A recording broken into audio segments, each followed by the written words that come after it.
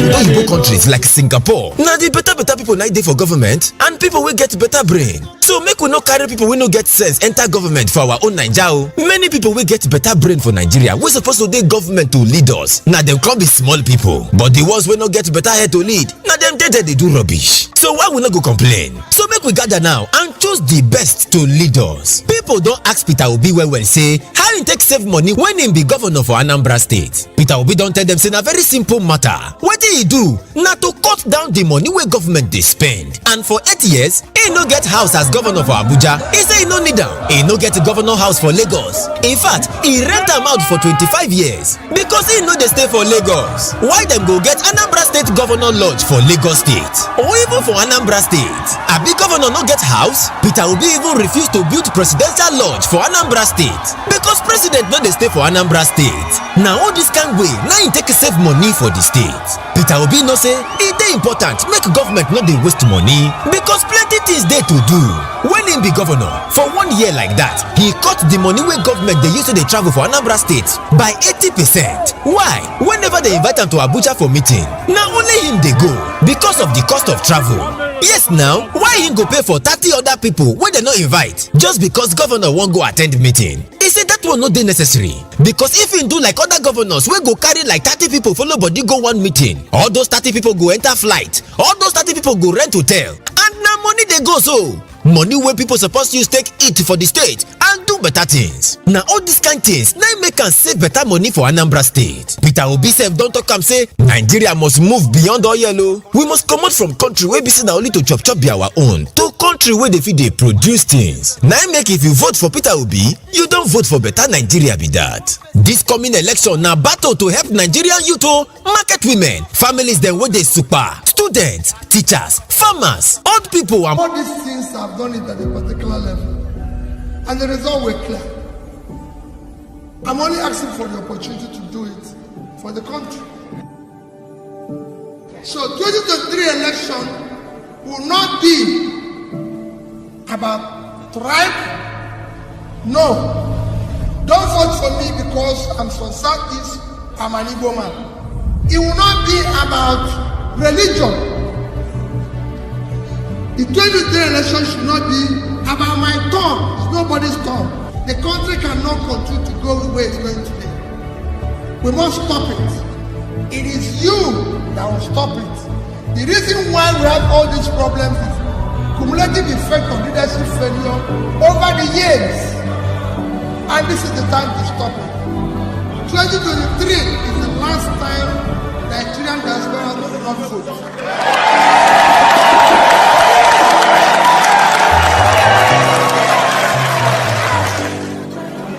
You cannot exclude your best brain from voting. It's impossible. If Angola can do it, Ghana can do it, South Africa can do it, they can do it, Nigeria must do it.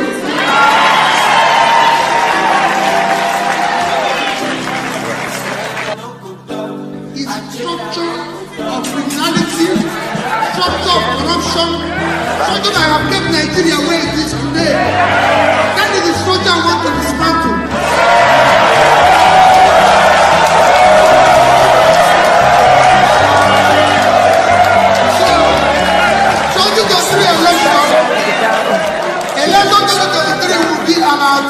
Character we can trust, competence, capacity, commitment to do the right thing.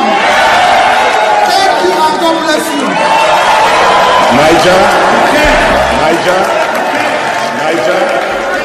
Niger. Yes, good morning, good afternoon, good evening to you all, Nigerians family. We're back here again. It's another day. Yes, how are you guys doing today? Today's 29th January 2023. Yes, we have about 27 days to go on the dig day. Thank you very much, my people, for joining us. I appreciate every one of you. Happy Sunday to you all. Thank you for joining us. Let's start again. As you can see right there, we already have a title there. I guess you guys can hear me. Please acknowledge my voice. Thank you very much, my good people. I appreciate every one of you. Okay, we are gonna be doing this now. Let me quickly acknowledge the people right there on the comment section so we can move on. I can see now James is with us. Good evening to you. Harry, good evening to you. Mary Osamoge, good evening to you. Thanks for joining us. Beauty Lady Osagbovo Okwanrai, good evening to you. Saze Amorojon, good evening to you. Thank you very much for joining us. I appreciate every one of you. Godson Saint, I can see you right there. G Simon, I can see you. Monday Smart, good day. Thank you very much for joining us. I appreciate every one of you. Queen A, thanks for joining us. Lucky Iyamo, I can see you right there. Now God bless you now. Help us share this broadcast. I beg, make una help us share so that others know say we dey here. Mike Akambare, thank you very much for joining us. Good evening to you. June Ambaseki, good evening to you. Kingsley Ogbona, good evening to you. I beg, make una help us share. We're just going to move in straight away. Mother of all, Mommy Diaspora, good evening to you. Mommy, thanks for joining us. Ufoma, thank you very much for joining us. Good evening to you. I appreciate every one of you right there. Amaka E, I can see you right there. Good evening to you. Thank you, Ehis, Harley Radio, thanks very much for joining us. Good evening to you. Appreciate you all, my people. Peter Okonkwo, see you right there. Felix, I can see you right there. Good evening. Stella Okoyomo, thank you very much for joining us. Good evening to you. Appreciate you all. Thank you. Elasam Gedo, thank you very much for joining us. Good evening to you. I'm not sure if I pronounced your name properly though, but good evening to you. And I can see Mother Rita with us early today. Okay, did I say today go sweet? Well, Mother Rita, not the quick come sometimes. You know, good evening to you, Mother Rita. Thanks for joining us. Appreciate you. I can see God is Able 2021 channel. Thanks very much for joining us. Good evening to you. I appreciate every one of you. Now, God bless you now. In case I didn't acknowledge your name, it's not intentional. Later on, if you comment, we will see them. If you not acknowledge them verbally, we will put them for screen. Thank you very much, my people. Let's do this together. As you all can see there, we talk about CBN rules. You know, as you know, ever since the CBN changed the Naira note, if rather redesigned the Naira note, there's been so many talks going on social media, especially from the top ones. You know, all these top people, cabals, they are not happy that the Naira was redesigned anyway, but they don't have any choice than to accept the redesign.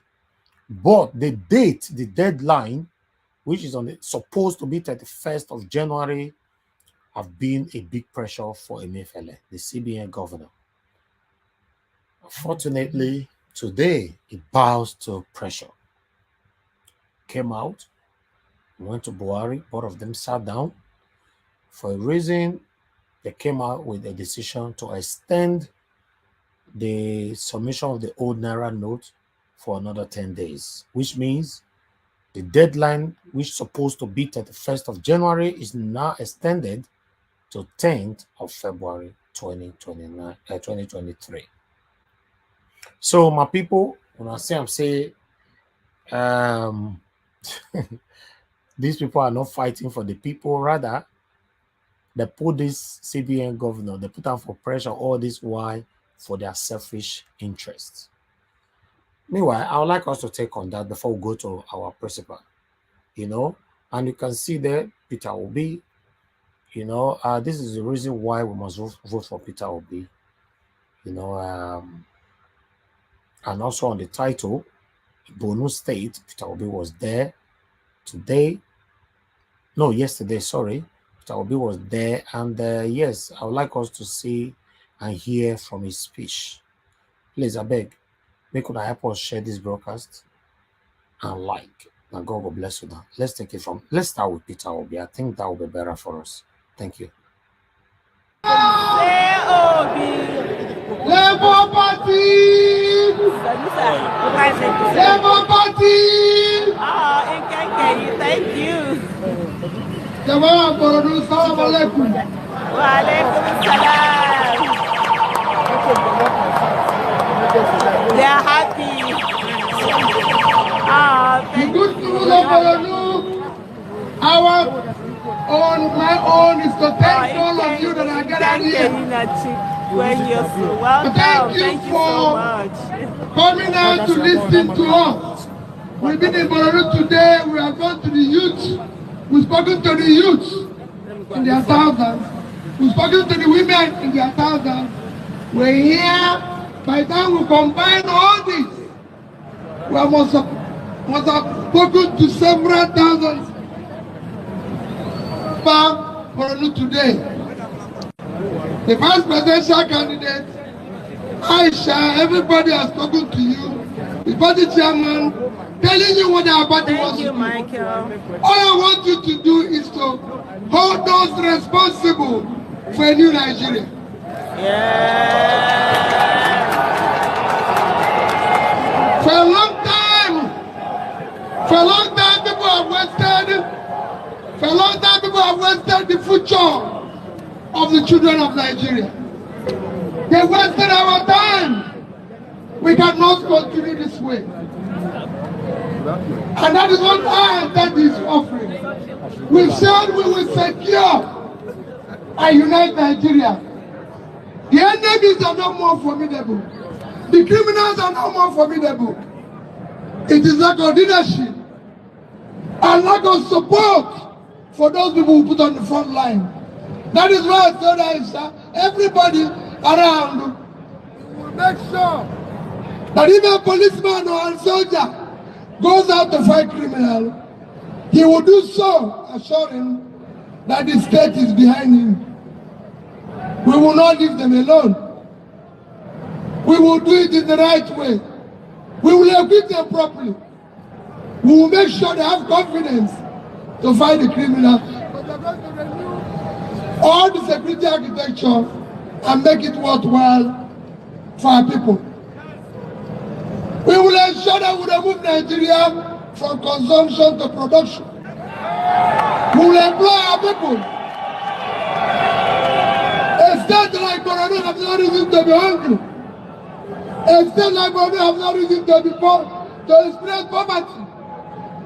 Bororo is 900,000 square kilometers. 900,000 square kilometers of land.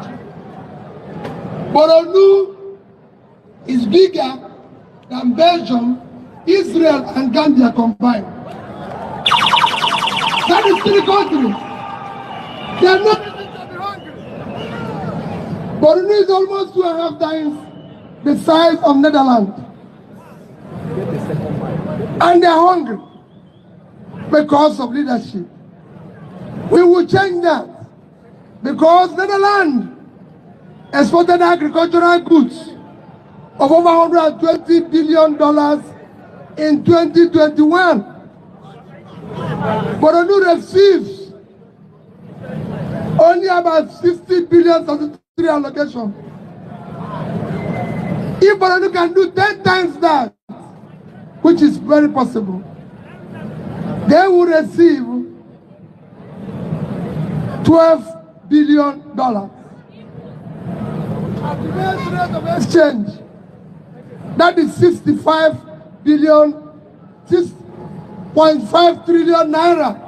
That is 100 times what they will receive for statutory allocation. 100 times. We will not allow that to continue. We must let country no longer be possible. We must put it into production. And that must happen.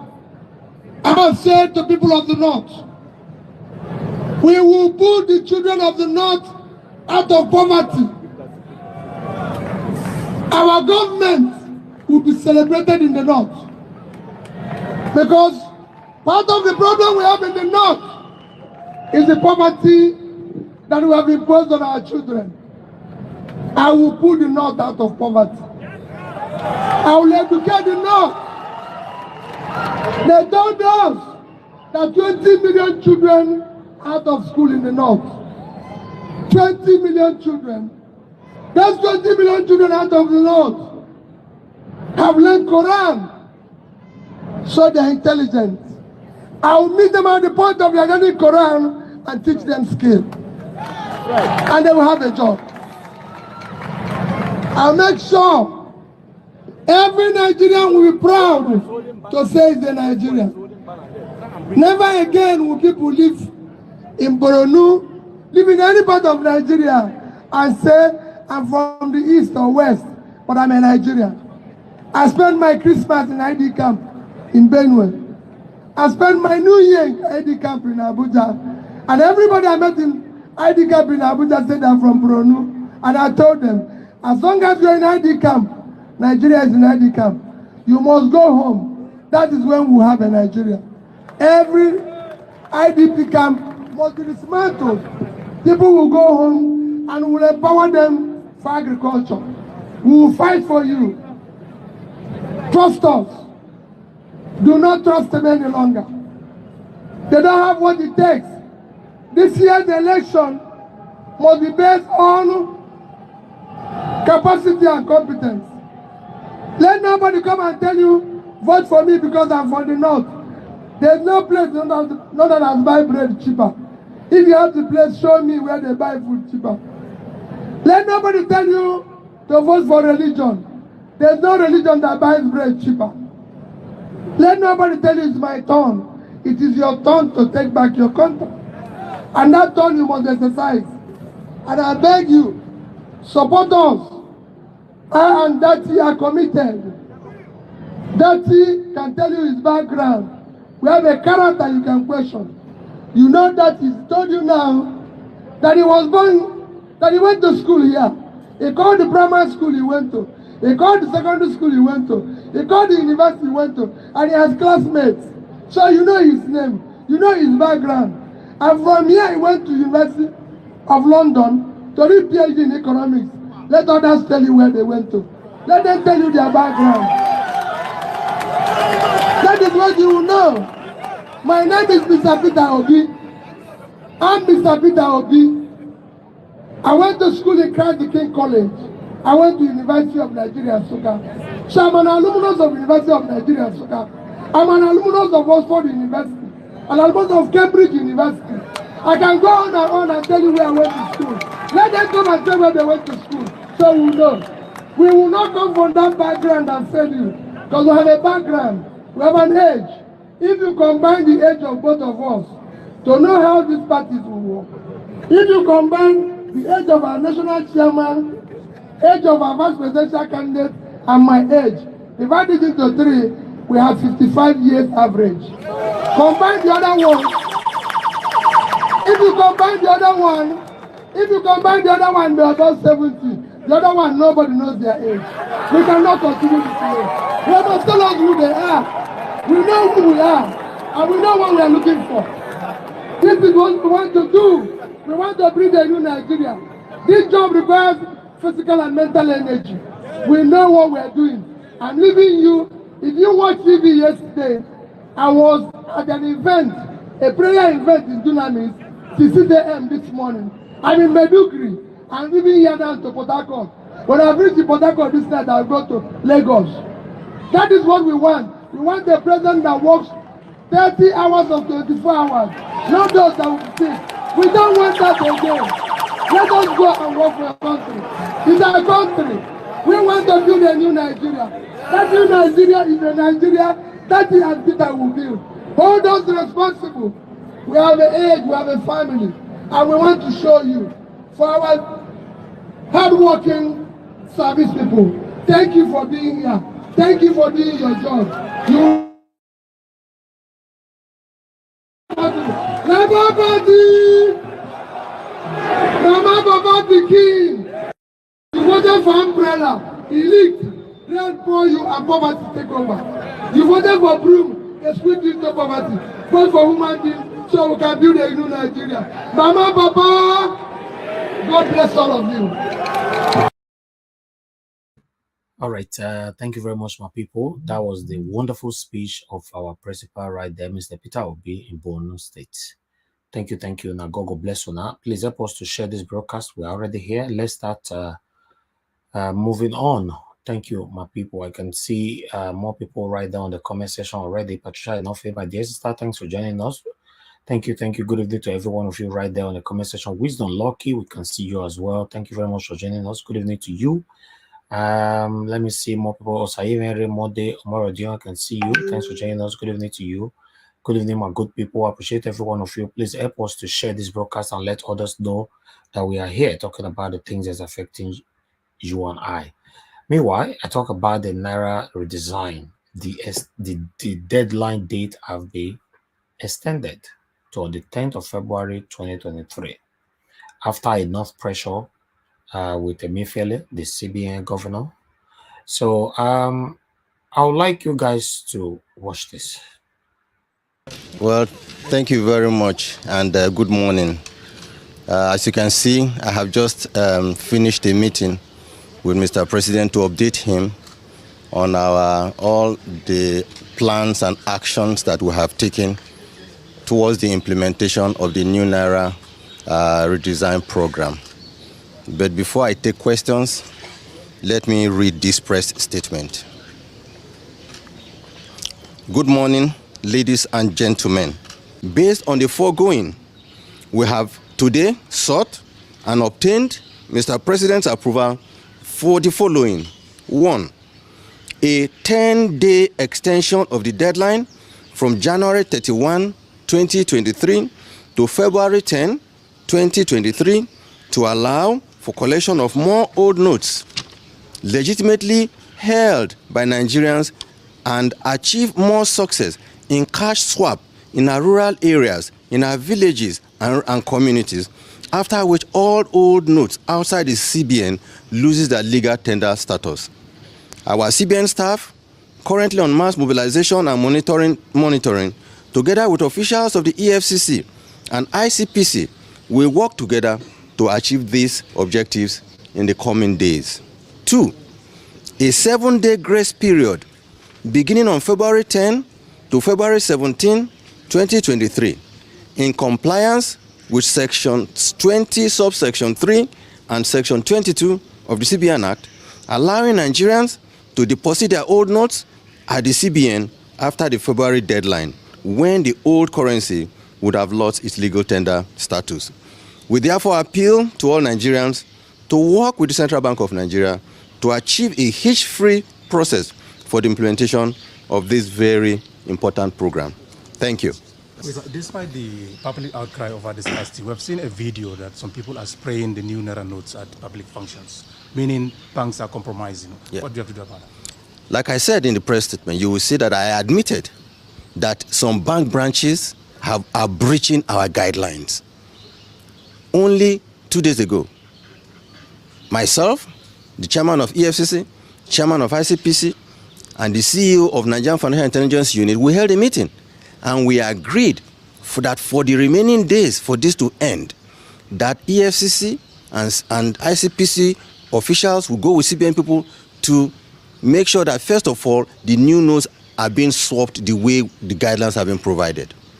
For those who either, and I'm saying this, even if there are CBN staff involved, they will be sanctioned. We will track them. Luckily, those non-Naira, they have trackers. We have their numbers because they have been issued. Once we see these numbers, we will track them and we will make public those that are involved in this business of selling new Naira notes, whereas there are people who are suffering in the villages that need those new Naira notes. We will deal with them. We have passed on a few videos to the EFCC, and they are going to track these people. It's not about CBN tracking them. It's about EFCC or ICPC, independent enforcement agency institution, to go after them. We will conduct our own investigation. They will also conduct their investigation. So I'm seeing the opportunity to warn those bank officials, or indeed I want to say even CBN officials that may be involved in this process, that they will be dealt with and they will be caught doing if they persist. All right. The last statement there means that even myself, I've seen it.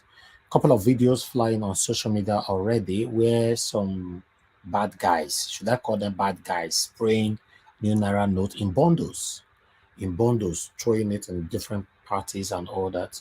So what the federal government is planning to do now, in aligning with Emefiele, the CBN governor, is to start arresting those people that were spraying the money. Then those people will now come out to mention who sold the money to them. Because in Nigeria, you buy Naira.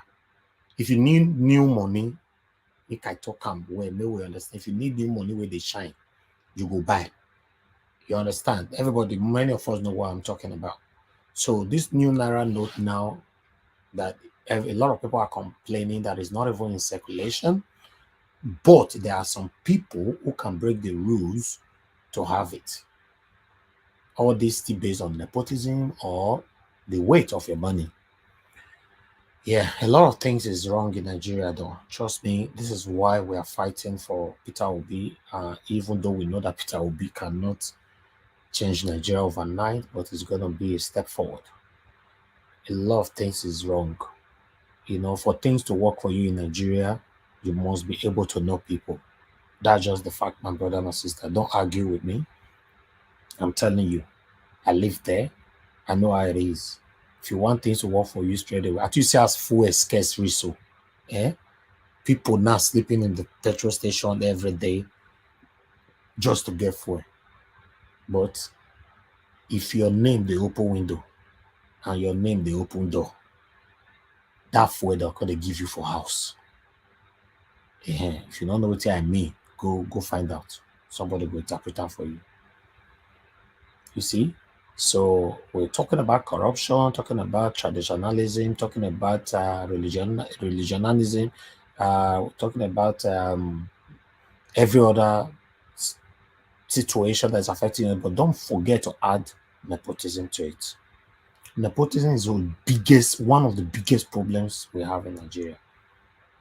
Yes, they have it. They have the practices of nepotism in every firm, every angles. If you look for a job, you need to know somebody for the job to reach your hand. Fuel not there now, you want to buy fuel. You need to know somebody for them to prioritize you over the people that have been in the petrol station for the past 4 or 5 days. It's crazy. I understand even the UK women they now say, okay, one way or the other, nepotism go day, crime day, or corruption day. But what about the statistic? The statistic is very minimal. In the UK now, if you have to talk about nepotism, I will tell you categorically that the percentage is like 1% out of 100%. When you're looking for a job here, you don't even they have stopped asking people now, where are you from?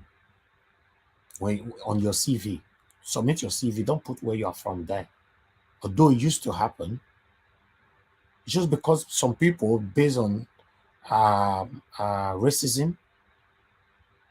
So for me, my people, we got to start from somewhere.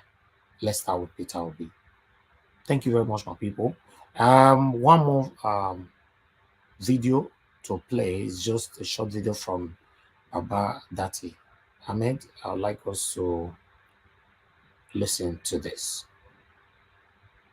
Competence and capacity, and the people are feeling it. I assure you, no Christian regime will ever reduce the number of prayers Muslims are to pray or the number of days in Ramadan. Nobody will do that. Whoever thinks that Labour Party or Obedient Movement or Peter Obi as an individual now is not being welcomed in the North, they are making a huge mistake. The first advantage you give your opponent is to underestimate him. I want to be fully underestimated. I want Peter Obi to be fully underestimated by the so-called master politicians, the owners of resources, the owners and masters of structure. We're nothing. He's just a businessman. I'm just an educationist. And if them, they'll go and get experience. Let's go.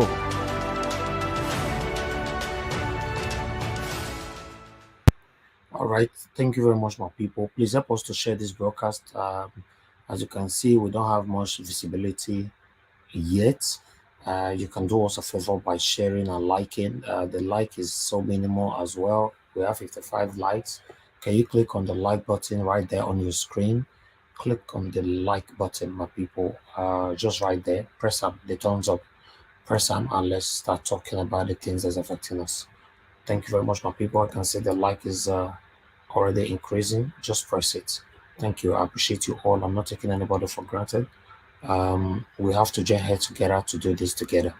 You know, whatever that is happening in Nigeria is affecting everybody, directly or indirectly.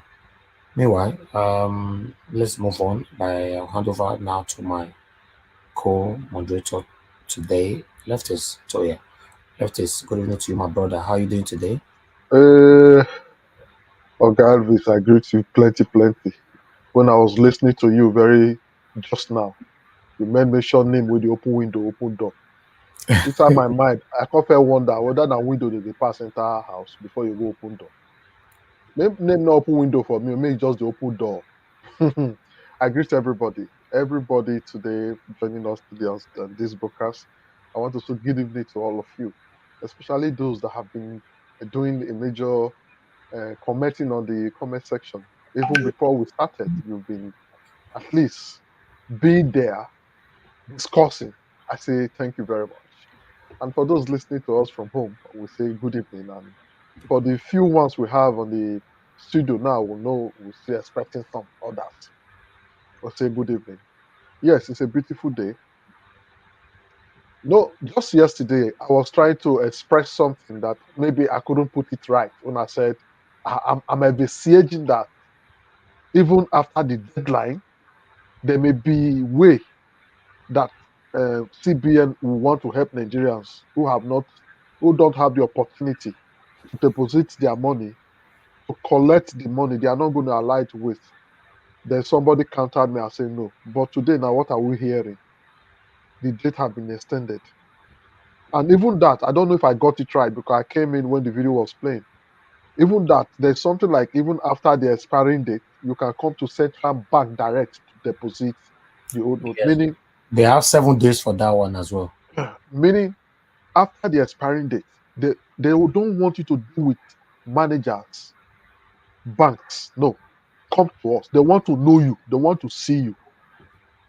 Give the But money to that one is 7 days. 7 days. You yes, know, the general deadline now is now the 10th of February. Why yes. the one you are saying now, additional 7 days, but it's not going to be in the bank anymore. You go to central bank. You go to central bank direct. Just take your money to central bank. They want to identify you and know how much you've got. I think it's a very good policy. I know that And central bank between you and I, Tinubu no fit go central bank. it dare not go straight to Emefiele. Go give people like Olu MC, go share money to people, make they help them carry the go central bank. Yes. And if the people way they know to Tinubu they come, they know so they not get that kind of money, they go ask them question. My brother, let me tell you, the problem with they now be saying the money, the Naira note where Tinubu get for house, more than 40 billion naira. So to take even the 10 days extension where they put now, it not go work. So Tinubu door instruct the people for the house. Make the pressure Emefiele, make it take out in June. Now June that they talk, June. The 10 days now, they are still not satisfied. They are not happy about it. Because how you want to take between, because some people they say 100 billion, so say 40 billion, but we know say Tinubu get billions for house. My brother, money must waste.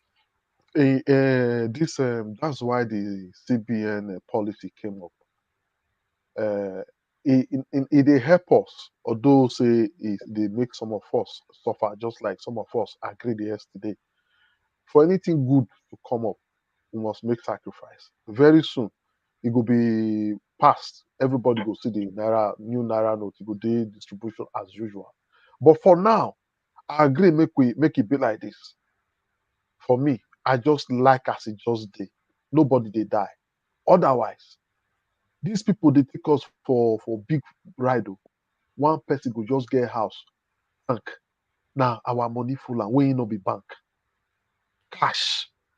Ah, waiting. My money, your money, our children money, they their house. I felt talk to my brother say, even when Peter Obi come, I'm not expecting much from him, except say he wants surprise us, which I'll be very, very happy. But the only way to fight corruption must be capital punishment.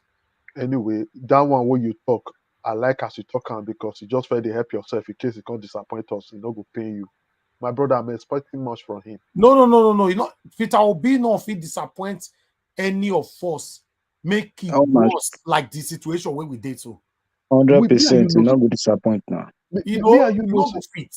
me and you know that first word where you say I'm not expecting much. Me, I'm expecting No, of much. course I'm not, because Peter Obi cannot perform miracle now.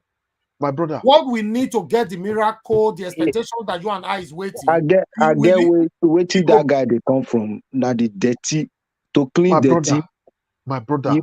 You go get here to take clean That dirty. continuity we need. If it will be come, not be as we talk as so.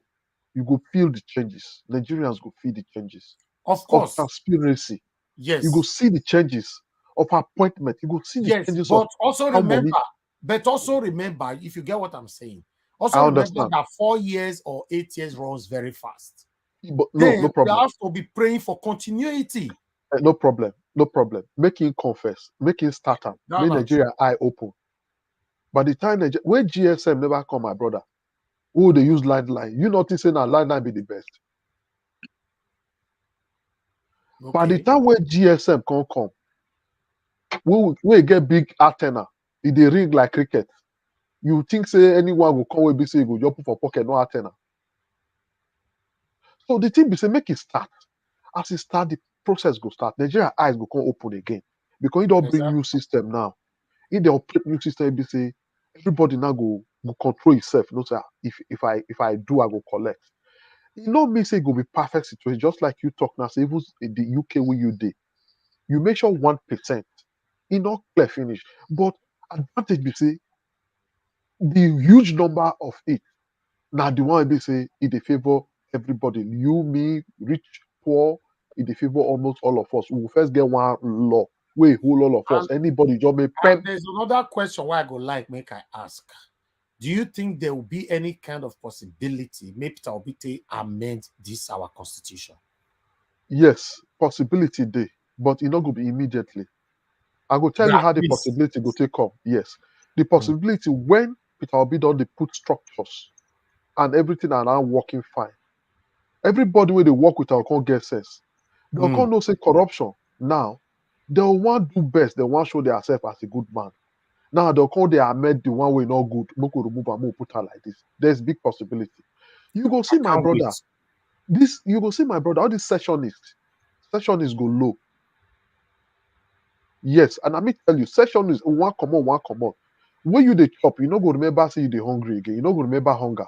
When you are involved, you are being respected, you are being talked with. You know, when you think of how Because you want to go to constitution must be amended, you know. God. Anyway, is Peter Obi is our last hope. Yes, it's our last hope for now. It's our last hope. Yes, we welcome Oga Alex. Today just come carry first of all, because yesterday we say that second the carry being third. He just no, Alex they always they carry first too. No, for very long time now, you know they carry first again because we just Baglasha yesterday now. Today now, he not even wait. He not even wait more open door. Now let God know that he will sleep at Magba. Now Nigeria was she just sleep. Alex, good evening. Good evening, Mr. Lefties. I greet you. Brother. Yes, I greet everybody. Side. Greetings from Amagba. Yes, it's peaceful.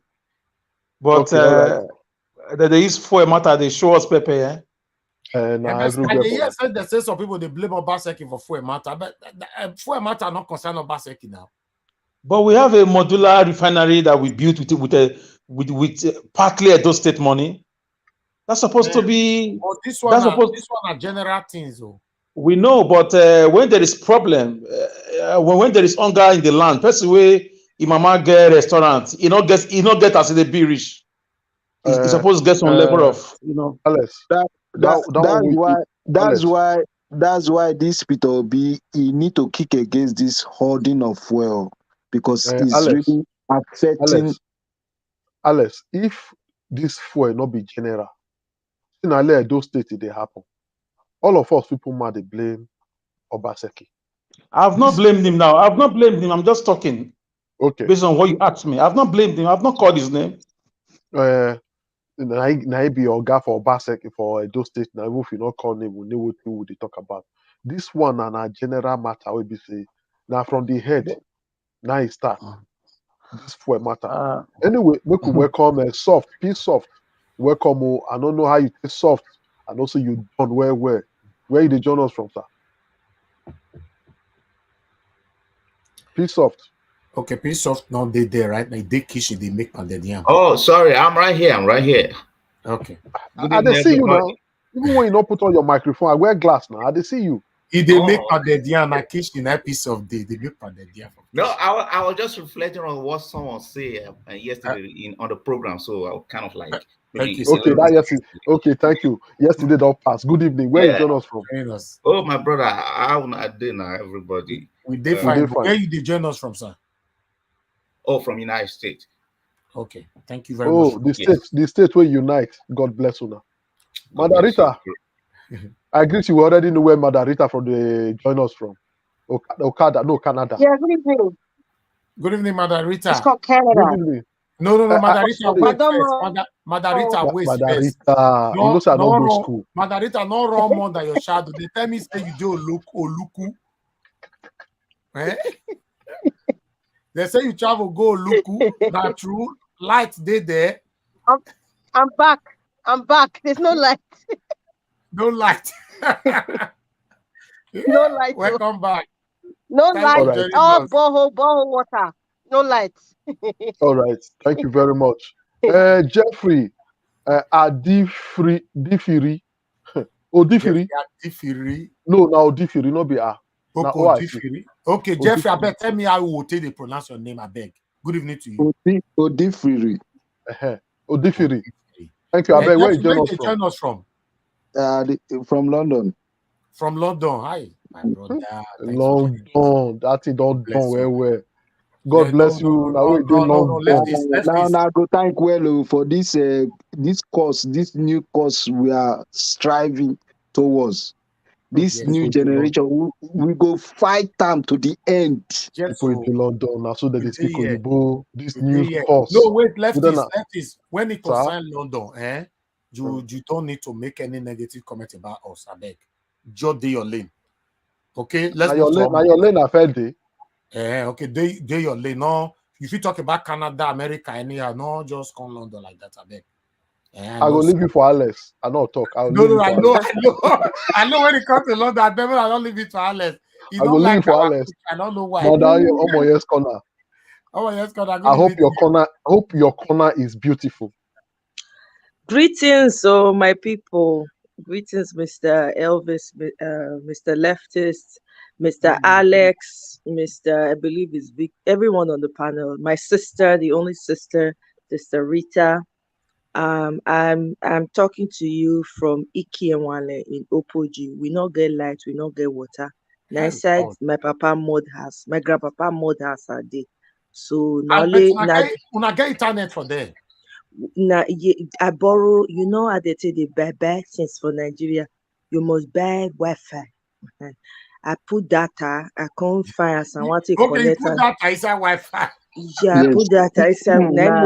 Make me Madam Oyeskona, thank you. Before you go destroy our studio, we understand what you do. You say you carry rope type of tree. You pull rope. Data for inside Wi-Fi. Yes. For the village where you do, you tie one rope, one strong rope, put for your phone. Now you think they talk to us. We understand. No be ekpoma. Don't worry. Peter Obi, they can't change everything for us. By God's grace. Yes. Somebody talked to me yesterday. They tell me, say, forget that thing. This one now, Peter Obi of one now put for head. So wait to nothing say you go fit do for. And I say, may you not worry. Even you say wait, they get my principal. It will benefit from the doubters. Yes. We'll move on, my people. I appreciate you all. Yeah, so we just greet everybody we did here first. Don't be only people with the comment section. We call their name first before we talk. Why people we did here, we know they call all their name finish. Today we'll see make we do that. We not do well. We all welcome ourselves to this today discussion. Now very soft. Some people will join us now. We have Beauty Lady, we have Neil James, we have Kelvin Iba Jekyll Obedient. Good evening to every one of you. Johnson Emmanuel, now God bless all of our people. Thank you so much. And Kevin, I beg saying that Canada not be baby. I know. Now joke I do, make it not come for me. Now joke I your day just now. Just that say left this way, they France. I know I made they talk to UK anyhow. I know you like that kind of thing. Now, If I not talk, I don't take fry me now. No. If you say we will talk about the country where Alex hate pass, I believe say Alex even hate France pass UK self. Me no follow Alex argue. Now only you the big problem. One of the major countries where Alex hate. You ever see me do argue? We come to if you done. You know, guy want to cover up. All right, let's quickly acknowledge Grant. Grant, thank you so much. Thank you for joining us. Grant from Canada. Hey, hi. I not talk again. Now only one person voice you dey hear. Grant. He can't use this one to support Madarita now. You know, he back Canada all of the days. Yeah. We go just leave this stage for Madarita. Me only she be told me Grant the send water. I see now the voice in your the here. That's Canada conglomeration. Canada Risorgimento. Yes, Mr. Grant, thank you. Thank you so much, Mr. Grant. Thank you. She just purposely do a make Grant for here. She they happy now. Whereas I beg not forget that thing. Canada. Anyway, let's go back to the topic of today.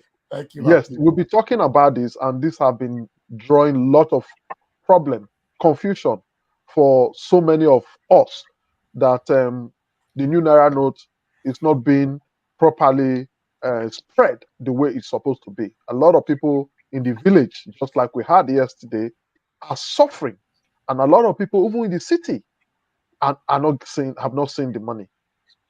And today, luckily, they extend the date. But extending the date is not just enough. It's about doing the needful. Thank God the CBN, Emefiele said, is working with those independent security agents to make sure that the hoarding stops. Because the problem is the hoarding, not that it's not available. We just hope that from today onwards, after their various meetings, that this changes. So we'll just be talking on that. Mr. Alex, please talk to us. Thank you, Mr. Leftist. Thank you, Mr. Najawash. I acknowledge those on the comment section and our viewers worldwide.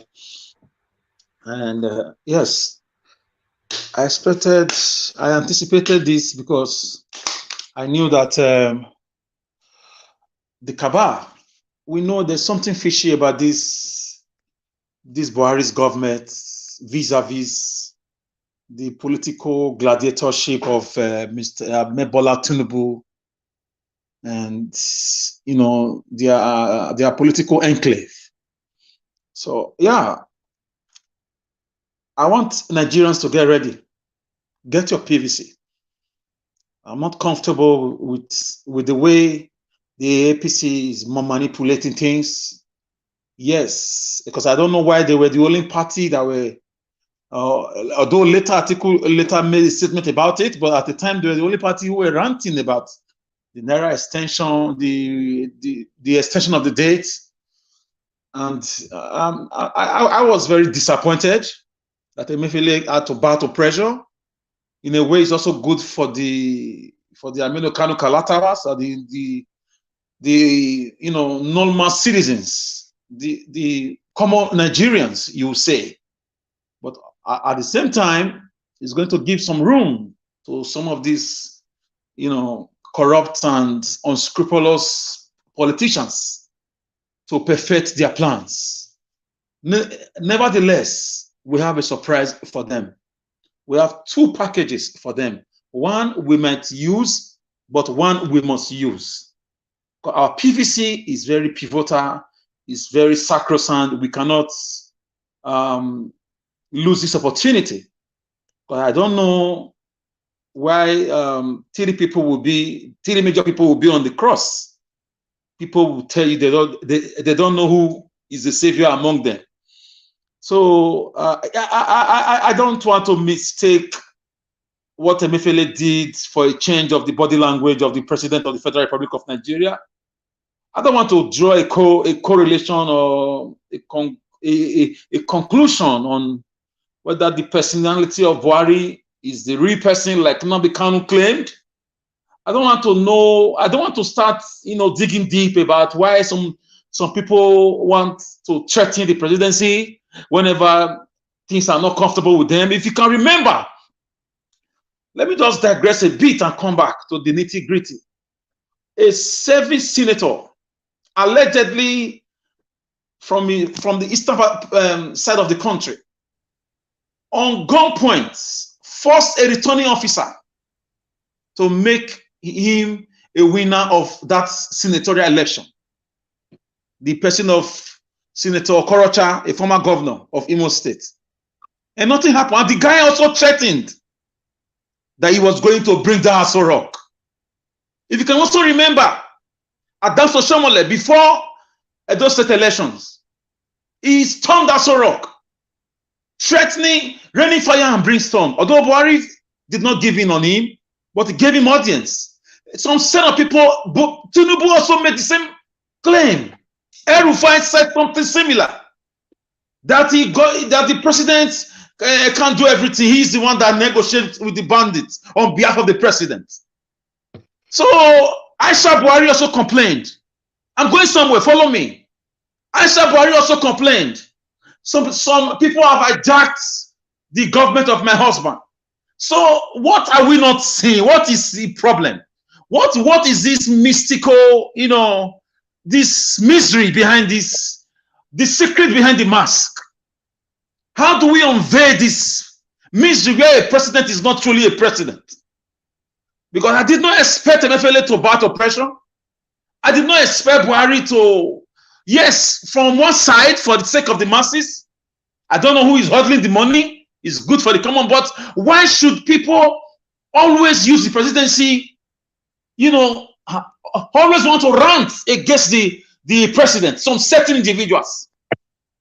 These are the same people that were accused in 2017 that they knew the whereabouts of the Nigerian president then, who was very sick.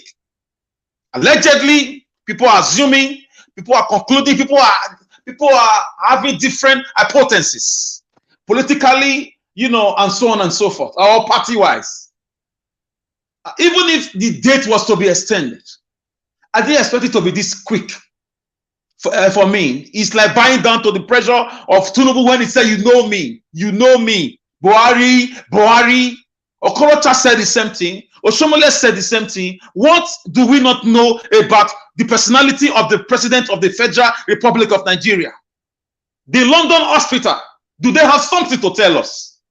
Aisha Buhari, does she have something to tell us? Why was she apologizing on behalf of her husband's administration that her husband's government has failed?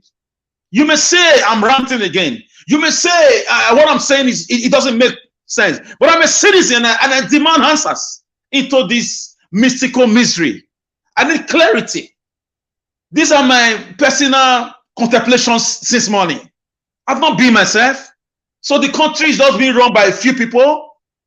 A country where one man will tell a president, you know me, and in less than 48 hours or 72 hours, another law is given. For me, I say, Kabutu, reject and enter to that. Because the box stop at the desk of the president, not any presidential aspirant. He's not yet a president. He's just a presidential aspirant, Mr. Amebola Tinubu. Why the foul cry? Why was he crying about the date of the Naira, whatever? Why? Peter Obi is also in the ballot box. Well, Showore is also there. Abiola's son is there. Why was he the only one, barking and roaring about it, threatening to bring down the presidency, telling us he produces president? That alone is a statement that he ought to have been arrested and interrogated. Gentlemen, I don't know, with these few points of mine, if I've been able to titillate your imaginatory, sensitivity into who do we really have in Aso Rock? Who comes to us recently? Recently, he has become so prevalent. He has become so conspicuous. When we needed him to talk to us during the NSAS or during, the borrowings, we didn't see this precedent. Suddenly, he's bowed down to pressure from a man who is allegedly a landlord of a state, Lagos. Guys, I'm not happy. In a way, I'm not happy, and I just feel we have been cajoled for 7 years. And I know our children, our grandchildren are going to come up to unveil this mystery. I know maybe we will be alive, maybe we will not be alive, but I know history has a way of uncovering mysteries. If today people are still discovering 7 million years, 10,000 years archaeological, antiquities. That's what happened at the London clinic in 2017. Leave us in the shadows. We need to know the truth. I'm not angry because the date was extended. I'm angry at the way the Senate or the House of Rep or the Tinubu gang, the way they were threatening the president. No, something is not right, guys. Anyways, Peter Obi is the only way right now. Is the only the second thing I said we have. They should not think they will rig this election with the way they've mounted pressure on the CBN governor and on the presidency to bow down for another 10 days. We are not going to vote for Buhari this time or the CBN governor. We are coming to vote for ourselves in the name of Mr. Peter Obi and Ahmed Dati. And should they want to bring their thug-greed nature like they are doing in Lagos into the Nigerian political battlesphere, the youths are ready for them. We will let them know we will pay them back in their coin like they did to us at the Lekki toll gates. Sanwo-Olu of Lagos, Ahmed Bola Tinubu of Lagos, you can only do whatever you want to do in Lagos. This is a Nigerian affair. So we don't know the deal you have with Aso Rock. We need our country back. We need our land back. Personally, in my own area, I'm doing my bits. Got my PVCs. People around me got theirs. A lot of them will still get their own. I will defend my land. I will join my own people in my own community. I mean, in my zone here, we will defend our votes. We will vote and defend our land. Thuggery is not even tolerated here. I want you guys to join this movie train. And as you vote, be ready for anything. Should any set of miscreants want to invade, because Tinubu told them, the video is everywhere, that nobody will give you power on a platter. That you have to go and grab it, you have to kill if possible, you have to, I don't know how he put it, but it was a violent thing. This man has been breaking the electoral code of conduct, and he's still working scot-free. So I don't understand the kind of DSS we have, who can go far away Kenya and kidnap a freedom fighter who is fighting for the oppressed of his own political enclave. I don't know the kind of DSS we have who will storm the home of Igboho and kill innocent souls and chase him down to Benin Republic and still get him. But yet a man is making utterances which can be equated to treasonable felony. A man that ought to be investigated and still being investigated just now. He's still moving scot-free. So we are just in the middle of nowhere, but the only hope we have now is our PVC and is our lives. And we'll defend our land with our lives, with the last drop of our blood. We will not come with Nigerian flag this time. We are coming to take back our land. We will vote. We will watch our vote being transmitted, and we will have a copy of it too. And we will make sure we record this happening. And we just want Mr. Obi to come in. We are tired of APC and PDP. Thank you, guys. I'll drop it here. Yes, before you drop it, Bilasago will carry dictionary they come because you almost say you want to catalyze our brain. I don't know how to speak the English, but meanwhile, Mr. Alex, before now, just yesterday or this before yesterday, a lot of people were complaining about people suffering and dates are not being extended. It is not about Tinubu or Atiku complaining. Almost all Nigerians on the streets were seen complaining. That's why, if you listen to me very well, sir, I said, in a way, I'm happy for the common people. I'm happy about that. But in a way, it doesn't stop me from thinking. I have thinking cap. You put on your thinking cap. Why the Tinubu pressure? Why don't they wait a little bit until that very 31st and extend it? So that Tinubu will know it's not because of him. They can do it on that very day. That would have made me think, yes, I now know who is in charge. But the way it is now, so if Tinubu cough, the guy in Aso Rock will just start shaking. Mr. Alex, I want you to understand that one man does not own Nigeria. Tinubu, I really hope so. Thank you. They didn't do this because of Tinubu. You heard what happened. Mefele and Tinubu are not even in good terms. This was done because of the complaint from Nigerians, knowing so well. Okay, Mr. Lettis, I agree with you. I agree with you. Can I ask you a question? My dear brother, we are just having a peaceful, brotherly, dialogue. Right. Okay. Have you noticed? I will send a video to Nigeria Watch where Okorocha threatened to go to Aso Rock. He said, I will bring down Aso Rock when he had issues. Wait. I'm going somewhere.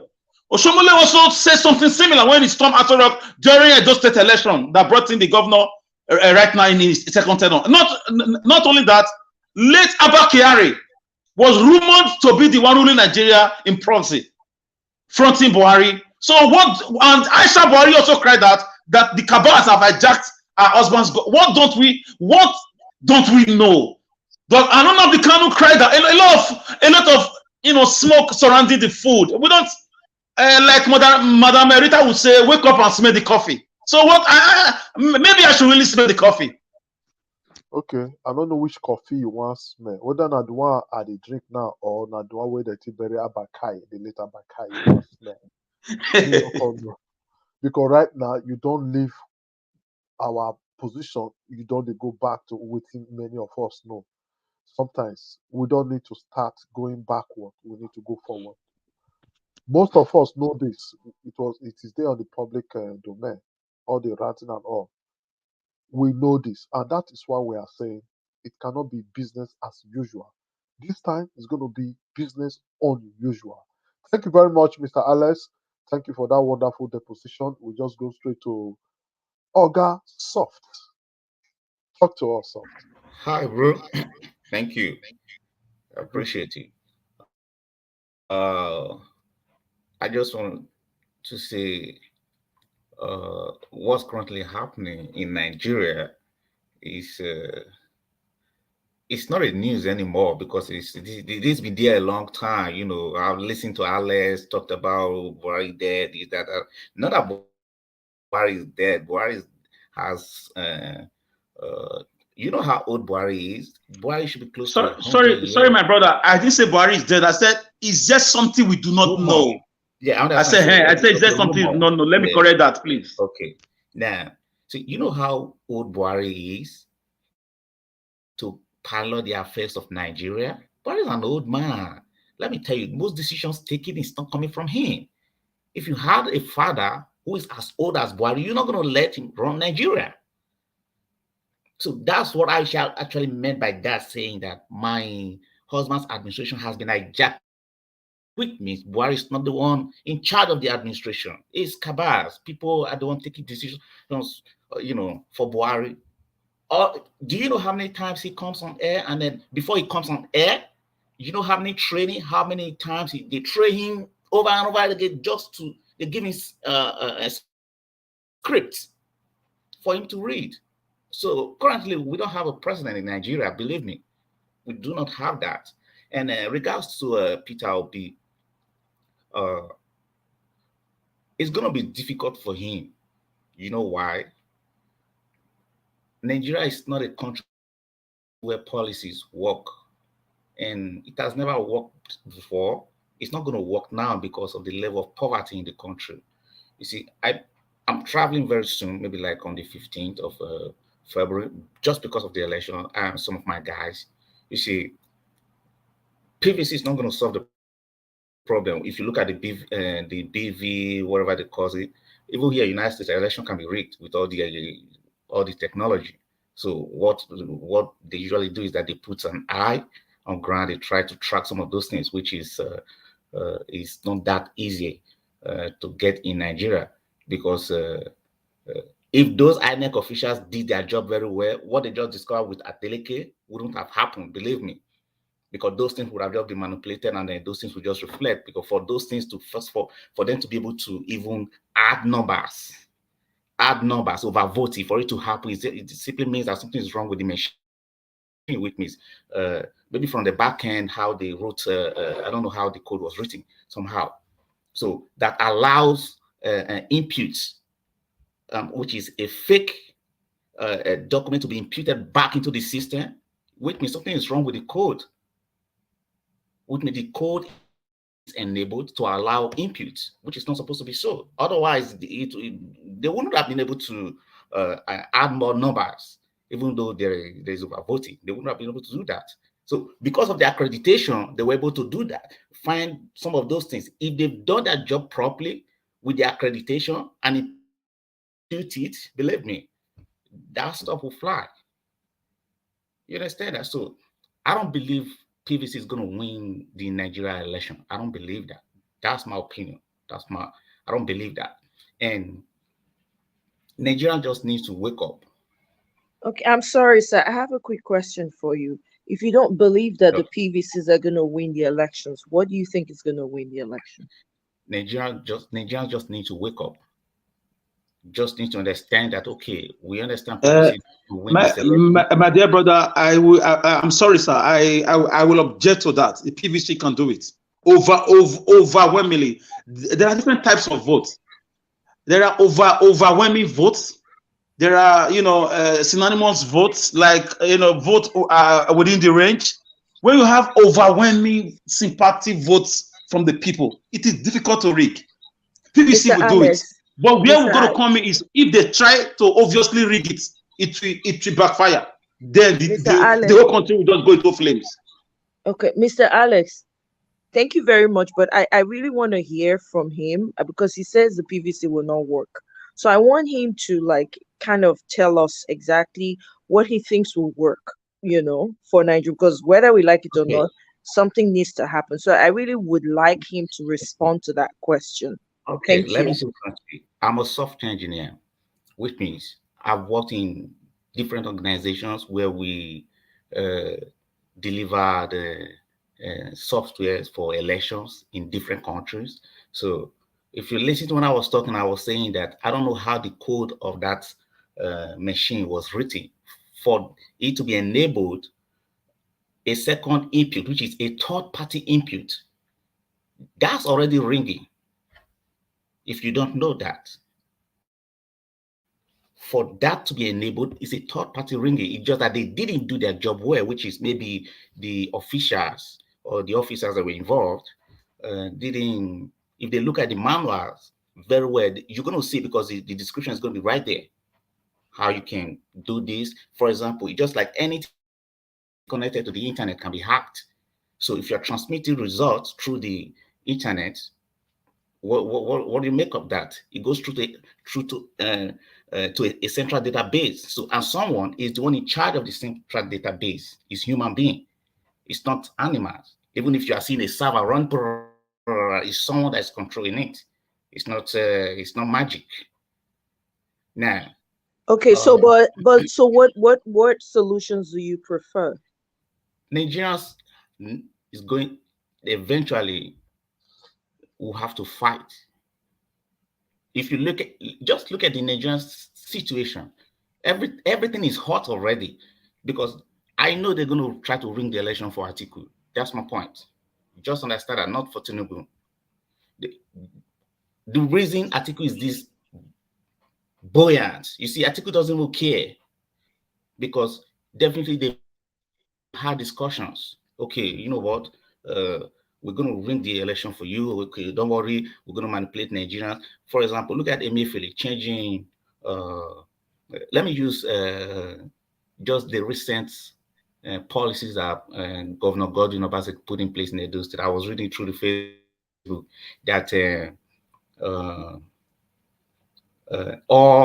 every public places would need to have what's called a soundproof. How do you think that policy is going to work in Nigeria, where you have enough sun, heat, no constant electricity? So how do you expect all churches to have soundproof? How do you expect all bars to have soundproof? I'm sorry, my brother. Before you go on, can I just ask you a question? I have a keen interest with something you just said right now. Okay. You said you are a software engineer. Yes. And there's a third-party access, which is going to, expose the system to being rigged. And my sister Omoye Kona just asked you right now that as a software engineer who has been engaged with several countries' electoral systems, that what solution do you prefer? And you said we need to fight. So my question back to you is that as a software engineer, I would beg that you give us a recommendation from a technical or technological standpoint on how to counter that instead of to fight. Let us, before we get to fighting, how do we use You're not going to technology be able to to fight. prevent that? You're not going to be. You're not going to be able to have that technological or technical advice or solutions right now because the election is just too close, and then because the machines, the code, the background, which is the server, needs to be reviewed. So They need to how check the come code. the Oshu I have State? a question, sir. So how come Oshu State revelation? How That's what come? I'm saying. A third party, Yes. How come? they were able to allow third parties to impute data, which is not supposed to be so. If you're using a secure, for example, let me use bank account. Only your account officer, your own account officer can remove money from your account right now and put it back to you, to your account without even you knowing. And they think that's what bankers do. For example, Okay, you have like 10 million. let me come in here, sir. I know you are in a very hot seat now. Welcome to Niger Watch, where people ask questions, and we have a lot of people who are also very, very good in system management and all that. So far, you've been able to tell us that you are a software engineer. No, I don't want to go in far there, but I just only want to let you know that some of the basis and analysis you've given, some of us are not too. It's not going too well with us. Like that of the Oshu State governor that you are we are making mention of, was not hacked. It was a simple system that some officials allowed overvoting, and the beavers captured it that there was an overvoting, meaning there was no third party tampering with the system. It was just a human error, and the beavers was able to detect it. With the beavers, and evidence was shown that you have these numbers. How did you have this number? Meaning, we have 10 with the beavers. Somebody wrote 15 and submit to us, and we announced the 15. That is not about hacking or technology. It's not. I'm not saying about hacking. I'm And saying again, let me tell you, sir. Okay. Maybe I understand where you are talking from. Some of us, because of what will be seen, and we'll just lose hope. No. No, I'm not trying to make everybody lose hope. I'm Do trying to you make sure remember? that Do you you remember don't put your Abdullah? mind. Hold on. Do you remember Leftist is what Abdullah? Madam Wita said yesterday, post-traumatic stress disorder. No, I don't want Many to use people don't believe such Nigeria horrible. again. No, I don't want to please, use such I'm language. sorry, Mr. Leftist, please, can we just let him, because I think that there's something that he's getting at. I'm Yes. actually, I think we should wait for him to really break it down, because the other question I would have for him is, does he have any candidate in this election, and who is he tilting towards? I don't want to say who is he voting for, All right, sir. so I Over really to want you. him to break it down. Thank you. Over to you, sir. That question is for you. Okay, you see, when I started earlier, I said even America's election can be rigged. Other countries' election can be rigged. The only difference is that they are able to monitor their election and stop some certain things. Not that it's actually not rigged also. Not that it cannot be rigged. That's what I'm trying to let you guys know. Every election, every machine can be tampered with because it's human that operates them. And depending on how the code is written, then I use Oshun Own as an example. For me, as an INEC officer, to be able to impute, to make it overvoted, therefore means that something is wrong with the code, which means the code has been enabled. It's a simple fact that you can understand how these things work. And I said, if they did their job very well, they would have gone away with it. It is just because they didn't do their job very well. I have Now, a question, sir. Sir. Please, I have something to say. Yeah, with the Oshun State election that you make mention of it. Yeah.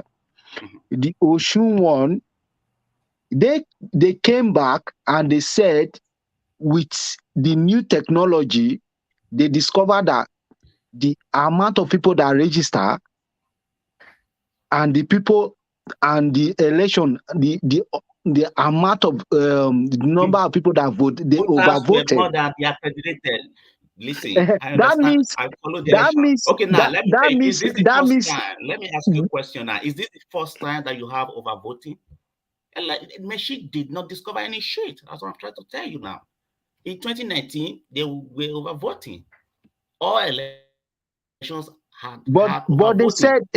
they said with the aid of the machine, they were able to discover that they overvoted. Okay, that means the machine is efficient. Jeffrey, hold on. They've been discovering overvoting in Sir, there's a question I want to ask. Overvoting. The There's question a question I want to ask. Omoye asked, you've not answered it. Who is your preferred candidate? Peter B is my preferred candidate. You don't expect me to. He's giving us an analysis as a software engineer, which is very important. That's why I want us to listen to him. We can ask him questions, but we need to be able to allow him to respond much as please. I have a question. I have a question. Okay, Madarita, you will go with your question, and after that question, please, everybody should leave in for the next 5 minutes without no interjection. Please go ahead with your question, Madarita. All right, thank you. I'm very quick. Sir, you said Nigeria needs to fight. What do you mean by that? Are you talking about? In fact, I don't want to assume for you. What do you mean by Nigeria needs to fight? Because I believe that the only fight Nigeria needs to do is get your PVC and vote this vagabond out. Yes. When I say fight, I mean go out and vote and also defend your vote, which means what I'm trying to say is that if they announce any other candidate, we're not going to take it. That's my point. We're not going to allow another candidate to take over because we all know that Obi is going to win the election, but they're going to ring it. My point is that understand that they're going to ring this election. I am privileged to have information. I've spoken with a lot of a lot of people, even some people in PDP. I'm telling you, some of those. Okay, sorry, brother. Sorry. Why do I have the feeling that need to come no more questions, please? Let him talk. How are we going to come? No question at all, please. Let him speak. Why are you Let talking him like speak that? for the next 5 minutes. Thank you. Go ahead, sir. See, one problem we have that I've discovered. Let me say something. Like in 2020, I did a research and I came out. I wrote it on Facebook. I said, "Hey, based on my research, I found out that over 80% of Nigeria have mental issue." After 2 weeks, Facebook took down that research. They said, "Oh, I was lying." And after 6 months, Facebook came out to publish 60% of Nigerians have mental issue. I want you to understand that. 60%. And the only reason they did that was because I said 80%. So they don't want to measure up with my own percentage because I was supposed to take them to court for saying that I was lying, something I did. Understand that the poverty situation in Nigeria is too high. You need to understand that. Most people don't think correctly right now in Nigeria. Most people. Sometimes if people don't go to work in a day, they're not going to be able to eat food. Do you know what it means for someone to wake up one morning and he or she doesn't even know what food, how to get food on the table for the kids? So these things indirectly affect our mental issue, our mental health. So we need to understand all of these things. And this is the same game that the politicians are playing on all Nigerians. They know all of these things. Officially reported. That's crazy. 60%.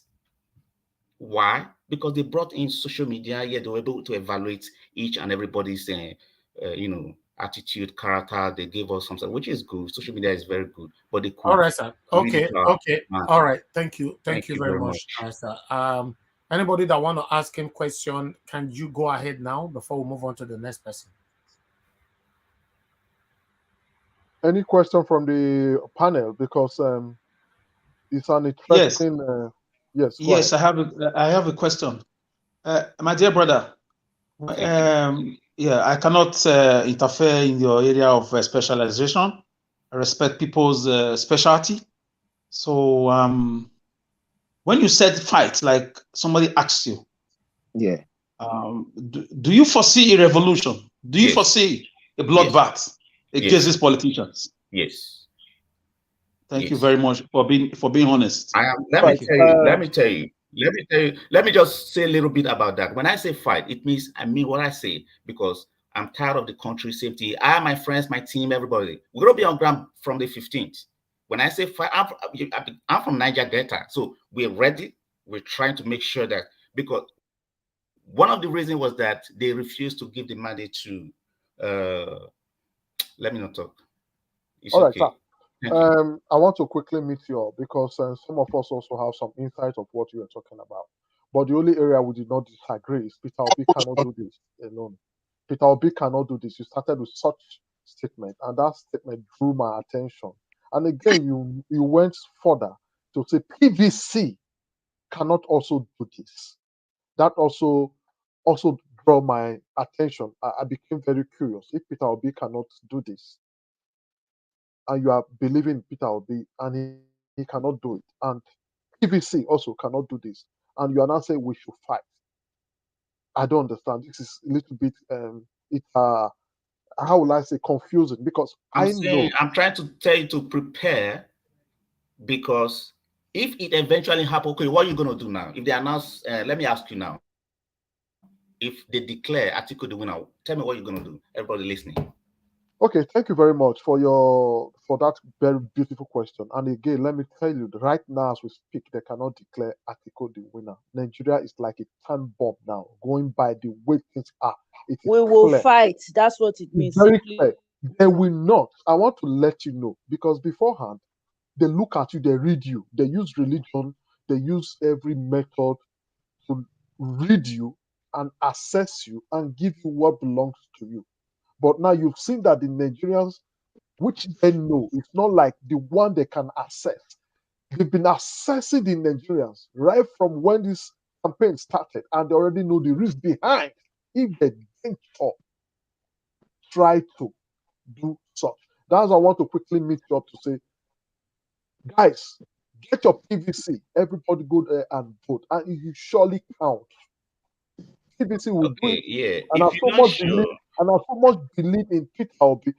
See, hacking an electoral, a country electoral database is not that very easy, because this is a very, very dicey election. Unusual election. This is not that like the analog of the usual election. You see, youth are not interested. People that have lost from coming up to register. You see everybody say we need the change now. You see people marching on the street. It's very unusual, sir. So with this happening, the people are Mr. Leftis, can I say something real quick? Okay, sir. Go ahead, sir. Yeah. Good morning to everybody, or good afternoon. Listen, my guys. You know what our brother is saying. Technically, the man is very right. He's very right in a way. You know. Exactly. The only thing that can bring peace to Nigeria, to be honest and sincere, is fight. Because Nigeria have overgrown. You know, okay, look at that lady the other day, formerly APC woman, formerly playing a very big role, a vital position in Bola Ahmed Tinubu campaign. Then she now withdraw after condemning Bola Ahmed Tinubu and withdraw to PDP to support Atiku. You know, another dead criminal again. Then what are you now saying? That they are not telling us that it is now the turn of Fulani men. And guess what? We all know that all over Nigeria right now, every nooks and corner in Nigeria, every forest, every bush, every villages, every city in Nigeria have the Fulanis and the Boko Haram militants. These are deadly militants. They are all over the 36 states of Nigeria. They are waiting patiently for that time bomb to click. For that time bomb to click, they are just waiting. You see, we should not deceive ourselves, or we should not try to patronize all these things. It's going to be war. It's not a war. Look at Parliament Tinubu right now, threatening Mohamed Buhari, saying that all of them know what is going on. All of them, including Yobi, all of them know what is going on. Engineer Ken. Yes. Now let me tell you something. Now, if you think, let me just say this: if you think that Obi does not know, in years that I've been in politics, I've worked around different countries. If you think that Obi does not know who they're going to declare as the winner, then you are a joke. Believe me. No. My brother, I'm sorry. And my brother, where I do not agree with you is this, because where I don't agree with you, sorry, just a second, please. Where I don't agree with you, please. Where I don't agree with you is this: a Fulani man is leaving power, and we have federal character in our constitution, and we have zoning among the parties. Another Fulani man in Atiku cannot replace him. Never. This is the fight of the G5 governors, and this is going to explode Nigeria. Right. You are very right, but Nigerians. But that's what they're trying to do, though. That's what they're trying to do. Yes, and that's why we're going to burn down everywhere. That's why there's no fuel, and the fuel that they are keeping for us is for us to use next month. We'll need them. Thank you. All right, my brother, thank you very much. Thank you very much for Alex, when you talk about there is no fuel, they are keeping fuel. There has never been fuel in Nigeria. The fuel that you were seeing before was the fuel of black market, was the fuel of our brothers in Niger Delta that are refining, local refining. Those were the fuel and those were the diesel that you are seeing before. Before they now went and block it. We will find out when we invade these stations. We will find out ourselves, sir. Thank you. You're welcome. Thank you very much, Mr. Soft. You are welcome to Niger Watch. We really enjoy your opinion, but personally, I will tell you, most of your deposition, we do not agree with it. It is clear. It's like Atiku coming to tell us he's going to win. That is what I see you saying. Though you are claiming you are. I'm not. Please don't say that. I use the word claim. Sorry for me to use the word claim because I agree with most of his submissions. So yes. I don't definitely don't. I agree with most of it. Every political party, every candidate believe that they will win. But when it comes to politics, you play politics. Obi knew that they did not want to declare him the winner. That was Tommy Obi will come on air to tell you that. No, sir. Obi usually have private conversations. They usually have concern. So it's just like that. Understand that. Are you aware Obi is a former governor and he was not declared and he became a governor? I understand. Alex, please, can you just allow us to go forward? I understand the position you are coming from, and I am not the type that will fall into such category because everything you are saying, some of us have been there, and some of us knows very well. Even from the background you are talking about being a software engineer, we don't want to go there. Some of us also know what we are talking about. If they go through that, most of them will not be campaigning the way they campaigning now because the days are clear.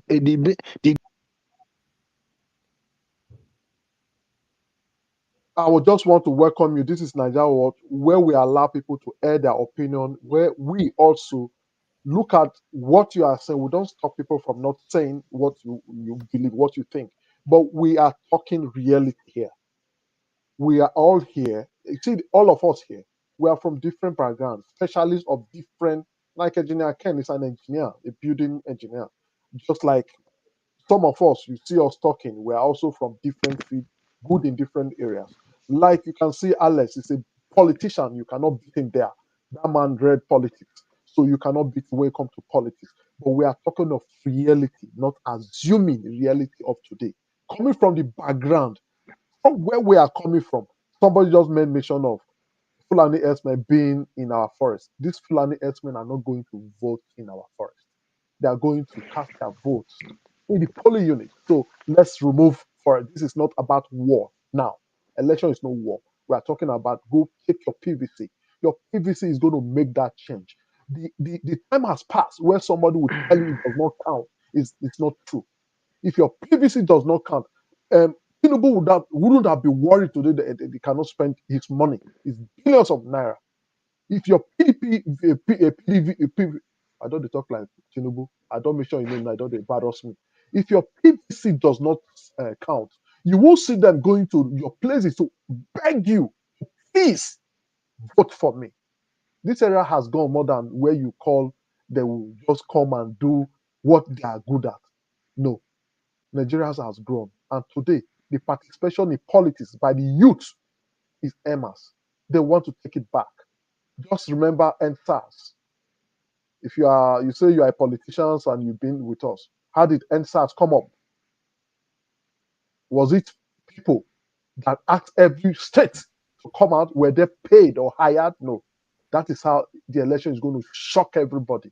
They are going to come out and do the chocalization. This is very unusual election. Thank you, sir. Let's go to Madam Rita. Madam Rita, please talk to us.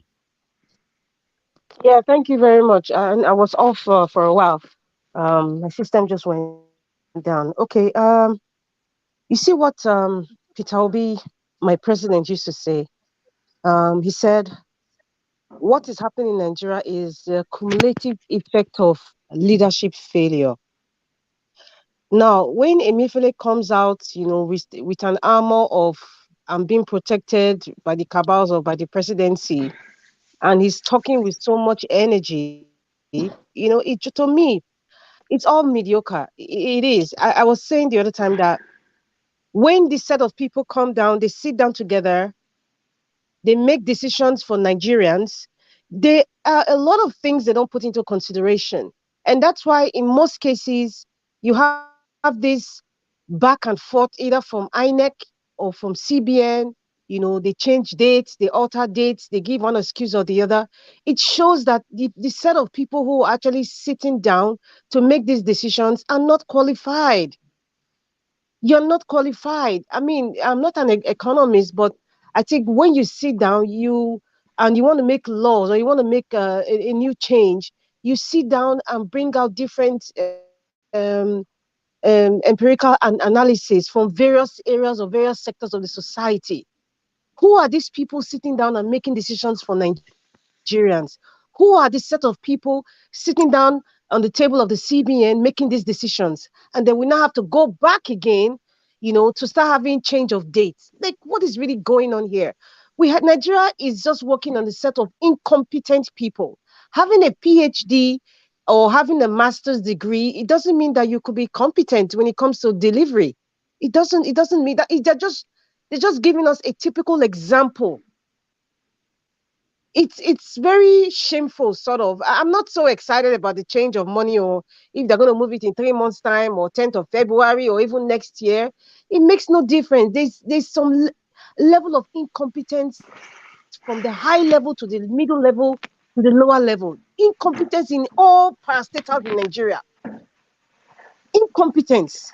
I mean, for you to even make that rule, the CBN to say, okay, we're changing this denomination of Naira to this certain point, at least they will have looked at, okay, how many banks do we have in Nigeria? How dispersed are these banks? Okay, what about the rural areas? They know that they have market men and women who farm in the village. They keep their money at home. They don't have a bank that they go to because the bank is not spread evenly everywhere. It's not easily accessible. And then you now look at the insecurity going on in Nigeria. There are certain factors that you look at before making decisions. These people just sit down and make decisions as if Nigeria is UK or United States of America. It's not. It's not. There's no electricity. Security is zero. How can you make decisions? It's like you're putting a square peg into a round hole. That's why these policies that they bring out, it wouldn't work. It will never work. The CBN and the INEC are typical examples. I don't know where we are going, but I am tired of lamenting. I think all these things that we're seeing, from the police force to INEC to National Assembly to CBN, the AFCC, ICPC, name it. They are all working in the footsteps of the old brigade. They're all working in the footsteps of the old practices, of how Nigeria used to work under the people that call this that started this so-called cabal, starting from the days of OBJ. Even before, in fact, OBJ and IBB, I think it kind of amplified what was kind of subtle, but it just amplified over the year. They're just still, somebody's making noise in the background. I don't know. Can you? Somebody's like, turning something, and it's very, very sad. We are just fed up, and that's why sometimes I get so angry, because I'm fed up of seeing these kinds of things that could be so easy. Anything in Nigeria, it's difficult to get. The most simplest thing, as even opening a bank account, is difficult. Something as simple as getting a renewal of your passport or getting a new passport for even your baby is difficult. Why? I'm sure most of you who live in diaspora, everything is pretty much straightforward. Getting your driver's license is pretty much straightforward. Why is everything difficult? Because they're still working in the old system, and because there is high level of corruption, mistrust, and I'm still going to bring this back again, PTSD that has eluded every one of us, even if you don't want to agree. That is why nothing doesn't seem to work. That is why when they bring policies, people don't trust it. People are shouting. Different sectors are feeling that they haven't been heard. And then before you know it, politicians will come and talk. So we don't even know, okay, who has the power to make these decisions? Is it the politician that is shouting? Or is it the person in the helms of affairs? Or is it some certain group of cabals making the decisions? Or have they really heard the cries of the market woman or the man or the farmer in the village? Who are they hearing from that making them change these decisions? What factors have they picked to say, okay, we made a mistake. Okay, we didn't do our analysis properly.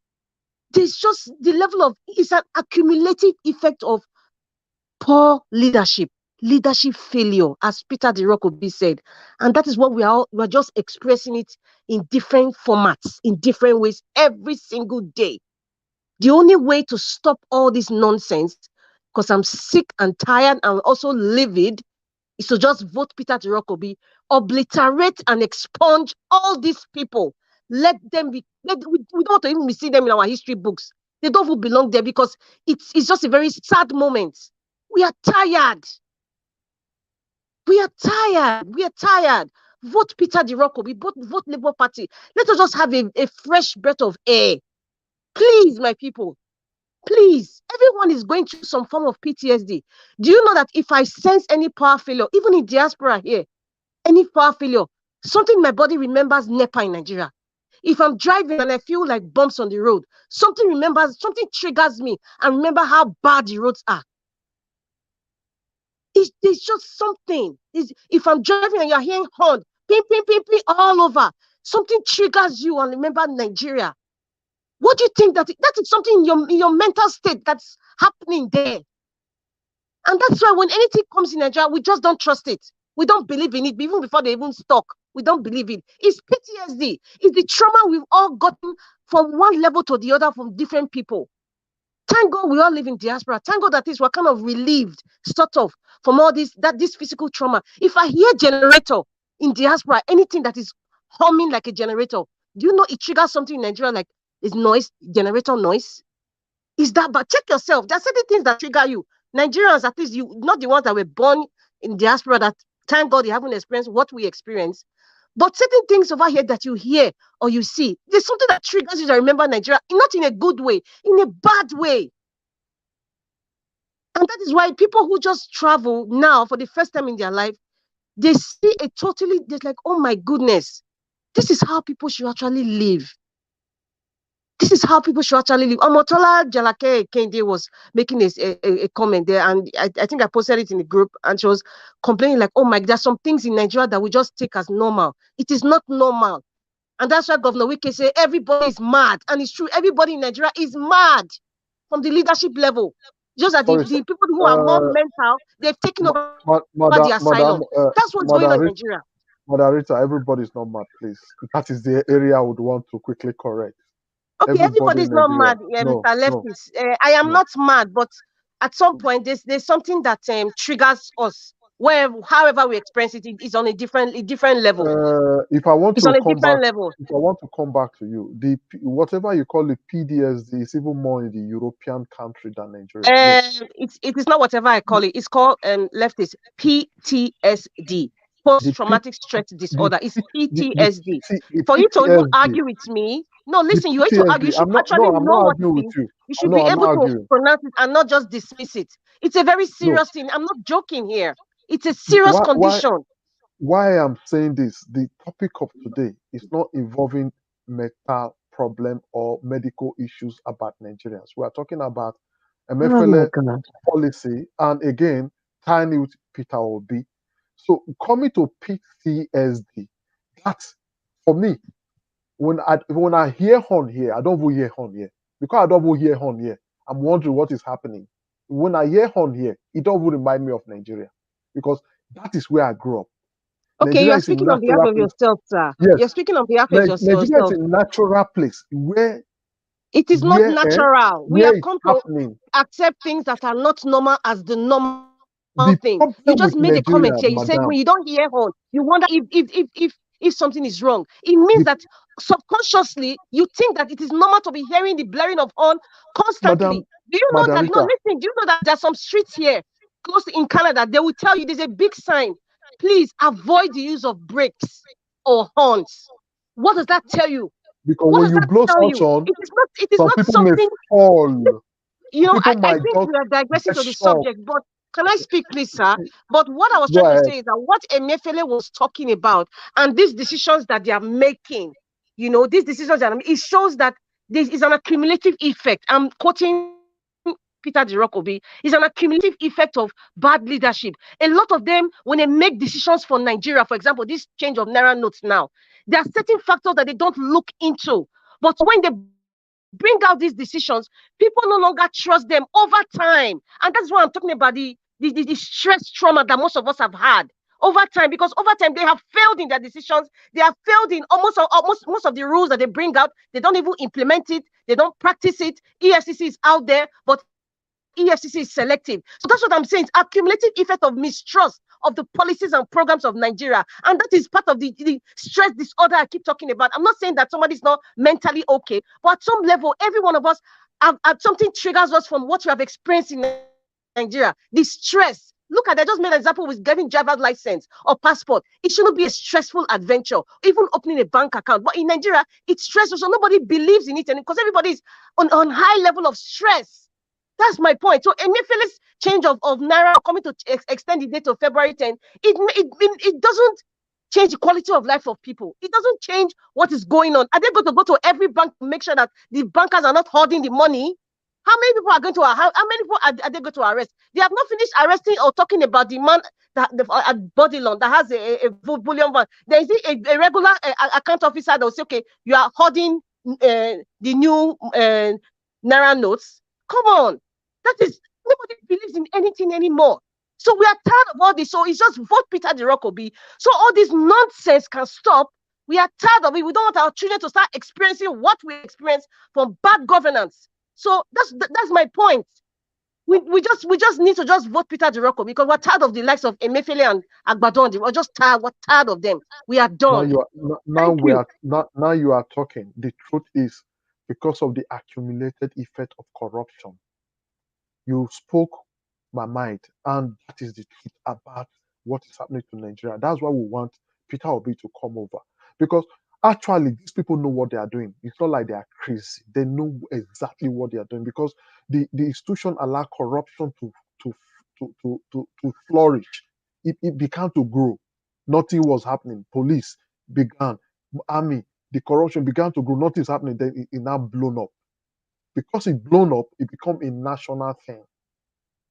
Things can work in Nigeria. When somebody says things cannot work, I don't also agree. It's not true. Have you tried it? Just put a policy and enforce and see what will happen. You see everybody abiding to it. Nigerians go to abroad and they start behaving well. If they are metal, why would they behave well? Nobody's crazy.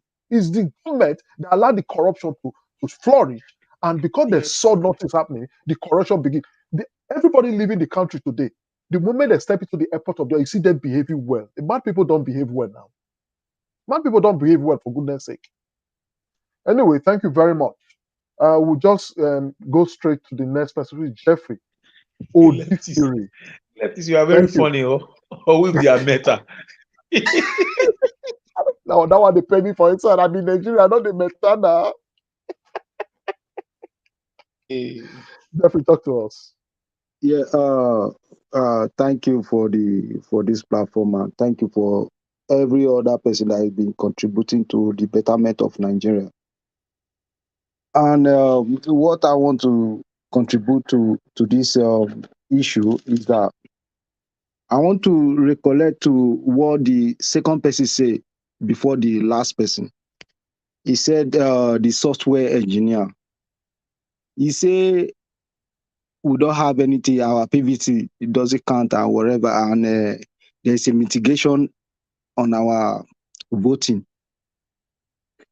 And as a software engineer, at least he should have provided a solution or a detective signal to a mitigation of people adding numbers to the system of the voting, the new system of the voting, compared to the analog.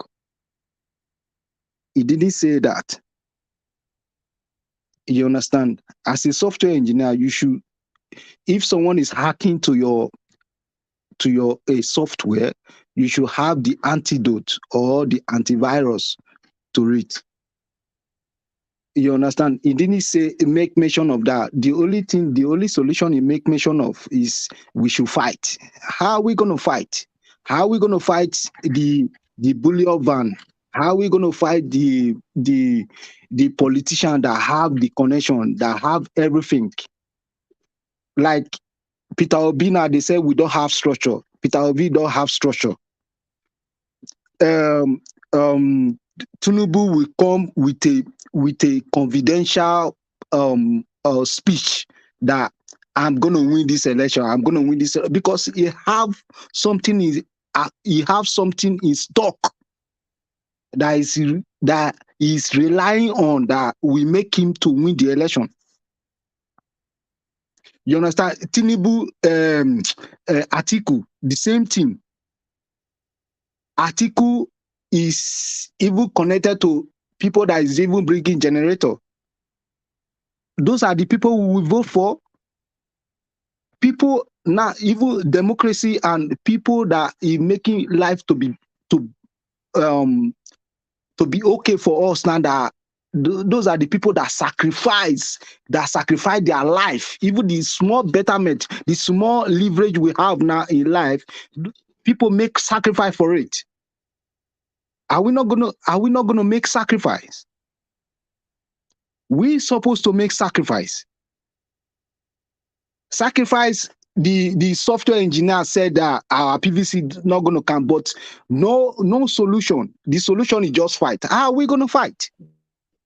Can I let me clarify that, please? Let me just say something. You are referring to me. I understand that. The reason I could not give you solution because I am not INEC and we are not giving a contract. I wasn't there when the code was written. You understand what I'm saying? So why I was able to even find out that it was because of the overvoting in equity states. So which means what happens is that the device they are using is communicating with a database. So whatever they input in right there goes straight to the database. The only reason they were able to capture that now was because the accreditation, the voters became more than the accreditation. That's the only reason. But that's I said if they've done their job well, they wouldn't be caught. Believe me. Because that device is communicating with the database and someone is in charge of the database. It doesn't matter whether it's a server running from the back end or from the front end. That's what I'm trying to say. You understand? That can be sorted out with the companies that produce that, not with us. They're the ones to then put up that security measures. You understand what I'm trying to say? You as an ordinary person on the street don't have access to it. Except we are trying to say, okay, let's see how we're going to communicate with INEC officials. So let's see, okay, we can also hack it, all this kind of stuff. You understand what I'm saying? That is not what's going to happen. I'm just trying to let you understand that. Okay. I wanted to correct you on something here. What you would have said is that the PVC that you said that is not gonna make things okay. You shouldn't have said that, because everybody, even the presidential our bid that we're supporting, is even encouraging the masses to register for PVC. Yeah, I'm sorry to about that. register, and you understand? I'm sorry about that. I'm sorry about that. That when I say the PVC is something, I was trying to open up our mind. We are not kids here. We are adults. If someone comes up here right now to say PVC is not going to come, we know that they manipulate PVC. That's what I'm trying to let you guys know. So don't put your head in one basket, like lock your head up. So you need to be rational when you're thinking. So you don't say, for example, you don't say, oh, I was trying to use Godwin Obaseki making a policy saying that every public space needs to have what's called soundproof. How is that going to happen in a country where there's no electricity? Sound alone produces heat. So is this saying that Edo State, in a church where they don't have power, now begin to install soundproof and shut every door? It's not going to happen because they don't have constant electricity. If they take him to court, they will win him. It's very simple. That one you are right. Our governor is not educated, so he didn't think about that. You understand that? So if you say you need a soundproof, it means you must be able to provide constant electricity for the people. Exactly. Jeffrey Odifiri, are you done with your? No, I'm not done. I'm not done. Go ahead, sir. Just go ahead. So what my take is that going into this election is that everyone, we should be even within the reach of our power and everything, that we should make sure after we voted, because I'm gonna come during the election anyway. After we voted, we should protect our vote. This time is not the time of talk and whatever, because with the campaign now is even better than 4 years back, 4 years ago. Everything is on the internet. Even on the internet, the thing they mentioned, we call this, we call it, they've not done anything about it. They've not done anything about it. They mention everything. We cry on the internet. We cry for everybody to hear us. We cry for the air, for internet to blow it out, for everything. But nothing has been done. Nothing has been done. So it's all about physical stuff. It's physical stuff that we need to do. Even the internet doesn't help. We hear on the Sun that this person, they call this person with this, we call this person. No one has been persecuted. No a prominent person, no person on the APC that they've been persecuted, because all of them, they are corrupt. We've heard so many things about them, but no one has been persecuted. That means justice has not been served. We hear it, we read it, they even say it on the news and whatever, nothing has been served. That means we are still stagnant. We are still in the same place. Even with the internet, with the social media, we are still in the same place. We hear it, they expose them, but nothing, no justice. That's why we have to use all our power and use all what we have. The only power we have now is our PVC, to vote the corrupt leader out. That's the only power we have, because they have money. We don't have money. The only money we have is our PVC. It's our PVC to vote the correct leader. I know it's not going to be easy, but we need to push even people around us. people around us, we need to push. We need to push for everybody, because if we don't do this, this is the only opportunity we have. Thank you, my brother. Thank you so much for your submission. We have somebody on the phone, Wilfred Ewosa. Please hold on, everybody, stay mute. My brother Wilfred Ewosa, can you hear me? Yes, I can hear you. Okay. Yeah. Great panelists. Go ahead. Great everyone. Thank you. I just want to make a quick contribution. I just want to express my own observation from what this brother, I've been watching you guys for the past 20 minutes. The brother who was actually spilling out some vital expectation. Yeah, that is P-Soft. Okay. So I think we should listen more to that guy, because you see, we know what Nigeria has become. Look at what just happened in Osun. These guys, they are masterminded this game of ringing. He said something. He's not trying to discourage us of beavers, okay? Because the INEC officials were there to have detect that issue right away, to call it out, to say, you know what, there was overvoting on Osun, but they let it fly. So are we going to keep having the court deciding for us? We don't want the repetition of what happened in Anambra. See, we should know that we are fighting. This is a fight for survival. When he make mention of fight, we should be ready to fight. See, we should know that. We should understand that this is a fight for survival. We are fighting these cabals, these demons, these gladiators who have all this Mr. power. Jerry, please, Jeffrey, stop unmuting yourself. Stay mute. There's noise coming from your side. I've muted you twice. You kept unmuting yourself. Please, go ahead, sir. They don't want to release this power. So the power is not giving an alaka. It's being taken. How can you take it? This is by fighting for it. We are fighting now. How you are going to feed tomorrow? We hear that Obi did not win. When we all know, when it's already in the open space, in the public domain, that this guy is the next presidential president, Nigeria president, who is going to be elected. So what that guy is saying is, we should have a plan B. And the plan B is not far-fetched from the fact that, this is just my expression, that Obi candidacy rests on the slander wings of hope. What is the hope? Average Nigeria want to be elevated, okay? Nigeria has never been, this glorious before. So, I mean, if anything goes wrong, believe me, the Nigeria youth, the poor people, those that have been scared of death, they will take to the streets. It's going to be a revolution. See, it has existed on a foundation of lies. That's the bedrock of what we are to believe, that Nigeria has existed on the bedrock, on the foundation of lies. Lies. They will keep telling us lies.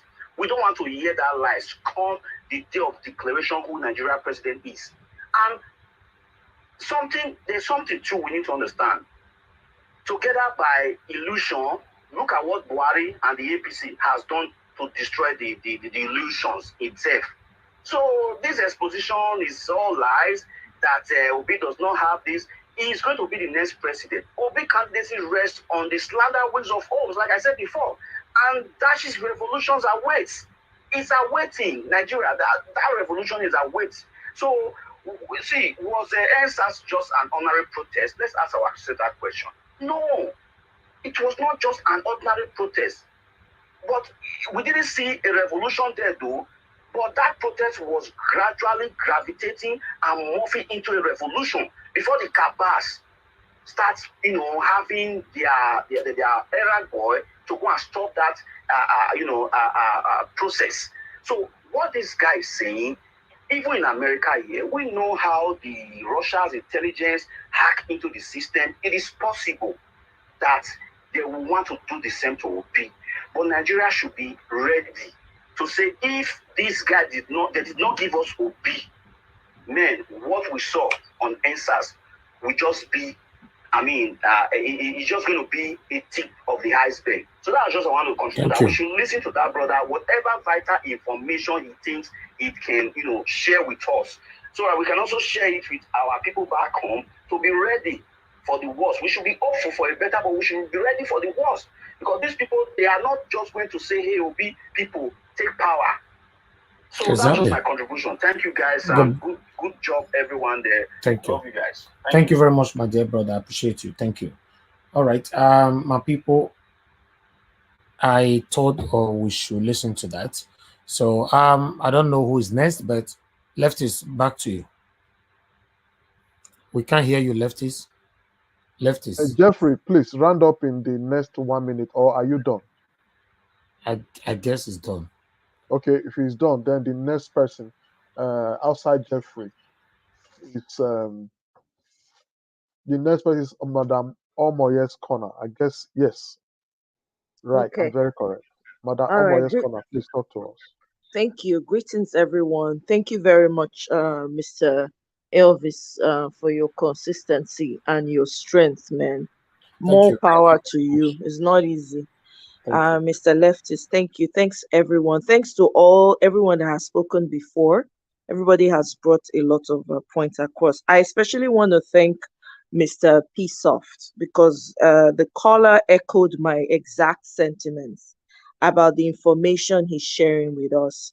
I think that we all understand the peculiar nature of our country, Nigeria, and the type of leaders we have had up until now. It's very important that we don't just get stuck in, oh, yes, we have this and we're going to do this, because we know that these people have put certain things in place and they know how to go behind the scenes to get what they want. The example is Osun State governorship election. So we cannot be caught off guard. It is very important for us to stay 100 steps ahead of these people. We need to be prepared in every way. Like Mr. Alex will always echo here. You know, Mr. Alex will say, if they do not allow Peter the Rock Obi be the president, we know their names, we know where they live. You know, we have to be prepared in every way, shape, or form. If we really, really desire to get our country back, we must be 100% prepared in every possible way with our PVC and with standing and ensuring that it counts. And if they give us anything contrary, we fight, because right now we're not afraid of death anymore. That's just the truth, because one way or the other, nobody's gonna get out of here alive. So you gotta choose how you want to go out, you know. So I especially appreciate that he brought in that angle that we don't normally talk about, because yes, he's right. The people who created these machines that are allowing us to have the PVCs or talk about the beavers, they know they have the solution to some of the errors or some of the backdoor way that our politicians can destabilize the system. But he doesn't know it because he's not part of that program, you know. And to his point, he's right. The time we have is too short for him to now say, okay, well, let's try and find maybe someone in the INEC office that can give us information about these machines that we can do a walk around for. That time is not there. We only like 30 days to the election, you know. So we really need to focus on ensuring that we're doing our part and we are prepared, have an open and analytical mind, because the people you're dealing with are demons. That's just a fact. The people we're dealing with are not going to just allow power to be taken from them like that. All the so-called politicians that have set us back many years, guess what? Do you think that they are quiet for no reason? We've not heard from Mikano in a while. What do you think he's doing? He has people, he has his plans.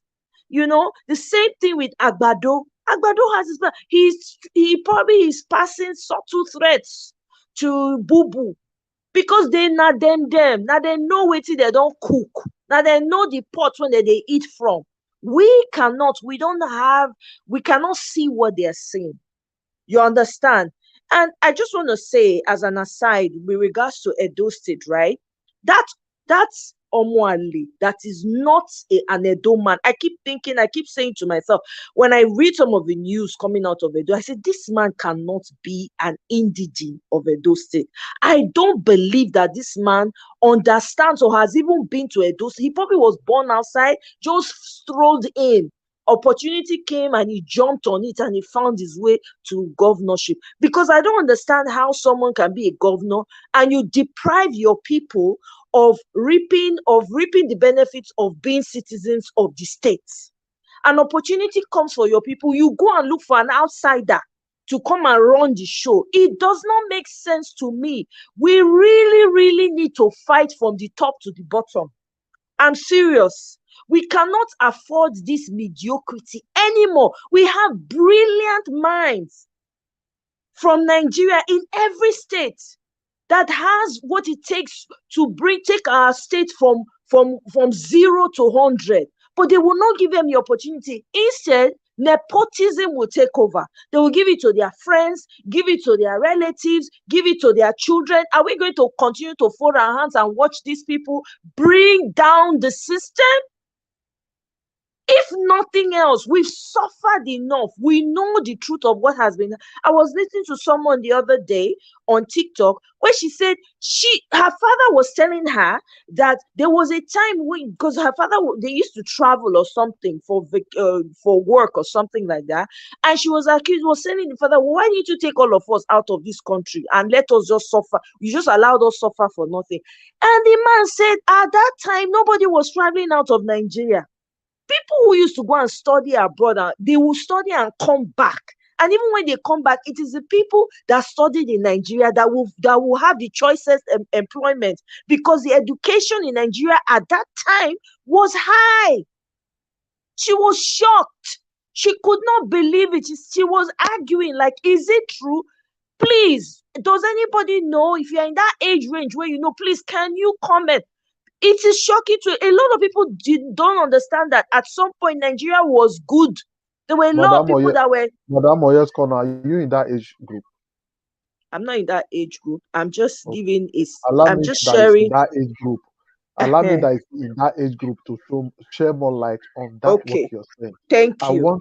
I want a lot of people listening to know that at the time Nigeria was very good, despite the level. You see the way I describe corruption, the way it grew to where we are today. It was not like there was no corruption there, but if they catch you, no policeman takes bribe openly, even secretly, he's hiding it. You see, even teachers, it's not like they were not corrupt taking money from students, but they will hide it. They will keep it after retirement. Even immediately after retirement, they will not spend that money until they are giving gratuity. I want to assure you that. Can you imagine? I'm telling you, it all happened. If you go to the people that went to school in London, America, their school fees are being paid from Nigeria. Yeah, I have a friend whose mother. And the moment you finish, the very day you are finishing, you come with just your portfolio, nothing else.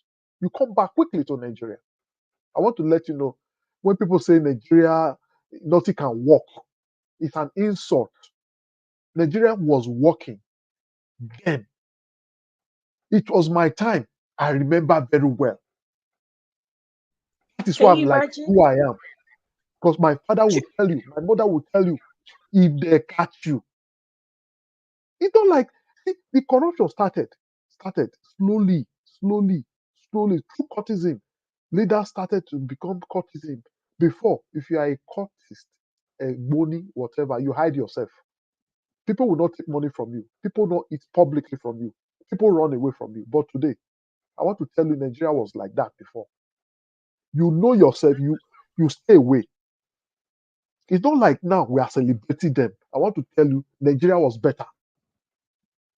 Can you imagine? I even saw a little bit of it because I remember I have an uncle. Somebody is telling us Nigeria will not work. It will work because guess what? I even remember as a child when I used to go visit one of my uncles in Lagos, right? He used to have exchange students from the US, from the UK, from India come and stay in his house that were going to Unilag or University of Ibadan or Ife.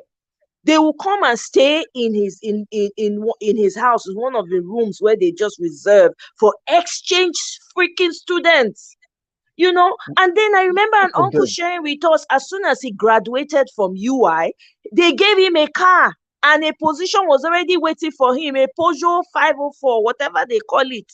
You know, so really and truly, we gotta take this back, and we have to be prepared in every way. Technologically, thankfully, we have a brilliant generation. Technologically, go ahead, sir. Let me shock you with one thing. In schools, whether primary school, secondary school, then I'm not talking of university, the one I witnessed, there's what we call inspector. These inspectors, they are part of Ministry of Education. You see, oh God, they come. Yes, you are right. You're right, leftist. You are very right. They come to your school unannounced. They drive in, Yes. and the moment they drive in, they go straight to classes to check Yes. performance of students The and the teachers will be running at skater and the See, they'll be principal. afraid because the moment they write anything comment against your school and your person, you are finished. Inspectors goes around, and this inspector, that is their job. They just inspect school during school hours, and you don't see students outside with uniform. I want to tell you, I experienced it. School, if you want to leave the school, the moment you get out of the school, you change your uniform, because if you are caught outside, it's like you walking on the street with uniform during school hours. It's like you are a criminal. Mm-hmm. And they are very aggressive. They are very serious people. Those inspectors. I experienced this thing. I saw that too. EFCC. I experienced primary schools. Man, everybody sit tight. Your teacher sits tight. They are begging you because they are coming. You can't bribe them, oh. You can't bribe them. They come to ask student question. How is this topic? Yes, teacher? yes. How do you like it? They interact with students. Oh, we've missed a lot of things. So you want to tell me Nigeria will not work? Who says that? Who's coming to tell us that? You cannot change. It's a mind game. They are coming to let us know that nothing good will leftists, work. Can you remember that in the week our teachers we think they will come. They will tell us to start dressing well, do this, do that, sweep the school, but they don't know the day exactly. All right. I can go ahead. No, Omoyeskona, please hold on. I'll borrow from your time. We'll come back to you. All right. Thank you very much, my people. I appreciate you all. I can see the shares stopped since. What happened? You know, nobody have shared. We have the same number here. We have 14 shares till now. 2 hours, 20 minutes, still counting. No shares. The like, I think the like have increased to the last time. Yes, increased to 114, but we need more likes. Okay, we have over 400 watching us across right now. On Nigeria Watch alone, we have about 250 there. You know, so please, can we hit on the like button? If you are watching us, if you can see us, you're supposed to be able to see the like. And help us to share as well. As you can see, all these contributions coming to our wonderful panelists. We shouldn't lock this contribution, these wonderful ideas here alone. We should share so that others can hear our voice. Remember, we have about 27, 28 days to go. In case you guys don't understand, some of you don't understand, we are not here to play. We are here talking about our future right here. This is a general election. You know, it's going to make Nigeria or break Nigeria. That's it. It's only two options. To make Nigeria, if they give the power to Peter Obi, or Nigeria will break if they forcefully deny him the chance to become the next president of Nigeria. Yes, the whole world is watching. So you sharing, you are not actually doing me a favor. You are doing me a favor. You are doing us a favor. You are doing yourself a favor. You liking is the same thing. Somebody was saying the other day, when you like their videos, YouTube will pay them. I'm sorry to use this word. You know, in most cases, illiteracy is a disease. Because big as I am today, there's something that you will say, my brother, I don't start my research. Even when we are here, most times we are arguing something. I'm already doing my research. That's how I live. So somebody should come to you to let you know that don't like their video. If you like their video, they'll pay them. There's nothing like that. You can just write it on YouTube by yourself. What does like mean? Liking video. But I'll tell you what it means now. In case you do your research, you can tally together. You liking the video means YouTube will recommend the same videos for others later that have not seen it. I believe sometimes you've been on YouTube, a video will flash to you and you didn't request that video, but you just want to click on it and see what is going on there. It's YouTube that is recommending you that video. Please, my people, let our voices go far. These people, they are ready. The way we are ready for them, the same way they are ready for us.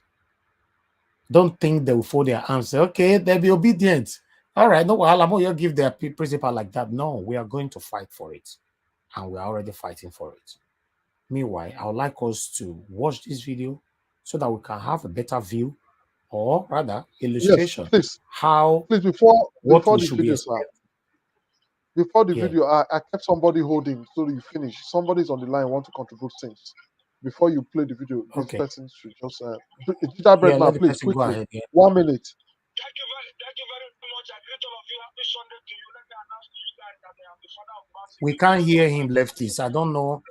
He's far away. He's far away from the. I want to tell you something that God will bless you for what you have been doing since April of last year. And Nigeria, what has been going on, this campaign for Mr. P2B has been going on. I want to disabuse your mind and the minds of Nigerians to emancipate yourself, because we have emancipated ourselves from mental slavery. Where is this software engineer? Where has he been all this while? That he refused to come and disclose this information he has until a few weeks to the election to come and give us an information that we kind of categorize our mind and channel our mind to condition us to accept rigging of the election. I said no, nothing like that is going to happen. We understand that there have been a lot of foot soldiers that have been released, and their work is to come in different type of sheep clothing. To condition our mind to accept defeat when we know that we are victorious. I said capital regimento. If you are a software engineer, you have been around working the Nigerian campaign and going on since, you did not come out until a few weeks to the election. They are coming out to tell us that they are going to rig the election, that they are not going to give Mr. P2B. I said that is a capital no. P2B was the governor of Anambra State. He has gone through that process. The whole Nigerians, both the young, old, middle age, papa, mama, pikin, everybody is behind him. The Nigerian people voice, their mandate will stand, and nobody can change it. Disabuse your mind for mental slavery. Thank you. Thank you very much, Gingerbread man. Mr. Ivis, you can go ahead. All right. Both what Gingerbread man is saying and what that our brother was saying, the engineer and all that. So maybe after we watch this video, we might be able to digest what we should be expecting, what might possibly happen, the possibility of we winning, and their plans, their possible plans. So let's watch this. Let's watch this video, my people. God bless you all. Please share and like. Thank you. To the point that you made about the student, it is just heartbreaking and really concerning. The rhetoric that have come from different stakeholders about the rights of citizens to cast their vote, in particular the students. There are schools that we are aware of who have fixed examinations the week of the elections. For heaven's sake, how do you explain the fact that a country is going into a general election that will determine the future of the country, and then these 40% of students who are registered voters, you are creating instances and avenues that makes it difficult for them to exercise their right. I think to a large extent, it will amount to injustice if nothing is done to protect the voting rights of students. And two things need to be done. First, that the schools that have fixed exams with a period of elections will need to withdraw that action and ensure that that particular week is open and free for students who have registered to go and cast their vote. The second is these students who have gone back to school. A lot of them registered while they were at home. And we have said that desperate times call for desperate measures. We believe that INEC has the capacity to make provisions for these students to collect their permanent voters card. But the big issue is, even if these students collect their permanent voters card, are they able to travel back to their homes to cast their vote if the schools are, one, in session or examinations are fixed in that week? It is just clear that it's going to be practically impossible. And so discussions, it's a national conversation that we need to have, and we shouldn't exclude this important segment, not just of our population, but an important segment of the voting or the number of registered voters, because 40% of registered voters on the 93 million registered voters that we have are students. Now, the general environment, and which the report also did not capture, perhaps one of the biggest, is the issue of the prevalence of violence in many parts of the country. And so you find out that that violence, and we are suspecting that in the build up to this particular election, we have seen a spike in the level of violence, the attack on INEC offices, and all of these things have a way of people actually believe that the essence is to keep the people from going to the polling units, because and that's what a lot of people don't seem to realize. The duty of the politicians and the political class in an electoral year, part of their major responsibility is to bring out the voters to the polling units, to the polling booths. And they do that with all kinds of programs, the messages they send out to them, because it's ultimately about the future of the people. So, but we have discovered in Nigeria that the Nigerian politicians do not like active participation of citizens within the electoral process itself. So they are usually very happy when people do not participate. Thank God for the use of the beavers, because that makes some of the things the politicians used to do in the past. For instance, the issue of ballot, stuffing and ballot snatching, that makes it a little bit, essentially impossible, for them to do. But you can imagine a situation where you have, in a typical polling, unit, you have hundreds of voters in that, particular location. If the politicians want to send thugs into those areas, they will think twice because of the sheer number of the people that are there. People are definitely going to resist. But a situation where you have lower voter participation in the electoral process at the polling unit, it becomes very easy for them to manipulate the process one way or the other, scare people into even if they know that they might not be able to manipulate the beavers, but they can stop people from coming to the polling units to exercise their franchise with regards to the beavers. So these are so I think the general, climate of the election itself, it's actually very, very important. And that will be one major area where the politicians, if care is not taken, can actually succeed in getting a lot of the Nigerians disenfranchised by ensuring that they do not turn up because of the climate of fear they have sown within the polity. Because if you introduce insecurity, the probability that it will conflate the issues and other issues might be... Please, let's focus on this. Please, let's focus on this, because we're getting somewhere. Buried on the... Because if you introduce insecurity, the probability that it will conflate the issues and other issues might be buried under the umbrella of insecurity is quite high. And this is why we focused on election management, because one of the concerns that we have is that insecurity might be used as an alibi, to conduct elections that do not meet the integrity test. And this is the reason. There are mitigation measures. Yes, whilst we note, that some of these actions, because I heard the question about timing. All the issues highlighted, in the election manipulation risk index are issues that have been canvassed not just by civil society, by media, by other stakeholders in the build-up to this election.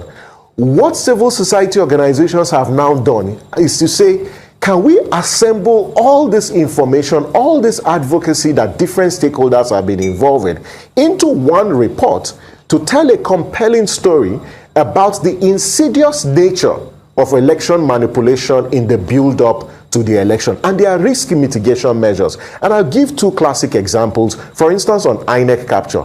And one of the mitigation measures is, yes, INEC is not responsible for the appointment of recs, but across the state, there are 3 officials that are central, to the operations of INEC at the state level.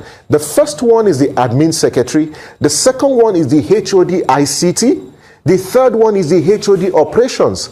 And one of the mitigation measures is calling on INEC that these three critical individuals who are critical to successful elections, you need to ensure only incorruptible, professional, and people who have high regard for integrity should be deployed to these high-risk states to make it difficult for some of these regs who have partisan backgrounds to undermine and compromise the process.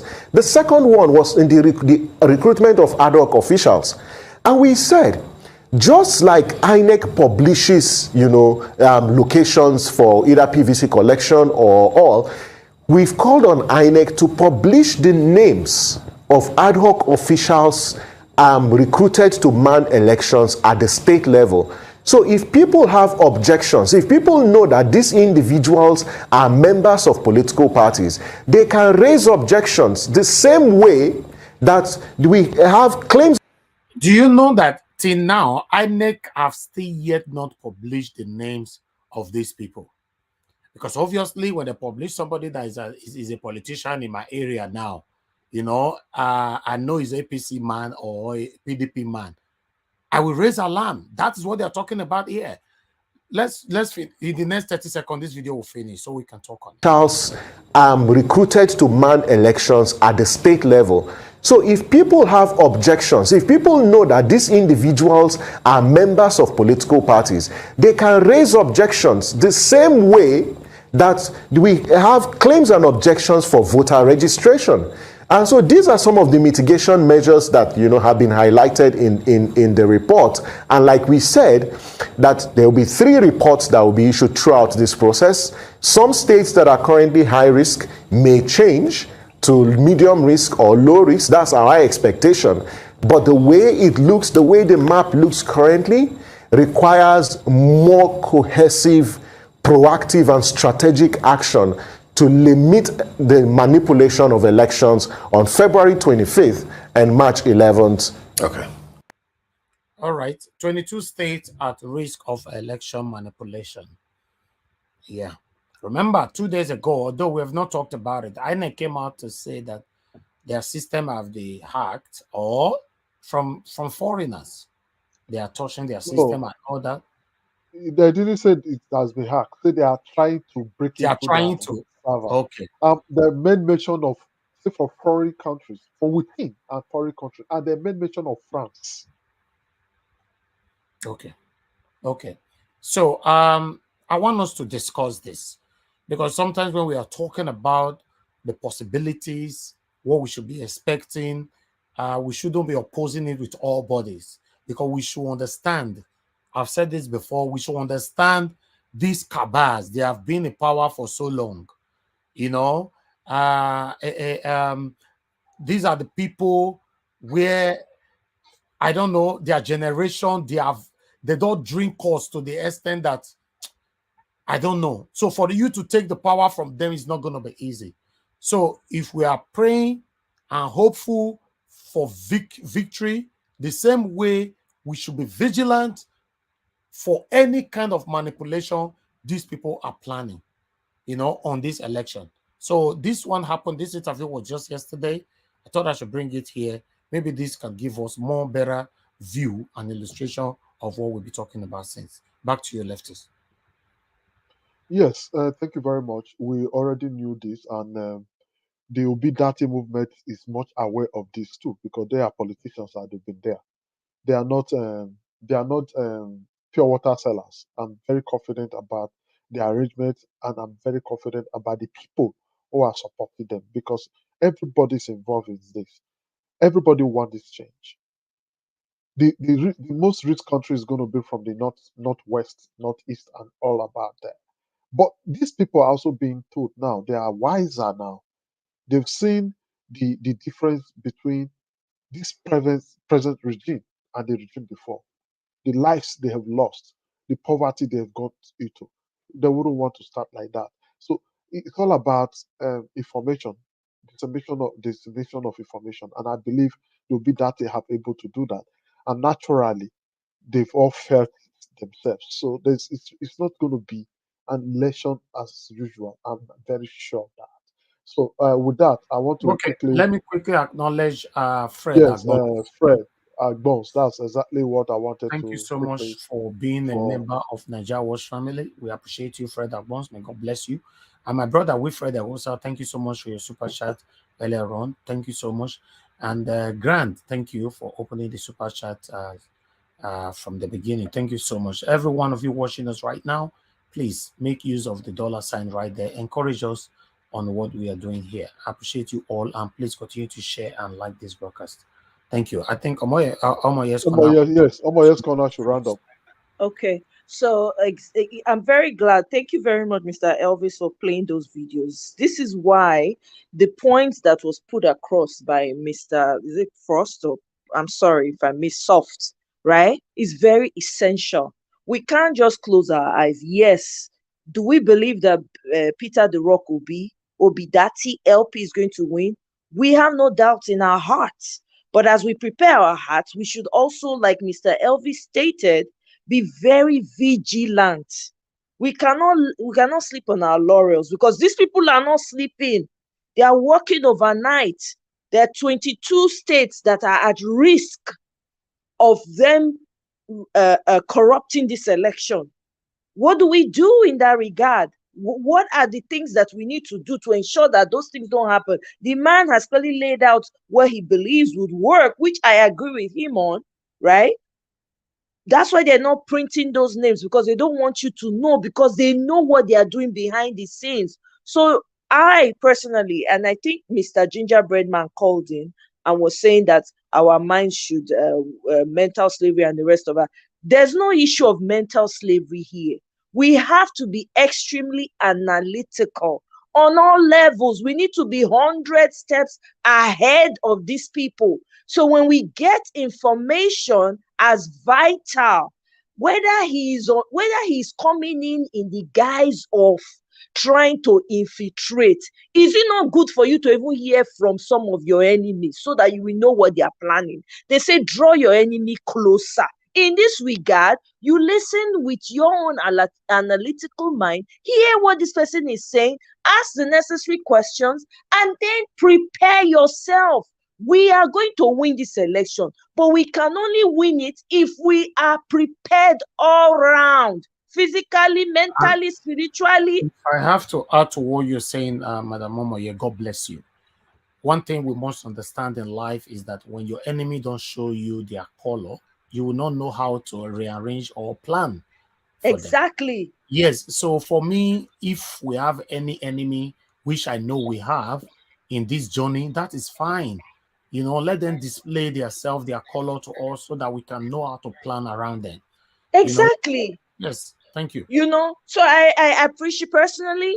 I appreciate it, because what has that done for me? It has made me realize that you gotta step it up 100 times more than what you are doing. Be prepared, package physically, spiritually, mentally. You reach there, you go vote. You wait for your vote to be counted. You don't go by yourself. You go with groups of people. That man said, if there are a lot of people there, they might be hesitant to want to cause any commotion. So what does that tell you? Don't go by yourself. Make una go package something, put for pocket. This election are do or die. We are taking back our country. You see those stories I used to hear about how people used to reject traveling abroad. I want to experience it. I want to. I yield. And before you go, I would like to quickly add this as well to what Madam Omoye just said. One thing you must understand, on election day, yes, I will support her on that. Don't go alone, because trust me, guys, these people will plan hoodlums in different polling units that will disrupt the election. The same way all obedience should be prepared, you know, to receive them. Exactly, to receive them. You can't fold your arms. Enemy they pursue, make you just the run, they go. You got to fight back. Thank you. Back to you, leftists. Yes, thank you very much. I want us to know that we are not preaching violence here. We are only discussing issues affecting us as a people. the way some people are reacting when it comes to election, and we are also just giving precautionary advice for others to understand how to go about those few, because those definitely those few that comes with whatever, they are very few. They are not many. They are not so much. And I want to. The good news is this will only happen in certain area. Do you know that even the most of the thugs, hoodlums today are secretly obedient? Few last week, I saw a video. I'll mention names. I saw Kabaka standing, the youth leader of Labour Party standing, and one other person. They said this is not the usual election, no. This is no war before it used to be war. This time, no fighting. My name is Tony Kabaka. This one say, I am the youth leader of APC. This one say, my name is Susu. I'm the youth leader of Labour Party. Go and vote your conscience. Both all of them said it. What does that mean to you? This is Kabaka coming on air as the youth leader of Labour Party in Edo State, standing with the youth leader of Labour Party, saying it is not the same election the way it used to be. Things are changing. People are angry. I always use EndSARS, the way people came out to the street. Lots lost their life. This is the election of EndSARS. So it is left for the few talks to go to the way of the moving train. They'll be crushed. So on that note, I'll go straight to the next person. The next person is supposed to be our Tinubu brother that is here, Bula Ba, but I think he has left. So we'll just go straight to Engineer Ken. Engineer Ken, please talk to us. Engineer Ken, are you doing something or something is doing you? Okay. It seems Engineer Ken is not available at the moment. So we'll leave him. And Brother Dennis, you came and you left. Oh, very sorry. It would have been your turn. Oh, brother, good luck, Sonny. You just came and you show your face, you left. It doesn't work like that now.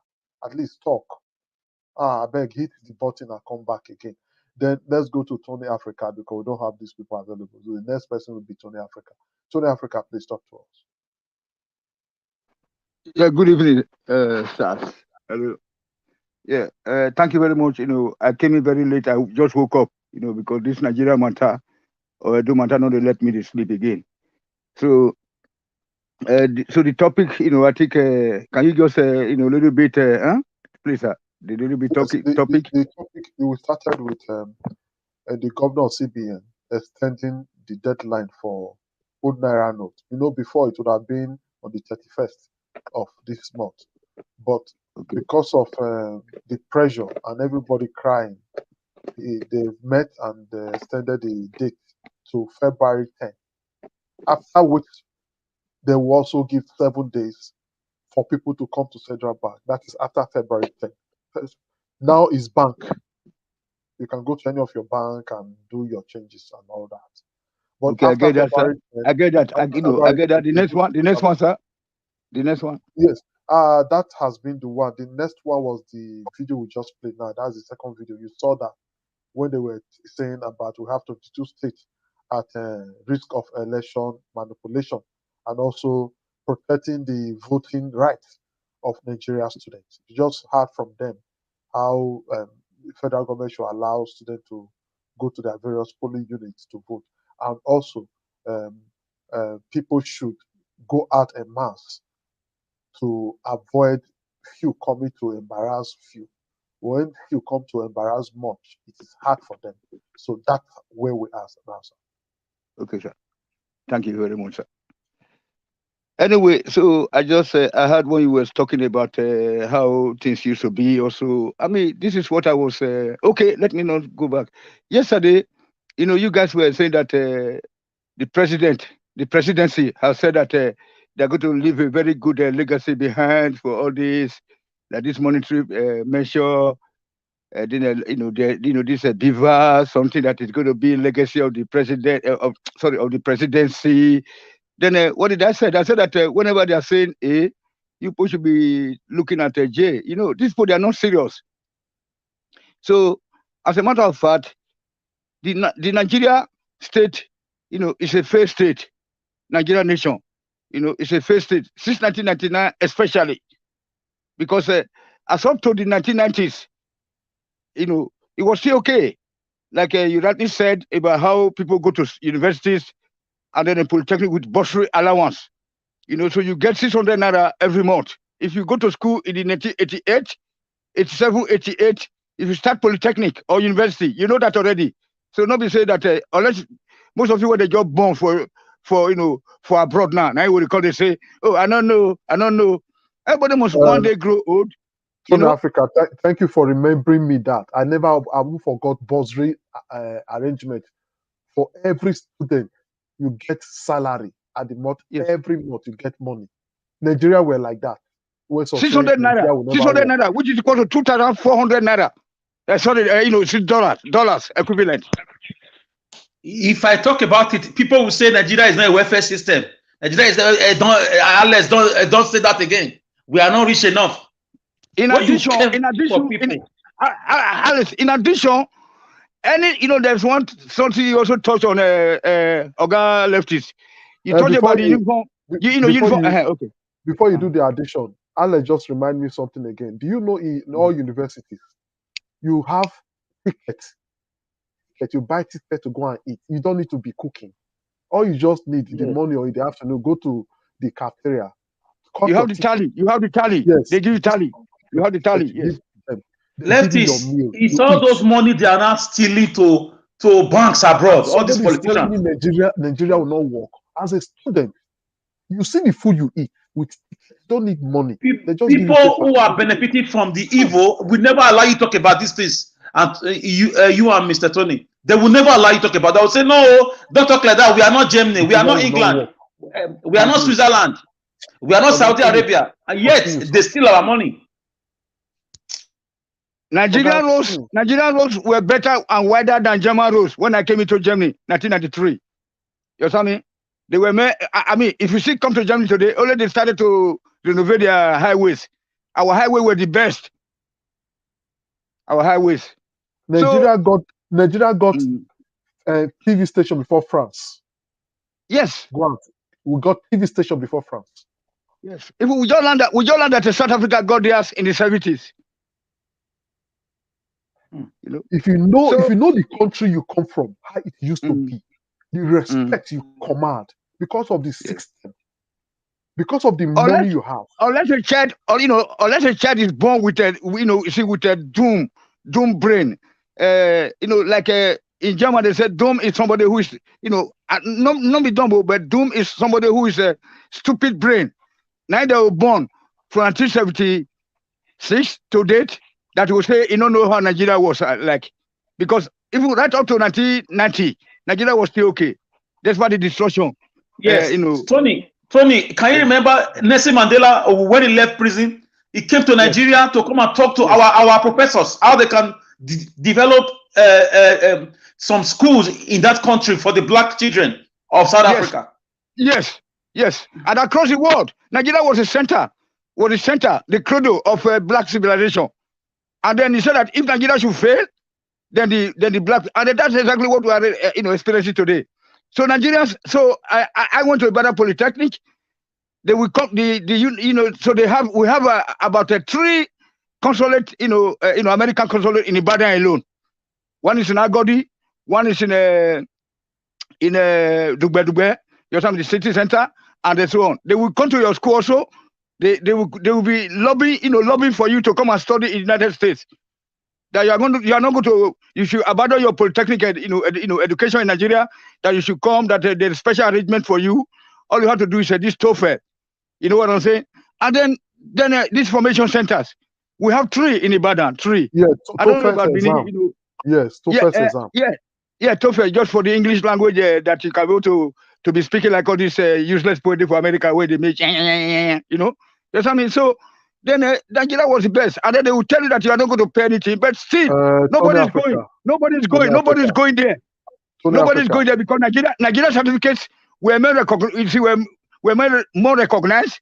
That's why that my father, my uncle, they will tell you not to even go to Turkey because Turkish also they have some English universities that were coming to Nigeria to try to entice us.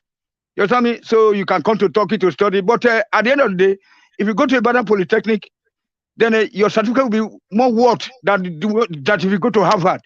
You know, so that's what we're talking about. So, and then many people. Tony Africa, you said like the useless America. Please withdraw that. That is an insult to those in Not America. our people, not our people here. I mean the people that, the way they speak their language, the slangs. Okay, sir. I withdraw it. I withdraw it. I withdraw it because there are also black Americans there. Thank you, sir. So for the school, for the school, primary school inspectors will come to Benin Baptist Primary School, Mission Road. That's where I went to with Betty Odiase also. Betty Odiase also went there. You know, the inspectors do come, and then so that's why we have to be disciplined. Our uniform have to be properly arranged all the time. Even though during the break time, we don't know when the inspectors are going to come in. You know what I'm saying? So if the inspectors come in, they will look at the colors of your shirt and your clothes. You don't have to wear dirty clothes. And if any child is found outside, any child of school age is found outside, whether you wear uniform or not, the inspector will also arrest you. That why are you not at school? Because they just based on assumption that you are still a kid. Even in Ijebu, they do the same thing. Even secondary school, everything. You know, so something is really wrong with our system. You know. So that's why I was saying today that when they say A, we should be looking at B, because these people, they have another plan, but they are full of deceit. They are full of deceit, you know. That is, they deceive us, say, no, make we go to play them. Make we tell them, say, because the INEC is not in existence. Police is not in existence. That's why we are having all these controversies going around without any. These people are just committing the atrocity with impunity. With impunity. Look at somebody like Adamu Aliyu. Okay, the man they call Oshomole is going to the Senate. Akpabio, who did not participate in the election. Now they said the court, this outside court, don't grant and say. I mean, what the hell? The place has failed. Let us say that it has failed because the way Obi is right now. No, in America it was like that, you know, for Obama, and then in Austria it was like that for cost, 1 minister cost. So once the opinion poll say that you are ahead, even without any documentation, people can say that. How the people are trooping out to support Obi. You know that. So when you as an electoral body, you are not saying that okay, if you lose, blah blah blah blah. It means that they have the plan. Nothing can work. Because yesterday they said that no, I shouldn't be sick of this PSC or whatever PSS disease, that lack of confidence in the system, that the system has improved. That's what that woman was saying, that the system has improved, that the system is trustworthy, but it's not trustworthy.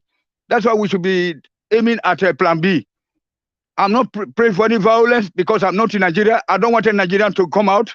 Instead of go there to be fighting, you better not to go out to vote, because don't go and kill yourself. Because the army is there, the police is there to kill you. You know, so that's it. Thank you, Tony Africa. Thank you, everybody. Thank you, everybody. Well, you must come out to go and Tony, vote. People are not scared of death again. Don't worry, we will vote and defend our vote. Nobody. Yes, I know, Alex. You know, in the case of Benin, that time, Edo State election, which Nigeria was spearheaded, so that there will be peace, and then you know, but you know that the youth came out, they even drove the police people away. These people, they sent about 150,000 police, 52,000 policemen and women to Edo State, but when they saw the mood of the of the kids, of the youth, they decided not to intervene. You see that it was ordinary boys and girls that were arrested, those INEC officials tried to steal their vote, you know. But in this case around now, you know, this is very, you see that Atiku is not even making any move right now, Atiku. It seems like he has been promised by the northern owners of the country that don't worry, just relax, we'll give you this, we'll give you the, make the Satan and the kid themselves. Okay, so that's why let me just come to you on that. This is pissed off. Let me just come to you on that.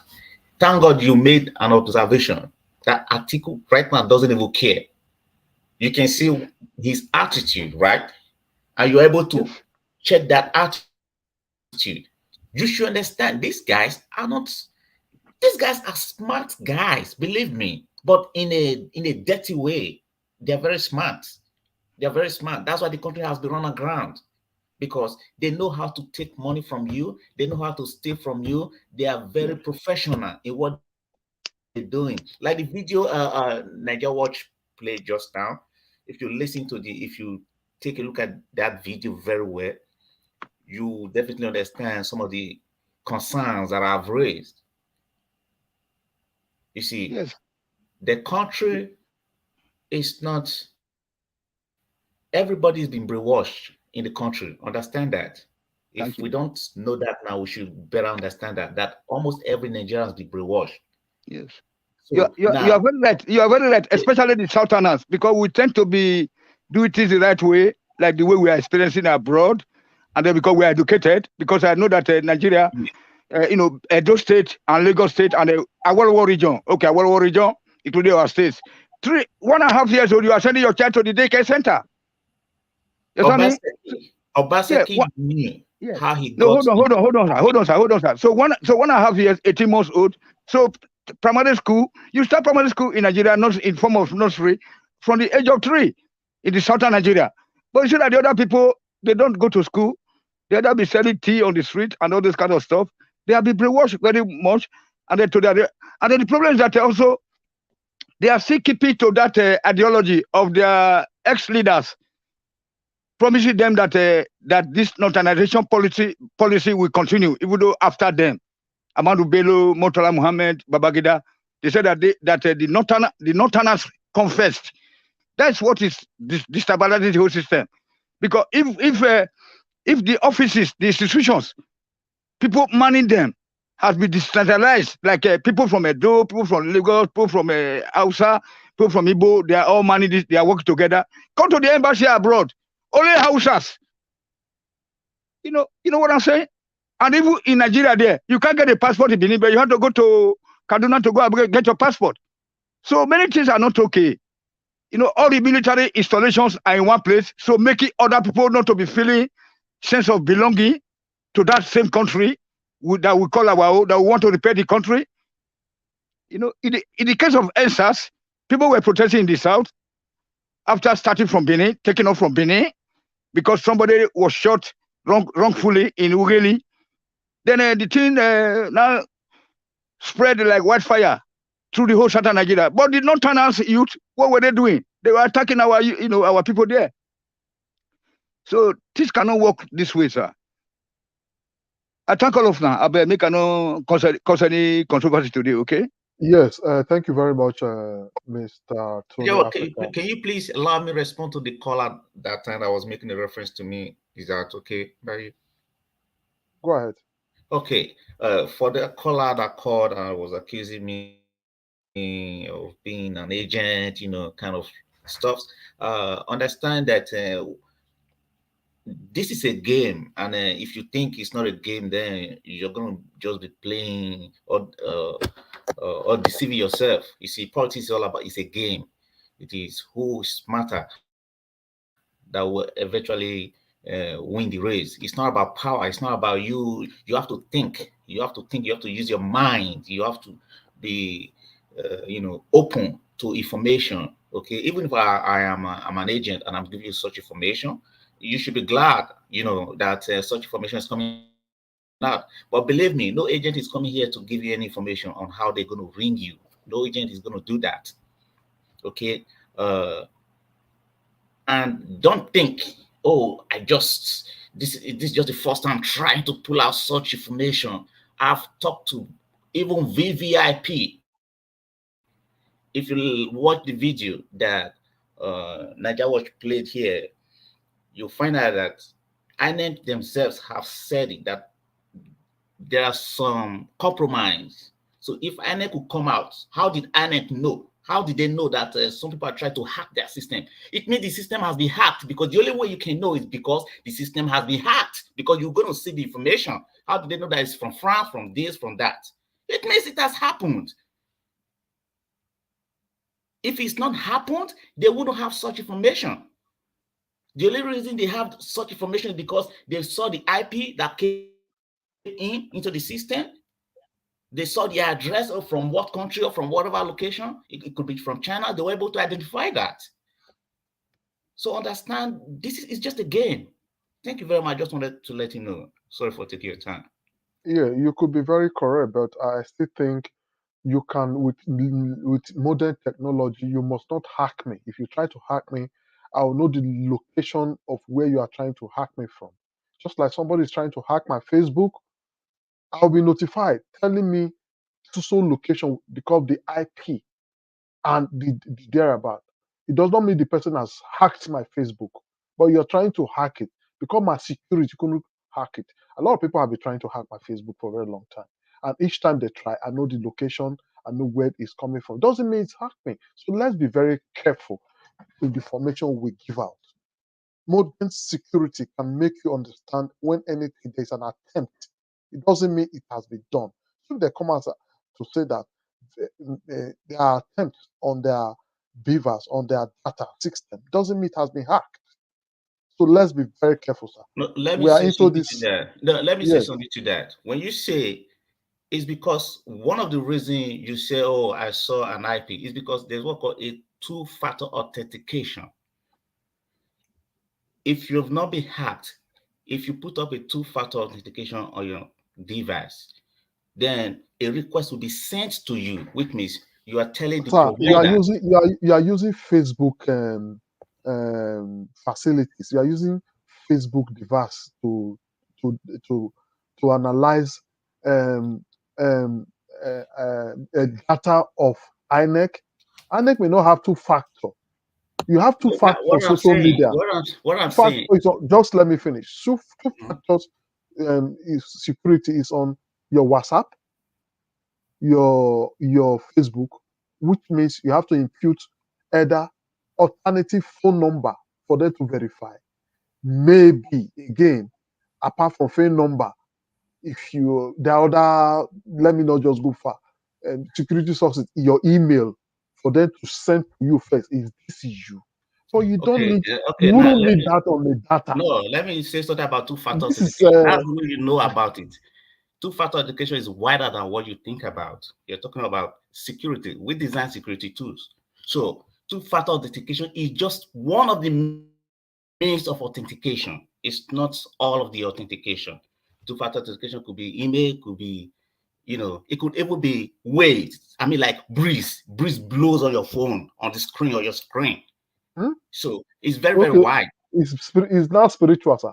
Like breeze. No, now, Mr. Leftis, let him finish. He's giving us very great points. Please, can you just let him land? I beg. You see,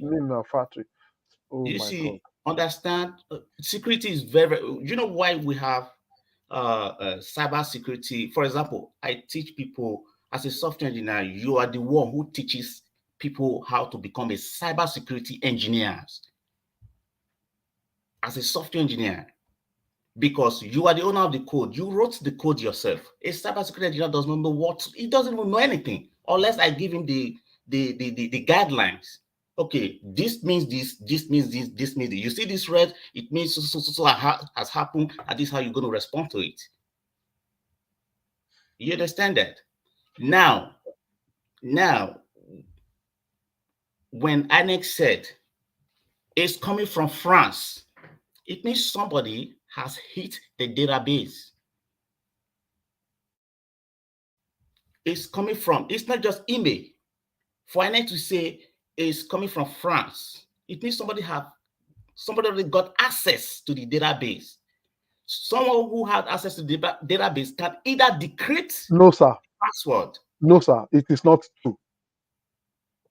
I did old programming. I'm not measuring your program language. Can he land first, please? No, ma. Let him just finish, sir. No, ma. It is not true. We're also here to learn, not just to always interject. You can learn when you don't have an idea. No, let him finish, Mr. Leftis. You will have time to respond to him. Let him responding finish, immediately. please. I say no, that is not true. That's what if I have a system. If I have a system, it is not true now. No, corner, you can fall for it, but it's not me now. No, I'm not falling for anything, Mr. Leftis. We're all human beings here, and we all have ears, and we all have ability to analyze. If someone has a point, let him land with his point. My friends here, programming is large. Not one university can finish programming. You have more than how many thousands of methods? Not one human being. Attempt hacking doesn't mean hacking. I'm not a layman in programming. Attempt hacking doesn't mean hacking. INEC is telling you people are trying to hack their system. You said they've already entered the base. Okay, do you have the URL of INEC? What is URL? See, that's the point. You have a software engineer explaining to you. I am not saying that he knows it all, but can he land? How did INEC know that they're trying to hack into their system when it's a website? How did they know? A device, somebody's holding a device, is using a device to run an election. How did they know? I don't have the URL of INEC. You don't have the URL of INEC. It's not a website.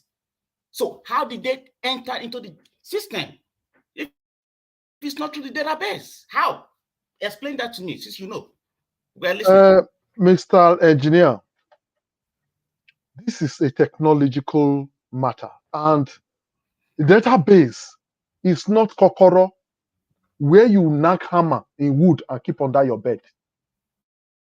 You must be online, and you need storage, sir. You need storage system, and you are using. You must be using. I don't know if Nigeria has that kind of storage. You may be taking your storage from one of these America or whatever storage system. You are going to pay for it, and they are going to send you protection. They are going to protect your storage for you, and there are going to be a lot of security measures put in place, because we are very much aware that code will be broken. It doesn't really mean that you must have it. There are websites that people as specialists here, they want to try. You don't need to give them the code. You already know the software. Don't let me finish. Don't let me finish. You asked me a question, and I'm not telling you that. But you've not, as I said, how did they get this? How did they have access to the URL? Because why would they have access? It's secret. It's supposed to be secret. No, who created it? Who created it? How did somebody have access to your Facebook and hack you? Because Facebook has URL. What are you not saying now? You are still using the normal common URL. Yes, now Facebook is accessible, but database is not accessible because the URL is supposed to be secret. Who said it's not going to be accessible? Even INEC does not have access to the URL. That's why they gave them the device. That means, as an engineer, you still don't understand how this technology works. Really? As secured as America, they still try to break into their system. It doesn't mean they broke into their system. Because America published their URL. Go and check it. America published the URL to election. Even it was even stated on America policy. Okay. Okay. The question here is simple. INEC said they tried to hold on. When they say they try to hack into their system, I do not have INEC's URL, which is that device that they are holding. I don't have the URL. The only people that have access to those URL is not even INEC. The creators, the manufacturers, the database hosters, they're the ones that have access to they own this access to the URL, the API. INEC is only using the machines, the equipment they gave to them. That's what INEC is using. But there are people who manage the API, which is the server. There are people who manages the database. The people that manages the database could be even different from the people that provide. Hold on, we have a caller. We have a caller here, please, sir. Caller, please. Nico. Nico, you're online. Good evening, me. Yes, talk to us. All the panelists. Talk to us, please. Yeah, I know. I say good evening, all the panelists, and you, Mr. Leftis. Good evening. Yeah. So what I'm saying is whatever the engineer is saying now may be true or whatever, but the masses don't necessarily need that now because the information may discourage those who believe that the election may be rigged and they sat at home. So this information is not helping movement, as I see. Whatever he's trying to explain that he has been hacked, and do you know how many people that word is discouraging now? Those that feel that the election will not be free and fair. So all this information, if he had this critical information that he wants to give, let him look to them, let him call the Obidati and to them, tell them all this information, those who will know what to do with this information. Because the masses that is hearing this thing now may think otherwise, and some may be discouraged. So if he have this critical explanation to give, he will give it to appropriate people. We make use of it. We try to make use of it. Because I know the information, even me as well, how deep I'm into this very movement, it discouraged me a little bit, talkless of someone who have been thinking negatively. So trying to insist on what they have been hacked, is not giving this very movement, is not giving any encouragement. Please, if you stop that, he have been hacked and he have been hacked. How can you be? You have to. You want us to lose the election before the election day. So if the information should be given to the people who will make use of it. The only thing that go there and vote and defend your vote. I think that should be the word now, not to discourage an engineer. Yes, he may be perfect in what he's saying and whatever, but he has been hacked and he has been hacked. What is he trying to say? Discourage other people? No. Let the information be given to appropriate people that will make use of it and see what they can do, but not the masses who is watching. Thank you. Thank you, Nico. And this is exactly my fight. Look, guys, I'm not here to oppose or to discourage. I am standing for Obigati. I am not a novice. I am red. And you cannot come to Niger Watch and try to play a mind game with us.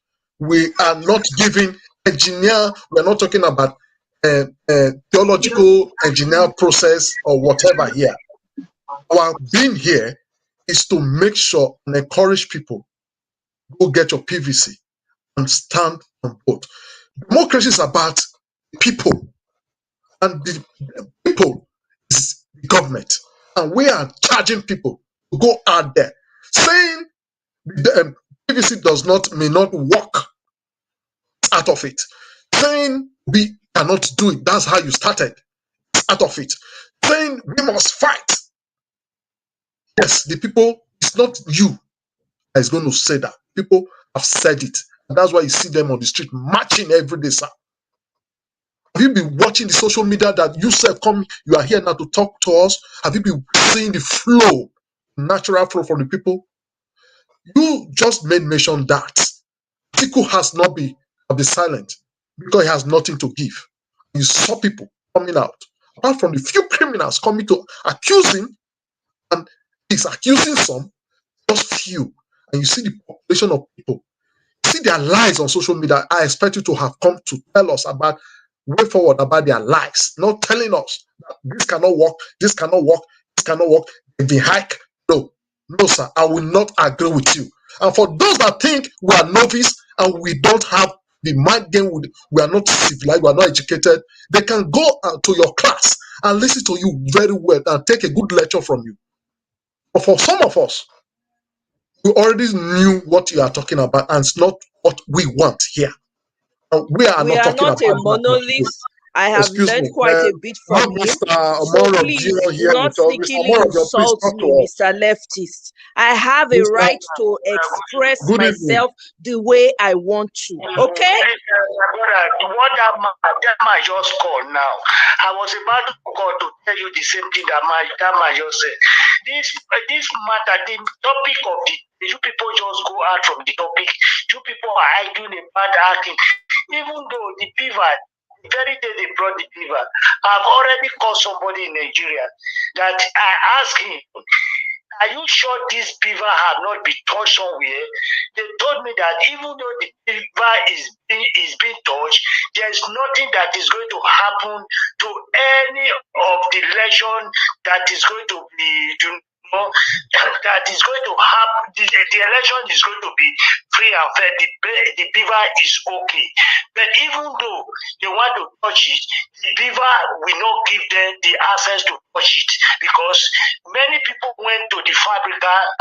They measured about 6 people that go out from the party, or even though Obi Daddy members were there when they went for the beaver. So please, you people should not do out from the topic of today. You people have to talk of the topic of today. This distraction is getting too much. Please, you people have to concentrate for the topic. Thank you very much.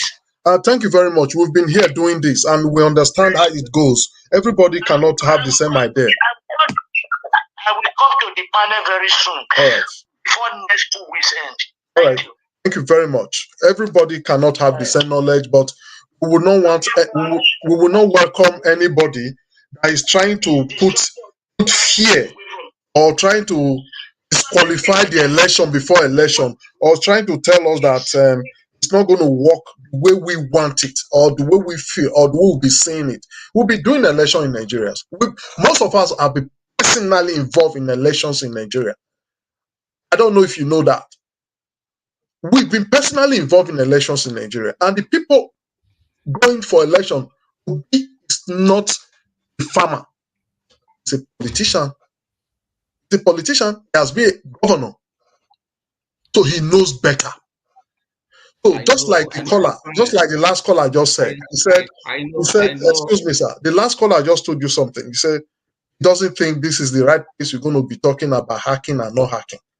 I think if you say you are obedient, get to the obedient campaign number, call them as an engineer. What I was trying to say, one problem we have as a people is ability to take criticisms or try to dissect information, because we already made up our mind on some certain issues. It's a big problem for the black man. You understand what I'm saying? Yes, we already made up our mind. It's Obi Dati, and we are not changing it.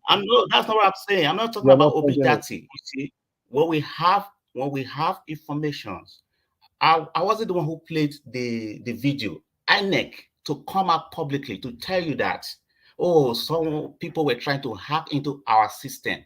What does that tell you publicly? Is this supposed to be public? Thank you. Yes, they have the right. They have the right to say that. Thank you very much. You don't think it's a game. You don't think it's a game. Thank you very much.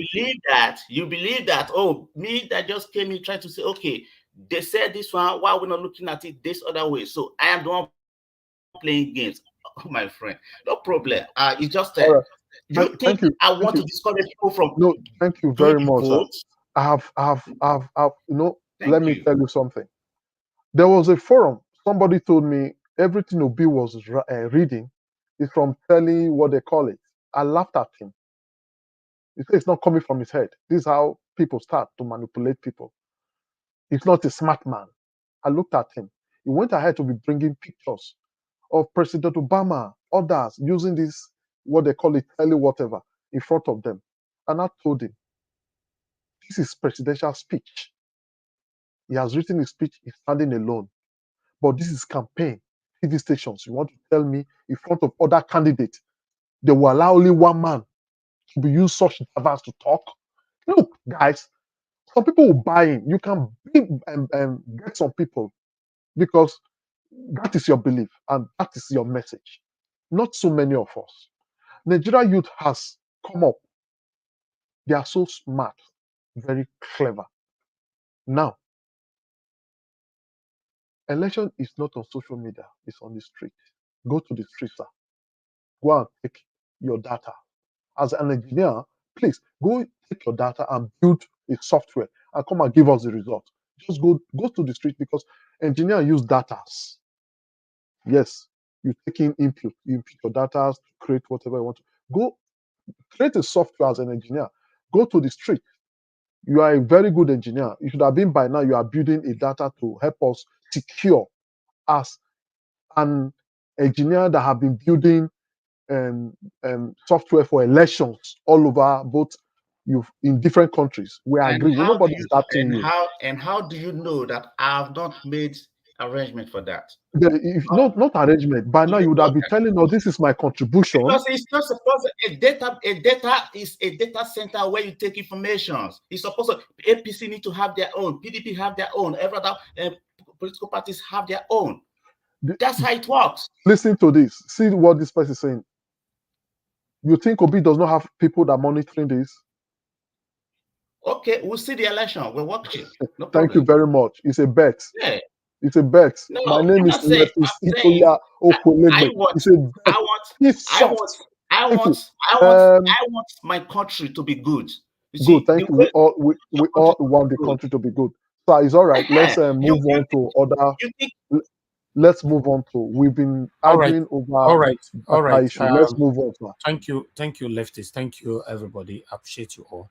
Thank you. I can see that we focus on one particular issue for so long now, and although I have lots of people on the phone who want to contribute to this, so if you want to call in, let's hear from you on this particular issue that is on table. We have on table right now. So yes, let's put the number on the screen for those that want to call in. We need your contributors. Yes, very important. So I have somebody on the phone right now. Hello, sir. Yeah, good evening to you, sir. Go ahead, talk to us. Yes. Okay, my name is Lazarus. I'm calling from Lagos. Okay. I've been listening to the conversation going on, and I listened to the engineer, I listened to Omoye, Rita has listened. I think going by what is on the topic for the discussion for today, I think this whole thing that is going on is just to tell you that we have leaders who are not focused. Yeah, because before you bring out any policy, you would have weighed the policy in and out. Like look at the problems we have in our society, the kind of banks we have, the kind of the network in the rural areas, and how this thing will work before you come out with the policy. But when you start bringing out the policy and jumping up and down today, you say deadline is tomorrow. Then you now change it again, we give them another 10 days. That will show you there's no focus. That you just play, you just gambling. You know? I think we the people of Nigeria, that we need to sit tight and make sure that whoever is coming, and someone that they really understand how things work, how the system operates, not people that will just come and be dangling this today, tomorrow they will dangle that. It's just trial and error. We can't continue with doing trial and error. I think that's where. All right, round up, sir. Round up, sir, in 30 seconds. Round up. Okay, in 30 seconds. Okay, again, the engineer that is talking, and just like the Bible said, that in the end time, you see many professors in my name. The engineer, he has all this knowledge, all this while he kept quiet. I need to develop a system to this way. Let the people of Nigeria work how no matter how effective the given system may be, let them go and try it. Nobody should come at this time to start discouraging anybody. Thank you. The time has passed. Let us get focused. The engineer should keep all the knowledge he has to himself until after the election. He wants to advise and he can call and he can advise. Thank you. Thank you so much for the opportunity. Thank you, sir. All right. Let me pick another call right here. 1 minute now, people, because I have a couple of people who were calling in earlier on. Please help us to share this broadcast, like the broadcast. You can see that the likes and share have stopped again. Hello, good evening to you. What's your name and where were you calling from? Hello? Hello, sir. Your name and where are you calling from? Oh, I'm calling from Ireland. Your name, sir? Yeah, my name is Mr. OJ. Mr. OJ, okay, talk to us, sir. Talk to us. You are live. Am I live now? I don't know if what I'm speaking is Emefiele bow to pressure. Yes. Emefiele finally extended the deadline. Yes, for another 10 days. Yeah, it's okay. I was a die-hard follower. Thank but you. What I wanted to contribute later was when about hacking, the way Mr. Lefty was, let him leave the man that alone, will not keep arguing, know where we're going to. It will bring distraction. When they have caught him already, that he should leave, not discuss that, or should cut it off and let him focus on that thing. Okay. Thank you, sir. That was my major. I wanted to contribute to Lefty. Let him leave. We should not be beaten up. Let us focus on what we are going to. We tell them about this. They can let them have whatever hack. Let them focus about encouraging people like who have called. So Okay. let left not dwell it again. Thank you, sir. Thank you very much for what you are doing. God bless you, And God sir. bless you. Thank you, sir. Amen. Yes, sir. Thanks. All right.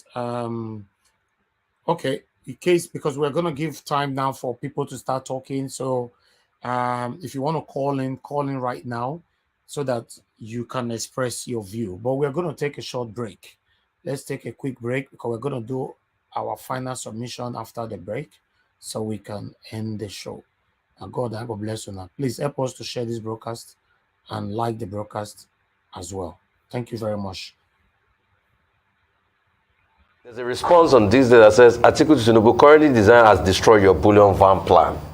So the question is it because of the bullion van plan that Tinubu was saying all what he said yesterday? And tell us about, let's talk more about how bullion vans were entering somebody's house on election day in 2019. Because you see, we've not gotten to the end of that bullion van matter. If you correct me if I'm wrong, I'm not sure that there are polling units inside bullion van. What was money needed for an election day? Was it for vote buying? Until today, we've not heard the last of that bullion van matter. And they've also raised it now. What is this bullion van plan that the PDP campaign is saying? And what really happened? What was those bullion vans for? Did they just stroll to visit? Or what really happened with those bullion vans in the last election? Because there were pictures and videos there. On the other question of the bullion van or no bullion van and all of that, I think that matter has been put to rest. There was no money in the bullion van. The bullion van that even came missed the address to have come there. Okay. It missed the address to have come there, and that was why the bullion van was... But why was bullion van moving on election day? No, but I just want to get this right. You said the bullion van missed its way to come into the place. Yes. But that place is not a known bank, or was it a bank? I just want to get to the root of it. There are some companies that have high staff that pay their staff with cash, right? That bullion van missed his way there. And it was not invited by Ashwaju or anybody. Concerning this bullion van issue, there was a story, if you guess you can go and read it, in the Cable in 2019, February 23rd, 2019, that talked about your presidential candidate actually owning up to it and saying, yeah, it is that have I worked in government before? Have I stolen anybody's money? No. That if a bullion, because I'm responding to the fact that you said that the bullion van missed road, which a lot of people look and say, how can a bullion van miss road like that? We don't know GPS or anything. So just to tackle the argument that you made that the bullion van missed road, he acknowledged it. He said, it's my money. I can do anything with it. And it's his money. So there's no scrutiny on him because it's his money. But the scrutiny is, it might be for vote buying. What do you say about that? Now, my response to you, which I had already done before, is that statement was made jokingly. Reporters met with him. I was there. I was standing not too far. Met with him, and there were a lot of accusations. If you know Ashwaju very well, he loved to crack jokes and crack people up most times. And he said that statement. Not that he owns it and all of that. We've seen pizza delivery van miss their road. We've seen high equipment van miss their road. And I've told you that it was a missed identity of address. Okay. Nigeria, the man that will lead us to victory come 2023.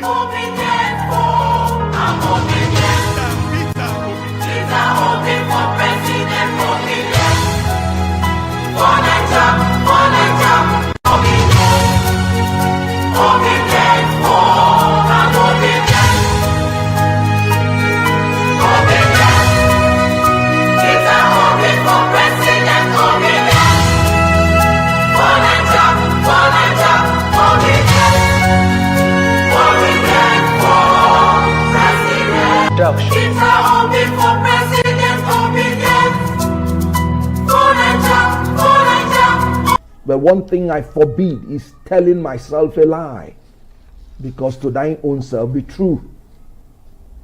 There is nothing on the table for me to use to defend APC. Nothing. And that is why when both of them are talking, I don't know what both of them are still waiting in their parties. They should make a competition on who failed more. The competition between PDP and APC is who failed more, because both of them are failures. Well, respond to that. Do you know, the last time I heard him talk, he said he was blind, and now that it's obvious he's still blind, he's not seeing. In 1 minute. No. Right. Yes. The APC person, they hired a drug trafficker by the judgment of a court, and he has not resigned. Drug trafficker by the judgment of a court. Yeah, but no PDP, court has ruled on that drug trafficker that you talk about. No, not 10 districts of Illinois courts certified through copy. Drug baron. The PDP man is talking about Atiku Abubakar. William Jefferson was sent to jail in America, and he said $100,000 bribe he took from Atiku Abubakar. Moreover, President Obasanjo said the worst mistake he has made on earth is hiring Atiku Abubakar to be the vice president. That is the most corrupt person on earth. Has he resigned? Doyin Okugbe resigned. Now, PDP, APC, two heads, one monster with two heads, PDAPC. Now, Dino Melaye and Atiku Abubakar left PDP, joined APC. Okay. They were the ones that brought Buhari to power. They destroyed APC. They destroyed. I don't want Tinubu na thief. Agbero food Lagos yo. Agbero wan kill us yo. We don't want Agbero. We want Peter Obi. Peter Obi young. He love education. He love good road. He love human. He love good things. Hey, I want the fresh air. I don't want Tinubu. Tinubu is a thief. And Agbero won't kill me and my brother for my son the other day. But wait, I don't want Tinubu. But wait, this Tinubu and your papa now, which senior pass? Which senior? Tinubu senior my papa now. I say. I'm my papa don't die. Why Tinubu never die? Because I said the failure of PDP and APC has made their spokespersons compulsive liars. All right, thank you very much, my people. I appreciate you all. Thank you. We're back now. Help us to share. We're going to do the final submission now of this particular broadcast. Please stay mute. There's noise coming from somebody. Just stay mute. I don't know why it's a problem for us to stay mute, to be honest. Thank you. Thank you very much, my people. Please share this broadcast and like the broadcast. Please, let's focus now. Our final submission, let's focus on how we can talk to our people back home to go collect their PVC, how we can talk to them to prepare on election day. Thank you very much, my people. I think we should start from Alex now. Alex is the first person here today. We're going to start from him. Alex, please, you have 3 minutes. Oh, I didn't speak. Yes. Who is talking? I'm late, but I didn't speak. Who is talking? Somebody is talking. Now we ask who is talking. You didn't talk. Yeah? Please go ahead, Mr. Alex. Use your 3 minutes. Okay. Yes, thank you, Mr. Njawa. Personally, I'm timing myself here now. 11:05, 10:05. Okay. Okay. Yeah, we cannot overemphasize the importance of going to get our PVCs and voting and defending our vote. At the same time, every information is needed, like someone said. And yeah, we are very close. From the body language of Nigerians, from the opinion polls, we've done a great job. I really, in advance, congratulate everybody, because on a free and fair election, we all know, even it's clear to the blind, that Mr. Peter Obi will emerge as a new Nigerian kamikaze to lead us from next month, or till he gets sworn in as the next leader of this great country. So, guys, we are close. Talking about software engineer, if Mr. Software Engineer, I don't know your name, Mr. Soft, like you said, if there's anything you can do for us with your software to protect the votes and make sure they are transparently, transmitted and announced, airports coming. Madam Rita will be talking about the people who are, technology savvy. That's our English, savvy. I'm sure that guy is one of them. If he's really on the B side, he should come to a round table talk so we can have a Vabagogigo colloquy or a clandestine meeting on how we can re-strategize and protect votes. If there's any advice from your own your own specified area, if there's anything we can do in our unit, if there's an application you can give us, in any way we can just get this thing done, because these guys, like you said before, our leader here, you said that they will not just release power to us like that. They've drank the blood of Nigerians for years. They've destroyed the country, and they still want to continue destroying the country. They will not leave the country without a fight. They will keep fighting, and now they are surprised. There is a third force. There's a narrative going on now that a third force has emerged. So, and this has made them unsettled. It has made them, they cannot believe their eyes. They cannot wish us away. They can't wish Obi away. And this is another reason why we should ask Mr. Peter Obi to protect himself more. We should protect him. We should pray for him. We have less than a month. And while we are doing our field work, while we keep encouraging people to get their PVCs, let's mount pressure on the universities authorities to try and have a reschedule so that the students can go back home for 1 week, at least for 1 week, so that they can go and vote. A lot of them got their PVCs at home or when they were visiting their where they spent that 8 months of strike. We cannot ignore our students. They need us to talk for them. We have to mount pressure right now because they can't talk too much, because the school system is going to target them. So as I round up, we that are outside of the school system, we should mount pressure on the federal government and on ASU in the whole nation to release our students. Thank you. All right. Thank you, Mr. Alex. We have somebody on the phone right here. Hello. Good evening to you, Mr. Smart. Thanks for calling in. You have 1 minute to talk to us. Yeah. Good evening, everybody. Yeah, good evening, the panelists. I just have a short something to talk. My name is Smart. Yes. Go ahead. Chairman. You have 1 minute. Go ahead. Yeah. What I just want to talk is about this student, about this my brother is just saying, Alex is just saying. If they said that the student will not vote, when they let them just pen the election, that means they have already ring it.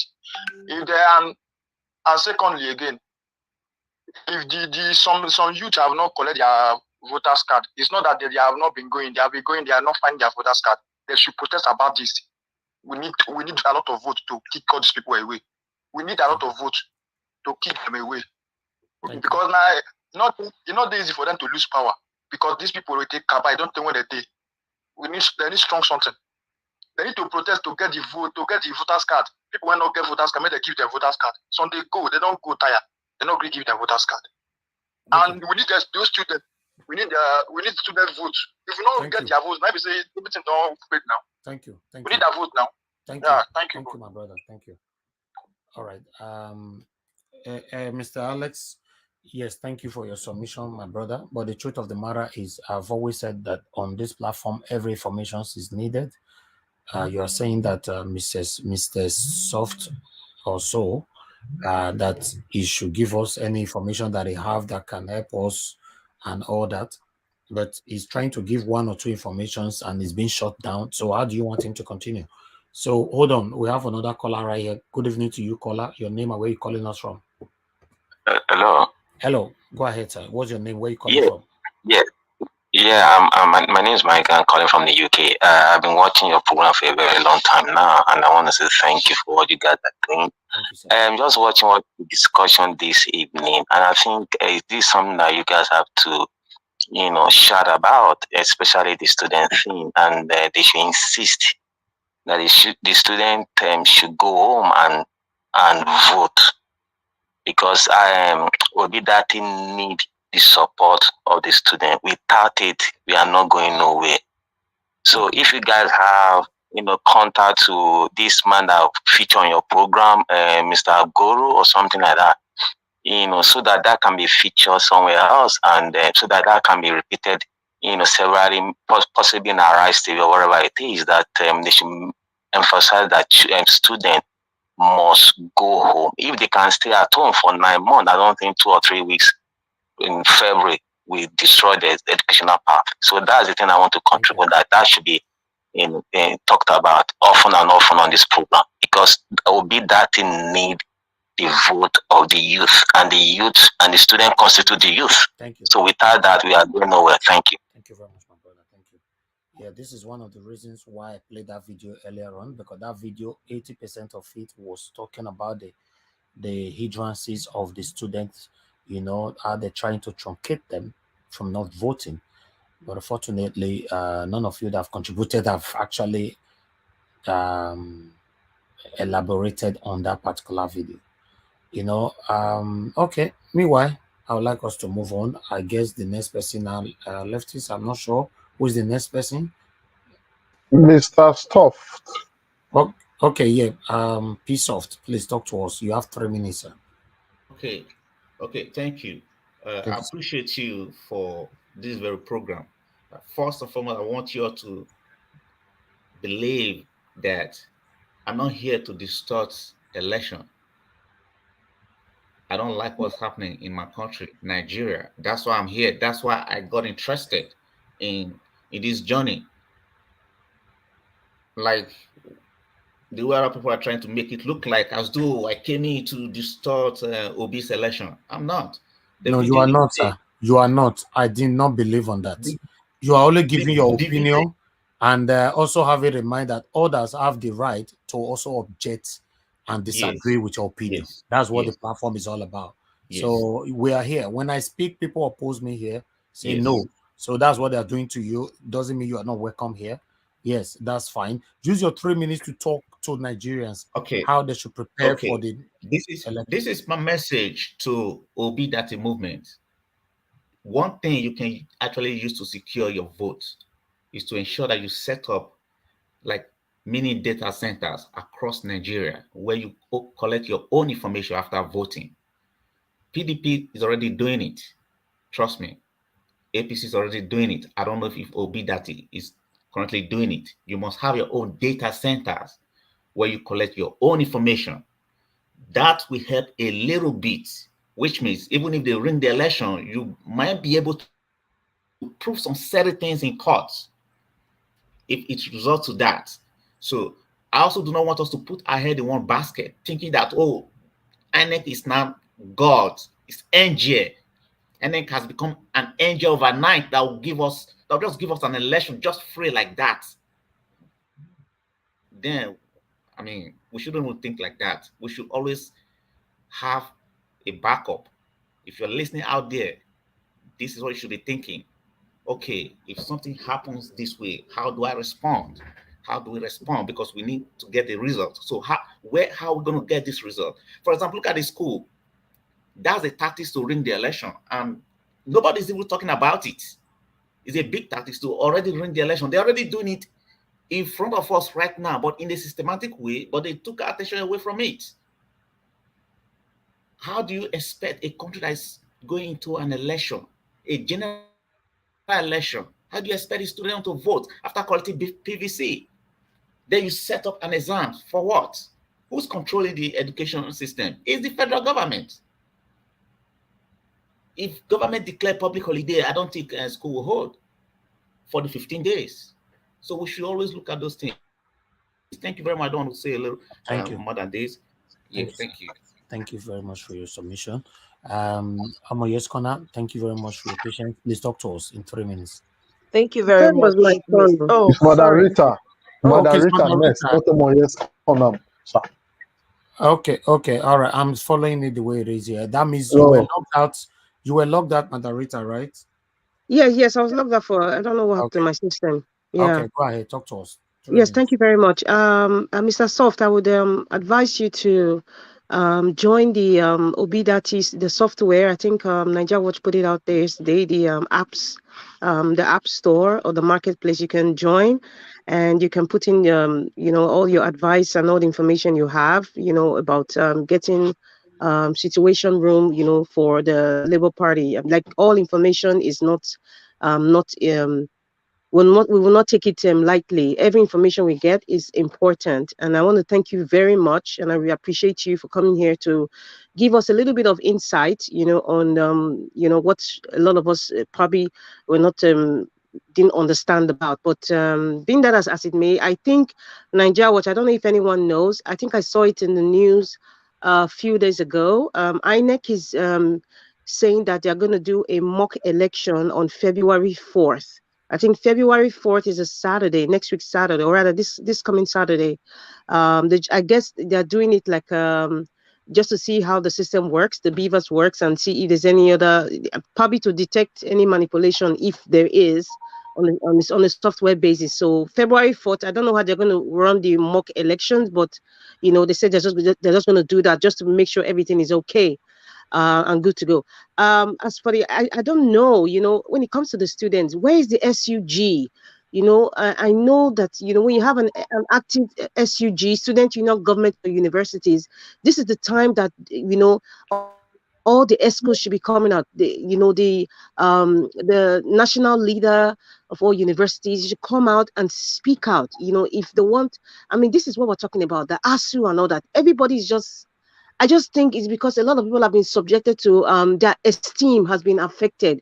So people are afraid to speak. People that do not even know their rights and responsibilities. So at this moment, the SUG, the Student Union Government, they should be coming out now to say, no, the federal government, we want to vote. You cannot fix exam, around this time. This is a very sensitive and important part of our lives. And ASU as well. When ASU is having issues, majority of Nigerians support ASU. So I'm surprised, like, the leadership of the ASU is even silent on this. They're not even speaking. I don't know.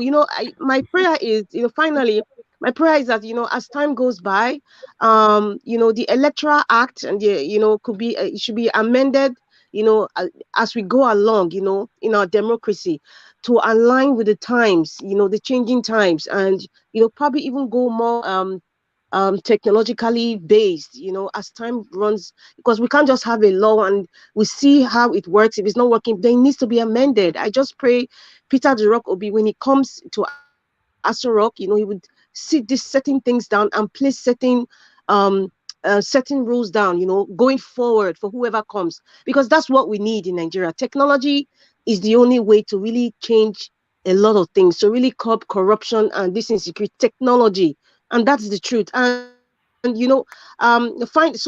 finally, I think the guy on the Arise was talking about, the three most important people, in the election day. I mentioned the first one.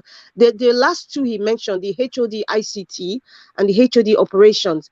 I think those are very, very vital positions, in every state. I think we should look at that, and it would be very risky to even put their names out there. I don't agree, for him to say, should put the names of the people in charge of, ad hoc officials' names.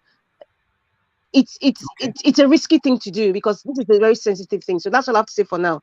Thank you, and have a good evening, everyone. They might be assassinated.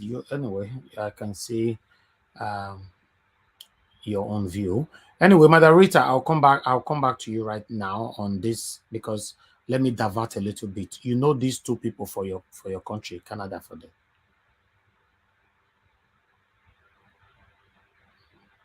Margarita, do you know these people in Canada? Have you seen them?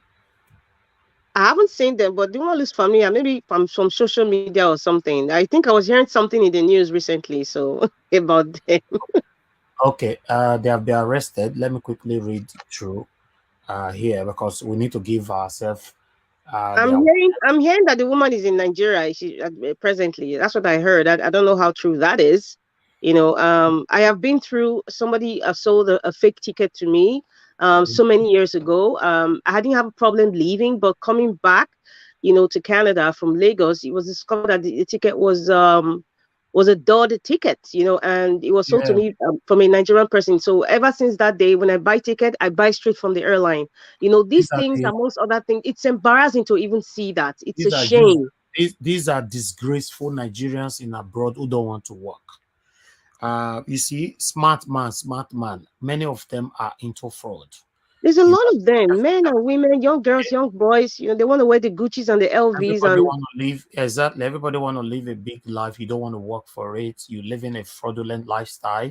Go to Mr. Nigeria. Elvis, how is this even possible? I'm not getting it. Mr. Alex, let's not go there. It's very possible. Maybe not let Elvis talk now. We don't know what you want. You want to tell you about the story. Let make him talk and first. We don't know. Exactly. This is myself. Hold on, Mr. Tony. Hold on. Mr. Tony. Tony now. Mr. Tony. Mr. Tony. Now what for you? How were they able to do it for so long on this Please huge amount? Please try and be respectful, please, sir.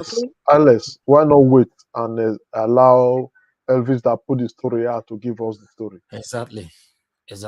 Okay, before I read, let me quickly answer to Alex's question.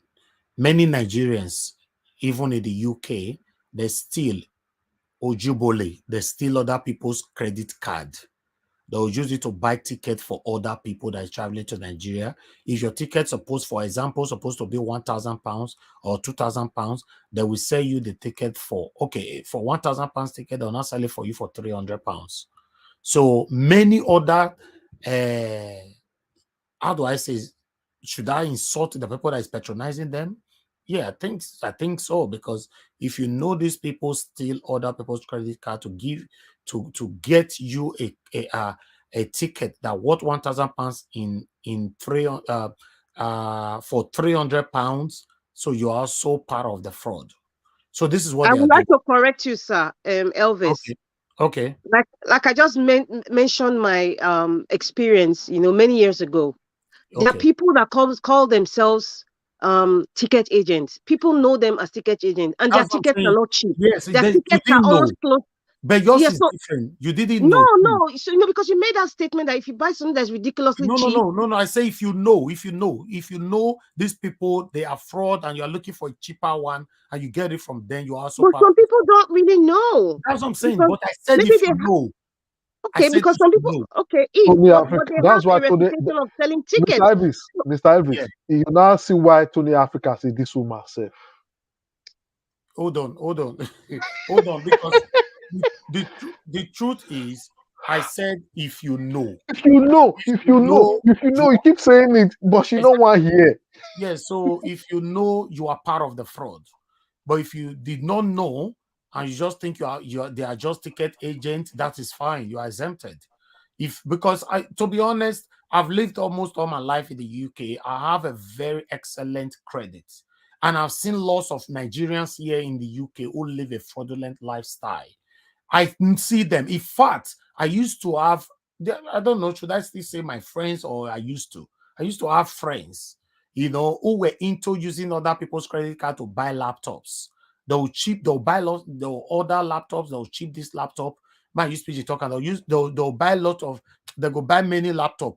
This laptop, they'll come cheap and go Nigeria, Lagos for a computer village, they'll come go sell them. Sometimes they cheap more than 1,000 laptops at a time. At that time, I'm talking about 2005, 2006 year. You understand? It's long time ago. So these guys, they live their life, the extreme life. But I remember where I tell one of them, say, I don't want to mention your name, but yes, I tell them, say, this thing where they do so. Why? That time, I remember his response, say, get out. You go to carry school, put for air. If you don't go your school finish, now people like us go constantly employ people like Una. That was the statement we used that time. Okay. UK government started investigating them for more than 1 year. Nobody know. These people still they travel go Nigeria. UK government go follow them. They investigate them because that's one thing I like about abroad. You can't just call police and say go arrest Kingsley. You go arrest them. No, they want to find out what is happening. Me don't know say that they follow these two people. All this why the day where they nab they both him and his wife you get belay that and inside prison wife even born safe. Some people we know me tell know what they talk that way the UK. Now prison that his wife even born that time. I don't want to mention their names. But now what I'm trying to say here is that if they sentence them for 14 years. So in the UK, 14 years, you do like half, maybe 9 years or 8. So as he come out, he document they kill him and they deport him. Because UK now, the rules in the UK is that if you are caught with fraud, any kind of crime, sexual crime, any kind of crime, once you don't go crazy, as they release you, that they deport you, go back to your country where you come from. It no matter whether you get paper before you don't get paper, except say maybe you get a passport. Okay, now the reason why I went far, make a reference to this area, be say many Nigerians for abroad in the name of say I'm smart. Forget you know smart, me smart. They are defrauding people. I was also telling somebody the other day in Nigeria that this Yahoo people wanna they praise so. When they thief people money, una go to justify them saying we both do us. You forget, see, hard working people, neither they thief their money. I believe so many of them when they listen to me, so now they receive strange emails. All those strange emails when they receive, they tell you, say, click on this and blah, blah, blah, and all that. Most of them are Nigerians hiding under different name. They want to scam you. I'm not a part of anybody that is scamming anybody. So I make people put this two-face for a year. I don't know them. But it good make I join, make I bring and come here. Say, see what happen. And two, let me read this one first before we move on. Let me put it on the screen. I'll read from here because I'm not sure if everybody can see it. 2 Nigerians arrested in Canada for allegedly selling 500K worth of fraudulent issue plane tickets. A 44-year-old Nigerian lady, Gbemisola Akinrinade, and one Adebowale Adiotu, 32, have been arrested by the police in Canada for allegedly selling $500,000, $500,000 Canadian dollars, I guess, worth of fraudulent issued plane tickets. The suspects, who are residents of Brampton and Vaughan, respectively, between June and December 2021, allegedly misrepresented themselves as employees of travel agencies based out of the United Kingdom to secure access to an online booking portal belonging to a major European airline. This is what Madam Rita was talking about just now. That's why she fell a victim. You know, because that's how they portray themselves. Peel Police, in a statement, said the suspect fraudulently sold valid airline ticket to unsuspecting customers and collecting the payment for financial gain. More than 250 airline tickets were sold at a total value of approximately 500,000 Canadian dollars, I guess, or just American dollars. The statement disclosed, adding that the majority of the customers who purchased the ticket were from the Calgary area and the flight were primarily to Africa. According to Canada Today, the suspects are facing charges which include fraud over 5,000, conspiracy to commit an indictable offense, possession of property obtained by crime and obtained by false pretense, unlawful use of a computer. For me, the reason why I can't come and people be saying I'm not surprised. The reason why I'm not surprised is that the full UK for here. So please, if you are watching me, be vigilant. Thank God, say one of us here now, Madam Rita don't fall for this thing, and she not fall on it never again. You where they watch us, so it's part of the reason we talk about share our video, because you never know. For example, on our platform, on our WhatsApp platform, since we opened that platform, I deliberately prohibit links sending in there to protect my members. But as we they talk, Rich, some people, as you hear the talk and finish, say no link, you remove, even though you remove 2 people from the group, you'll see another person go send link again. Go say, oh, sorry, I don't know. So instruction is very, very important. So I thought I should bring this in. Maybe we can quickly talk about it while you are giving your submission, or you have the right to ignore it. Thank you very much. And somebody that was talking before, Madam Rita, you rounded up then, right? Or I came into your space. I rounded up, but somebody said this woman. I think Mr. Tony, you ought to apologize, and Mr. Lefty, you ought to apologize to me. I choose not to be disrespected in any form. I always say that I respect people. When I speak up, if you're not used to a strong woman speaking, well, wake up and smell the coffee. There are many strong women coming to Nigeria to speak just like me. So it is not just saying this woman. Don't say that to me. Don't ever say that, please. Yeah, I have concluded what I wanted to say. Madam, that's why would they say? That's why would they say make they teach towards our culture. You know, so when we say Yusuf, it don't mean anything now. Eh? No, Forget it that. means something to me, and I'm a very cultural person. Wait. As if you come back here today to complain about the system of INEC. Hold on. As if you come here today say they would talk of and not be listening. I used to call the talk today. You nobody tell us here that the Nigeria system has been so perfect now that I shouldn't be afraid or scared of the say that I need to visit the doctor to give me some tablets so that I would. All right, Tony. I never said you should visit a doctor. Mr. Tony, you say things the way they are. This is not a joke. Tony, she didn't say so now. Ataya. This is a very serious program. You know, it's not. I mean that disorder. Nigeria system is okay. So, but today now you don't come again. They say, "Oh, why they don't do this? Why they go do? Why do? Tony, Why are do? you listening to me at all? I hear you, Oga Kwatakota, our governor. Okay, Mr. Tony, I beg.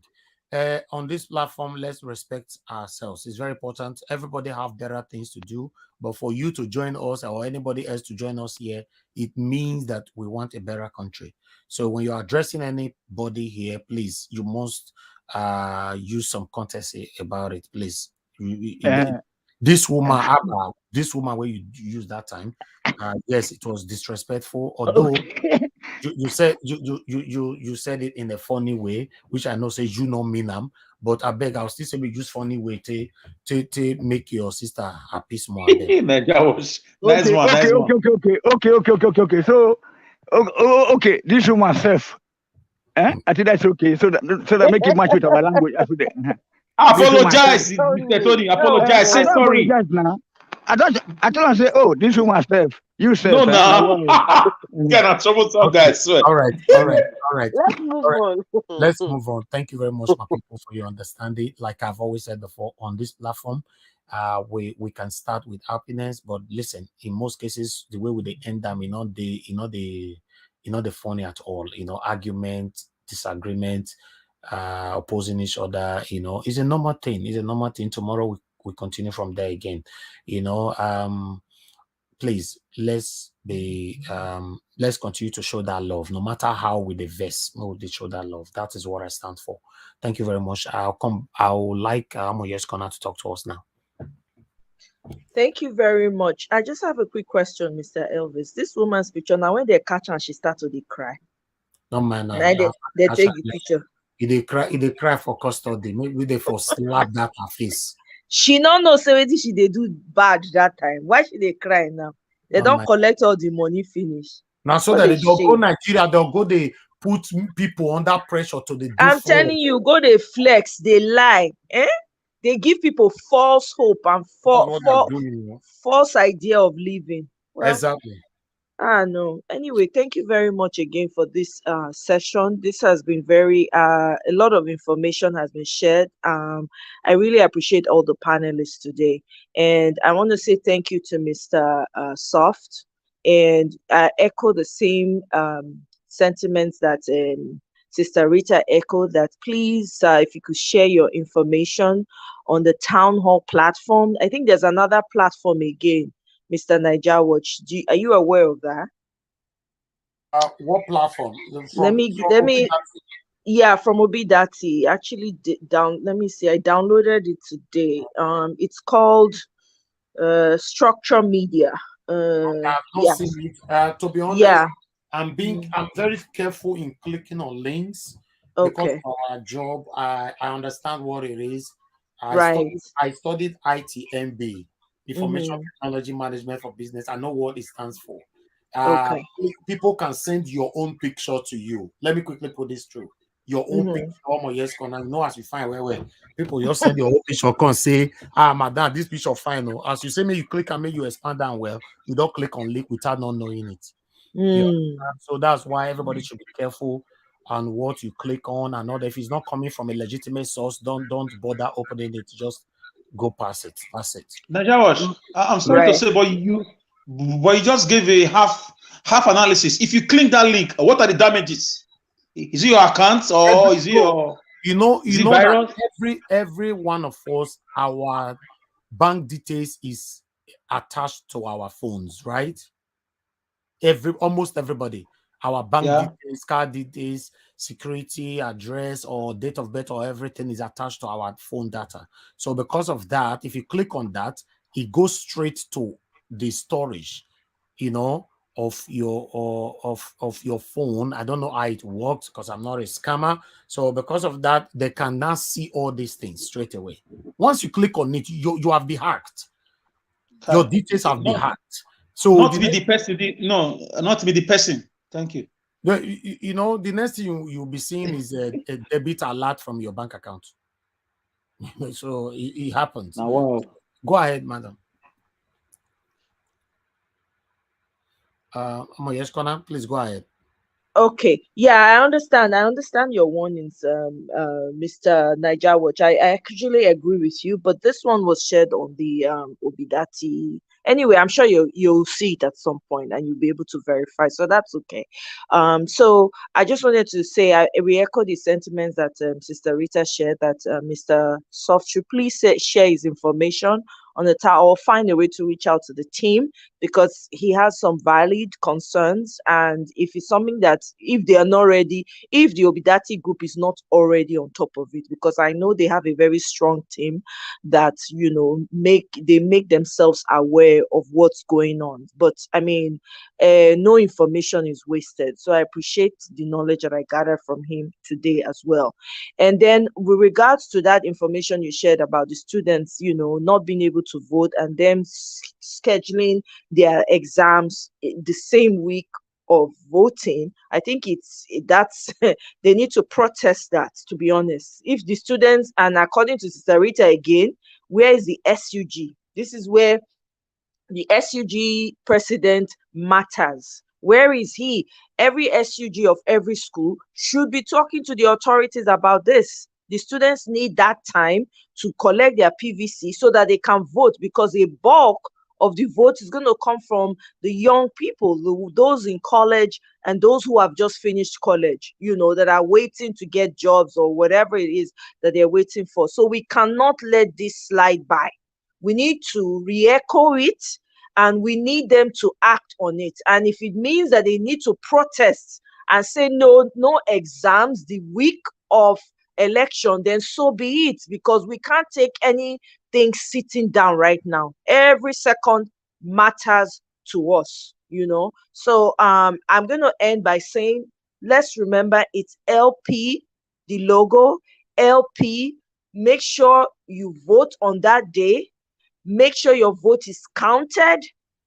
Don't go by yourself, go in groups. If possible, by now, I assume you would have formed some type of bond with obedience like you. So that way you're not going to the election ground all on your own, And to quickly mention what Mr. Soft said about, if the Obidati people can, have like their own system set up. I remember that was a conversation at some point where they said they're going to create something that's going to help them. If you're an obedient and you have voted, as long as you pass the information across, so they can collate it as well. I hope they're working on it, and if they're not, I'm using this as an opportunity to say, please, we need to have backup for the number of people that have voted, in case they try to be slick. We will know where they are going. So please, Obidati all the way. LP is the logo you should be looking out for. It's not Labour Party, LP. Thank you very much. Thank you, Omo. Yes, Connor, thanks very much for all you do. We appreciate you always on this platform. Thank you. Okay, Mr. Tony, I'm not sure you have contributed before. Lefties, Tony don't contribute since. Now it's on. Let him talk. It's only me that have not spoken. No, it will get to you, sir. Just hold on. Just hold on. You just came in. People are talking for the second time. If you get to your turn, you will talk. Alex Edo Pikin, you just came in. Oga Ike came in. The Ezewango. You are the last people that will talk. We are not just here looking. We are just following it the way it is. Another thing we want people to understand here, we don't play biasness here. We don't jump people to give others priority. We follow it the way it is. You know, now line by line, turn by turn, that's what we are doing here. You know, so please, just hold on. We'll get to you very soon. Desmond, 1DK, thank you so much. We appreciate you. Thank you for all you do for this movement. We appreciate you so very much. Thank you, sir. Yes, Okay. Oga Desmond, thank you very much. Yeah, it's Tony Africa, second time. Mr. Tony, you have 6 minutes. No, not 3 minutes. No, Okay. No, Okay, you don't 3 minutes, okay. 3 minutes, okay. 3 minutes, okay for me. Okay, if you don't fair talk, now 3 minutes. Okay, go ahead. Thank you very much. I know now even they allowed me to interject since, so that time is good enough, you know. I thank you now. Very, very good man. So yeah, I'm very, very considerate. I'm from a good mother now. My mother they take care of the other women's children for our family. No wahala. So now thank you. So for that thing when Oga Elvis talk about this boy who come to Europe, begin to look for easy life. Many black people in Germany, they were all deported because of, you know, as a result of all this ordering of goods. You know, I still remember also in England you have this this is it Argos or the Agos? Most of our guys that time when we were students in Europe, in the UK, they got into a problem because this catalog you can order anything, but you don't want to pay. Many people in Germany the same thing. So my point is that the ticket of €1,000 or $1,000, somebody giving you for $300, you already know that it's not a good thing. You know what I'm saying? So that is what we call fraudulent practice. So in Germany especially, if you buy a stolen good, you are more penalized than the thief, the original thief. Okay, so that's why that we that live in Germany, we are more disciplined because first of all, on the street of Germany, a black man is, a dog is, and cats, their cats are more regarded as a black person, whether you're a black woman, black man in Germany. So as a result, Tony, please the eyes are on you. Stop giving false information. That's not true. No, it's not. No, hold on, my friend. How many years have you been here? You got no. How many years have you been in Germany? Please stop that. Don't give false information. I'm telling you that in Germany here, the moment as a black person, you're already on the watch list. You're already a suspect. So once you have no chance to be doing all this yahoo or this 419 business. No way. You have to go and work for your money. You must work for your money. You understand me? One way or the other. Whether you are living on the welfare or whether you're a private person, you must work for your money. Nobody say you can't say you go there, somebody come bring you 1,000 worth of ticket. They give you for 300, and you know say something trouble. How much they come fall on your head later? You don't hear say people don't they steal thousands from Germany. So you don't hear them before. No way. Many of the guys they run away. They order from Kwele. Although the reason why I will support Tony is that Germany, they are very, very strict and tight. In fact, their security is more tighter than the UK.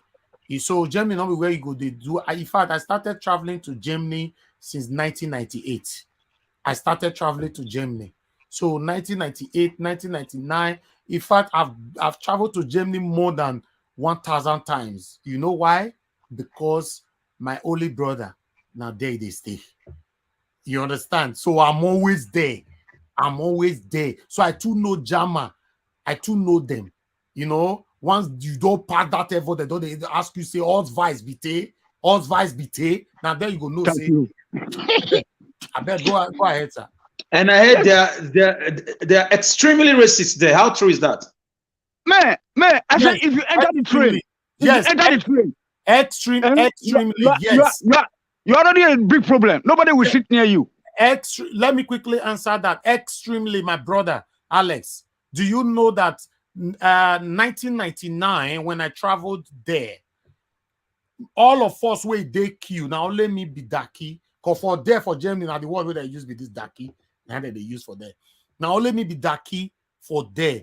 You know what happened?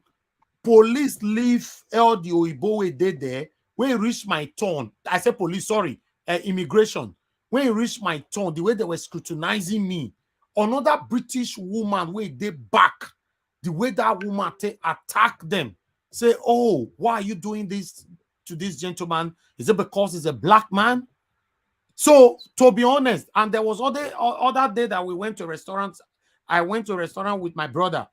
We just go drink coffee. So, before I come there, they change my money, they come. Then they use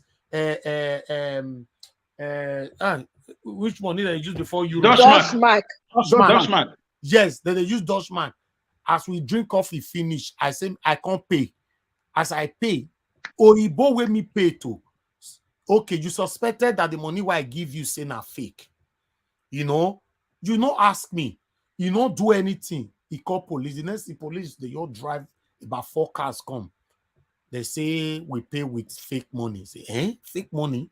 Money with my bank. Now bank give, because whenever they travel, to abroad, not to Nigeria, now bank they change money for me. Say, what are you saying? Do you know that the Dutchmark where we give them now old one? It be like as Nigeria just this situation all day now. We get old 1,000 naira, new 1,000 naira don't come out. Police don't come before they come look and say, oh, now but now old one. But why didn't you say it to me directly? So that anything to do with racism, they'll be number one, if I'm not mistaken, in Germany. Elvis, I don't agree with you. America no, hold on, my friend. Hold on, my friend. Nigeria, hold on, Nigeria politician. Hold on, because you have this character. The characteristics. Hold on, Tony. Let me quickly. You have got the characteristics of pictures of a Nigerian politician. You don't allow them use your 3 minutes. You don't allow them use your 3 minutes. Hold on. Why you not agree, my brother? You say it's this general consensus. No. Just say no, not to contribute. Wait till you not agree with. You go talk and when you reach your turn. No, when you say the racist pass. Okay. Yes, you might be right. Yeah, no, not the racist pass because but in the whole Europe, but I heard in the whole Europe, Germany is number one racist country. That's not only Germany. Alex, any German speaking, hold on. Any German speaking country like Austria, like Switzerland. Yes. Switzerland. Anywhere when they just get only Belgium, not different. Because Belgium, we have more French people there. That's why that is very friendly to black people. They will have a city called Matube, where you can even smoke your Igbo, you can eat your African food. But for Germany here, make you, they say they not raise this. Hold on. You are living on welfare, that they feed you. That's why you know that you have lost your dignity. Okay, so round up in 30 seconds, sir. My brother, now 1 minute. 1 minute. Now, Naija, you are not fair to him at all. Okay, 1 minute. Naija watch. Elvis, you see the problem with the cost now. But so Naija was use the time. It's not up in 30 minutes. My brother. I hear say I don't hear from the horse's mouth. Our future governor, you already know. That's why we are working hard so that we can leave this country. We go back to Africa. So that I miss my all those Balaba, all those rubber seats when they make pa. Now they miss them. Now they miss everything. So okay, I know make they take on time. Okay, so maybe later I will see get 1 minute to round up. Thank you, sir. You don't round up, Oga. Yeah, only Africa.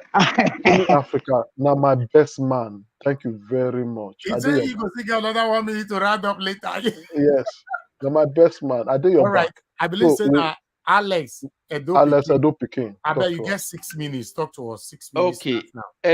Make I first debunk that Mr. Tony. First and foremost, for your 6 minutes.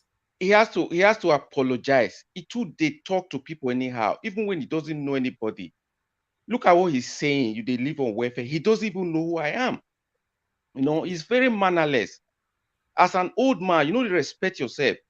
I tell you, you have to stop this. Alex, please. You don't use your 6 minutes to finish the attack. No, really, because sometimes the way he talks on when things are going on, he just jumps in. Alex Edo conclusions. Just move on. Alex Edo Pikin, move on. Leave Tony alone. Okay, so like Mr. Ivis, like I was saying to you, there is this assumption, even when we're in Nigeria, if you reach Germany, because of Hitler, the word Hitler, they are the most racist people. So there is this mindset already. Even before people came here, they have that belief that these people are racist. My brother, I've been living in Europe now for, like, he was just jumping to conclusion. I would say maybe I'm even older than him when it comes to living in this country. So I've seen a lot of things. I've been all How over many Europe. years? How many years have you been here? How old is your daughter or your child that you born in Germany? Tell me. My daughter is already 18 years old. She just got her driver's license. Even 19, they can't tell me nonsense. My dear brother, Mr. Alex, I'm very sorry to say this. Oh, I've heard this thing from a lot of people living in Germany. There's a woman in my street. Listen, hold on. There's a woman in my street. She's a German citizen. She moved to UK 10 years ago. She has been in Germany for like 30-something years. She's in her 70s. She told me never go to Germany unless for vacation. She can speak German. She can write German. Her husband is a citizen. Alex, even the vacation where they say or less, you go still suffer for their hand if you go there for that woman has no reason to lie to me. She has seen it all. Okay, yeah, Alex and Dopiki, please, your 6 minutes remain 2 minutes. I beg, because make I clear certain things. Like Mr. Tony was just saying, he just said his daughter is 18 years, but I have a daughter who is 24 years. So you see, you keep just talking, you don't know people. Please try to calm down. That be one thing I want first correct. Make your contribution. Forget about German. They are killers. Because they bring false information into things, and people that don't understand, they will just believe you. Tony, Alex and Dopiki, you have 2 minutes left, to be honest. So okay, you kept talking on irrelevant things since. Mr. Ives, I told you move on. Our German citizen, carry on, Mr. Alex. Okay. Now Mr. Ives now cause this wahala. We come to bring Tony come to talk this kind of thing. Okay. Let me just go back. I beg. Maybe we forget about whether the racist or not. We know racism is everywhere.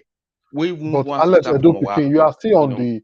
This guy is Jama, pure Jama. Go ahead with what you want to leave this. Now they talk. Now they talk. Now I say make we leave that side. Talk politics.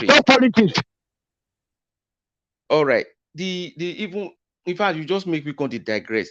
The main what thing I want to talk about is just about this issue of the software engineer about Obidati. Let's not just think Obi and his group they are naive. Obi has been a governor for 8 years. He has been into politics. So I think they are not just naive going to this thing.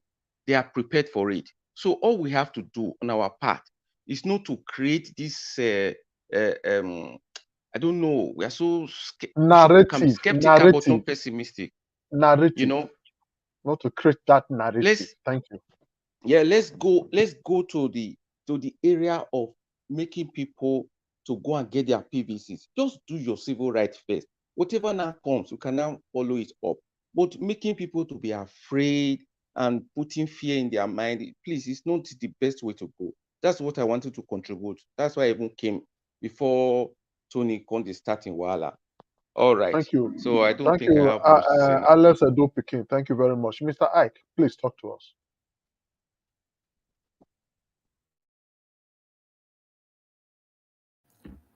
Good evening from here to everybody and happy Sunday to everybody. I want to start from the issue of the Nigerian student. I think after the P2B met with the student in Abuja, I think the youth leader of Labour Party had a press conference, right, where he talked about it is unacceptable for more than 3.5 million Nigerians who will not vote because of whatever. So I think that I think it is concerning. I think that's where we have to talk a lot about because you know what it means where 3.5 million people will not vote.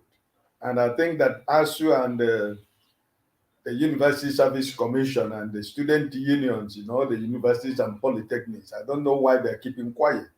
This is one of the reasons why what is going on in Nigeria now, APC and PDP, this is one of their strategies, They want to make sure that the students are kept in school.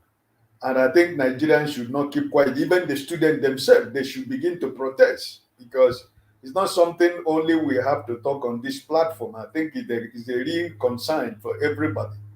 And if those students are not making any move, if those students are not talking, and then there is something that is completely wrong somewhere. And they also that Nigerians supported them all this while for 8 months. They were at home, and I don't think giving students for 1 week break for them to go home and cast their vote or where they had their PVC is going to be a problem. So I think we should keep talking about this. Every day you come on the platform, let it be one of the topics we continue to talk about so that, you know, the authorities concerned. And I think Labour Party is not sleeping because I know that Peter Obi did make a comment on Abuja with the student on that day because somebody brought out that topic and he said that they're going to look into it. The party is looking into it. And I think it was after that the national youth leader had a press conference talking about the issue of Nigerian students. So please, let's keep talking about it. It's very, very important. We keep talking about it because it's critical. It's very important. And also, I want to also talk about what the last speaker said, in as much as we are trying to bring information because of what we want for a new Nigeria. The last speaker was just saying that the people in the leadership of Labour Party, they are not naive. Peter Obi is surrounded by every kind of people. I mean, they know this. They are all politicians. They are playing politicians. They know how it works. They know how it works. You know, so I think that, but that shouldn't stop any information coming to us not to be given to them. If somebody has an access to pass a credible information to them, it's very, very important. You know, information like what is going on in Lagos State, for example, where the names of other people from other tribes are being removed on the list. You know, these are the kind of good information that need to be to pass around. The kind of an information that's supposed to go around because you know, these people, they know that this election is not the election of where you have to go and carry corn and sell, carry ice water and sell, carry bolly to sell, you know, politicians. But you see, Peter Obi came and changed the narrative, and it has been a problem to the two major political parties. They don't know how to handle the political climate because Peter Obi presented he set a high bar, you know, capacity, credibility, character that we can trust. You know, they cannot match this. This is their problem. And this is why you see that they're trying to do everything humanly possible, to use anything that they can lay their hands on, you know, to make sure that every program they have programmed this election succeed. But I'm telling you that it's not going to succeed. They're not going to succeed. We are not sleeping, you know. So we know what is going on. They know what is going on. But please, if you have any credible information and you have any contact with the Labour Party, please pass it to them because every information counts right now, you know. So this is what I think that we should concentrate on now because we have about 3 weeks to go. So this issue of Nigerian students and the people that cannot vote, because that's where the bulk of our vote is. And if we fold our hands and allow these people to get away with it, each and every one of us know what it will cost Obi that campaign. So please, in every platform you find yourself, in every opportunity where you find yourself, make it a topic of the day. It is very, very important and very credible, you know, a fight that we need to fight these few weeks that is remaining. You know, this is my what I want to say. Thank you, sir. Thank you, sir. And how many? 6 minutes or 5 minutes? Okay, you have 30 seconds to go. Okay. I think the only thing I want to say is that Emefiele, like I saw in the headline, that he has succumbed to the cabals, you know.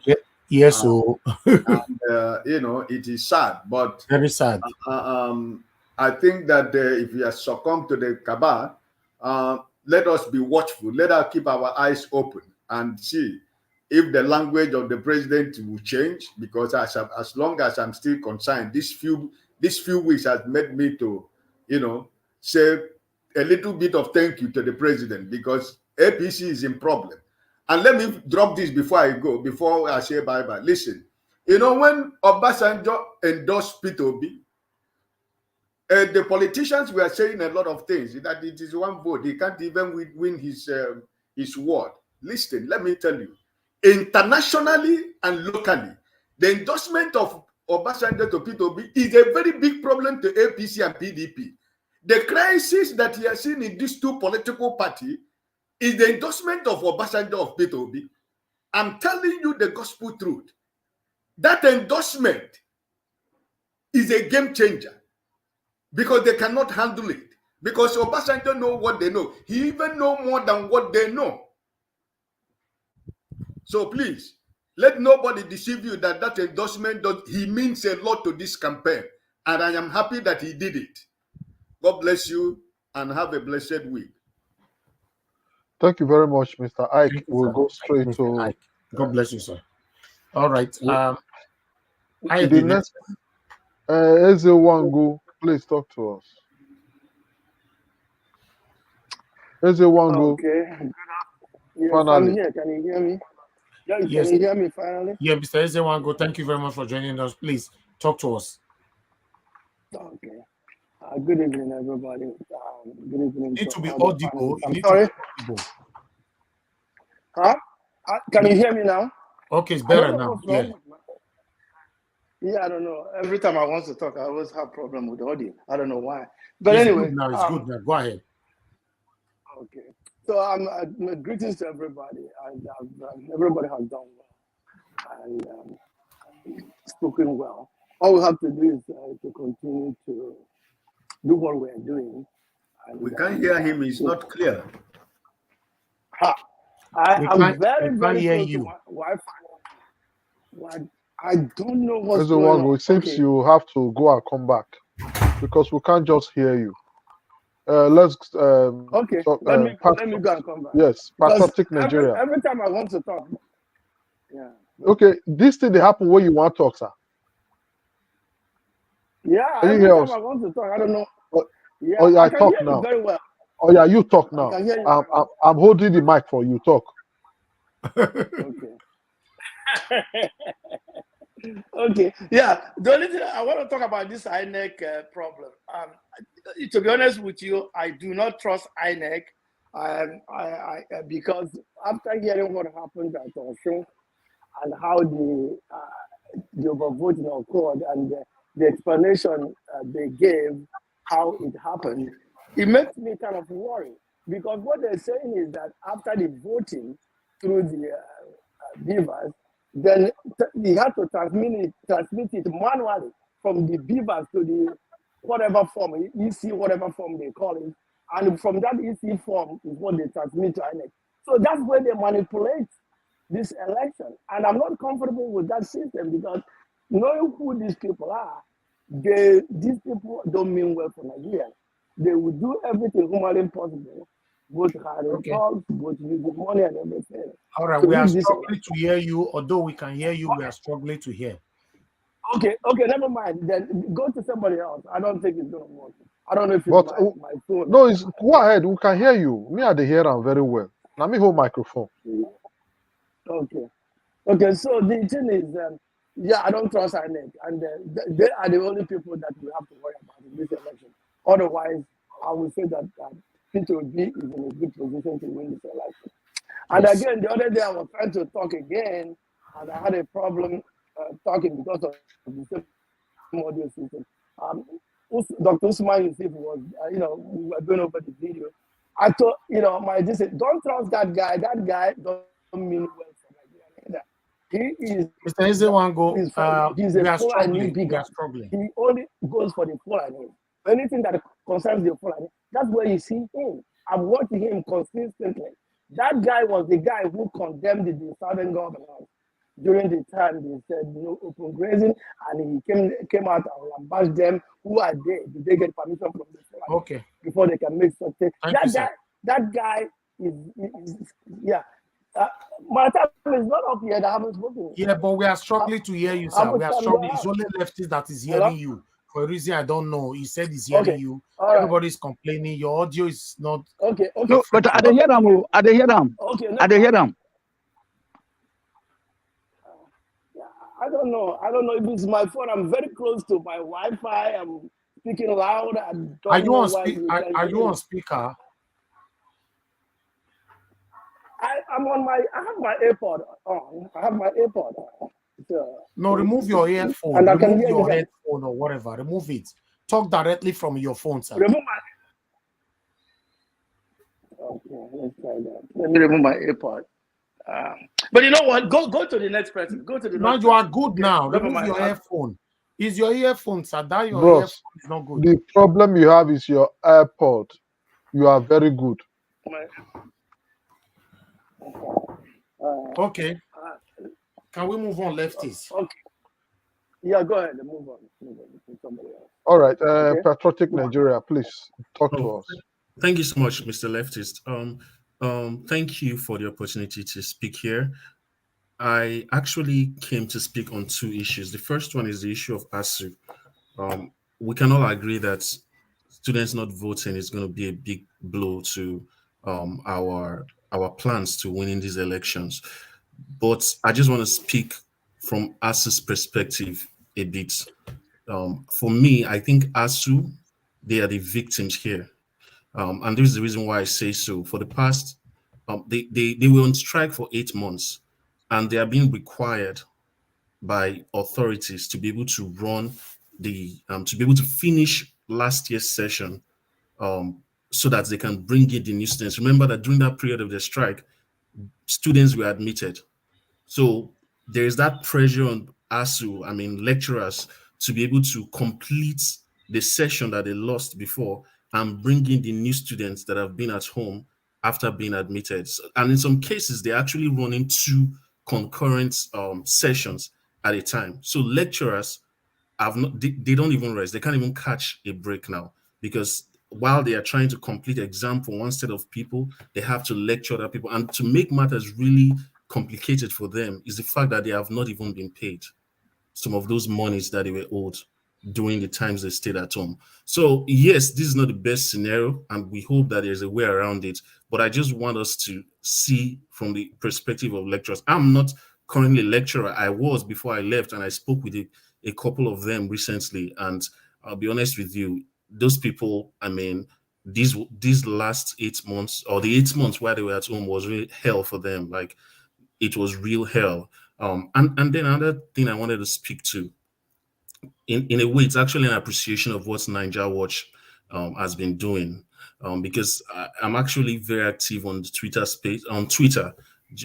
As in, I follow a lot of people. I see a lot of movements around these elections. And if there's something I really appreciate about Niger Watch, is the fact that it's very selfless in this thing he's doing. You know, this is one of the largest platforms that supports, that openly endorses Peter Obi, and he has never taken umbrage on the fact that maybe Peter Obi has not come to acknowledge him, or Peter Obi's top lieutenants have not come to maybe grace the platform. He's been doing what he's been doing because he knows it's for the greater good. But then you go to Twitter sometimes, I know this is a bit out of the topic, and you see people actually holding the campaign to ransom. Oh, I've been doing this and I've been doing that, and you guys can't even send me a text message. You guys can't even acknowledge me. Oh, when Peter Obi comes to town, I must be the one who, in charge of this. And I'm like, are you doing it for this man? Like, this is supposed to be a collective, to see how Nigeria can be savaged. So for that reason, I want to just really applaud Mr. Elvis and Mr. Leftis and the entire team here. Please, guys, keep doing this. Your reward is on this earth. It's not going to be in heaven. You'll be rewarded to see the great Nigeria. God bless you. God bless you for acknowledging our man. It's our next governor of Edo State from next year. Interesting in the campaign. Tony, Mr. Tony, no go stop this thing. Thank you, Mr. No. We are going to force him to do it. We are going to force him to do it. All right, that's actually my contribution. Thank you so much for the time. Patriotic Nigeria, thank you. You are really patriotic Nigeria by your name. We really appreciate your applaud, and we're happy you are here to speak with us. And I want to assure you, you spoke on two things. Judging from what I know and what I feel is going to happen, I want to let you know that students are going to vote. Leave all this gra-gra. Leave all this whatever they're going to do. I want to let you know that students must vote when the time comes. That is a sure. You see, when people have been talking on this student matter, I just kept quiet. Judging from history, when the time for vote comes, it may be a week too. They will just tell them, take a week break and go vote, go to your polling unit. Some registered in school, those ones will not leave school. Those ones that are registered, they'll go to their place that will really want to vote. They will be allowed to vote. This is not a problem. If you don't allow them to vote, you'll see what will happen. I don't want to take this for a topic. Student to vote. Thank you very much. So we'll go to Bula Blah. Talk to us. Lefties, I have an information I want to give, if you can allow me to. Go ahead, sir.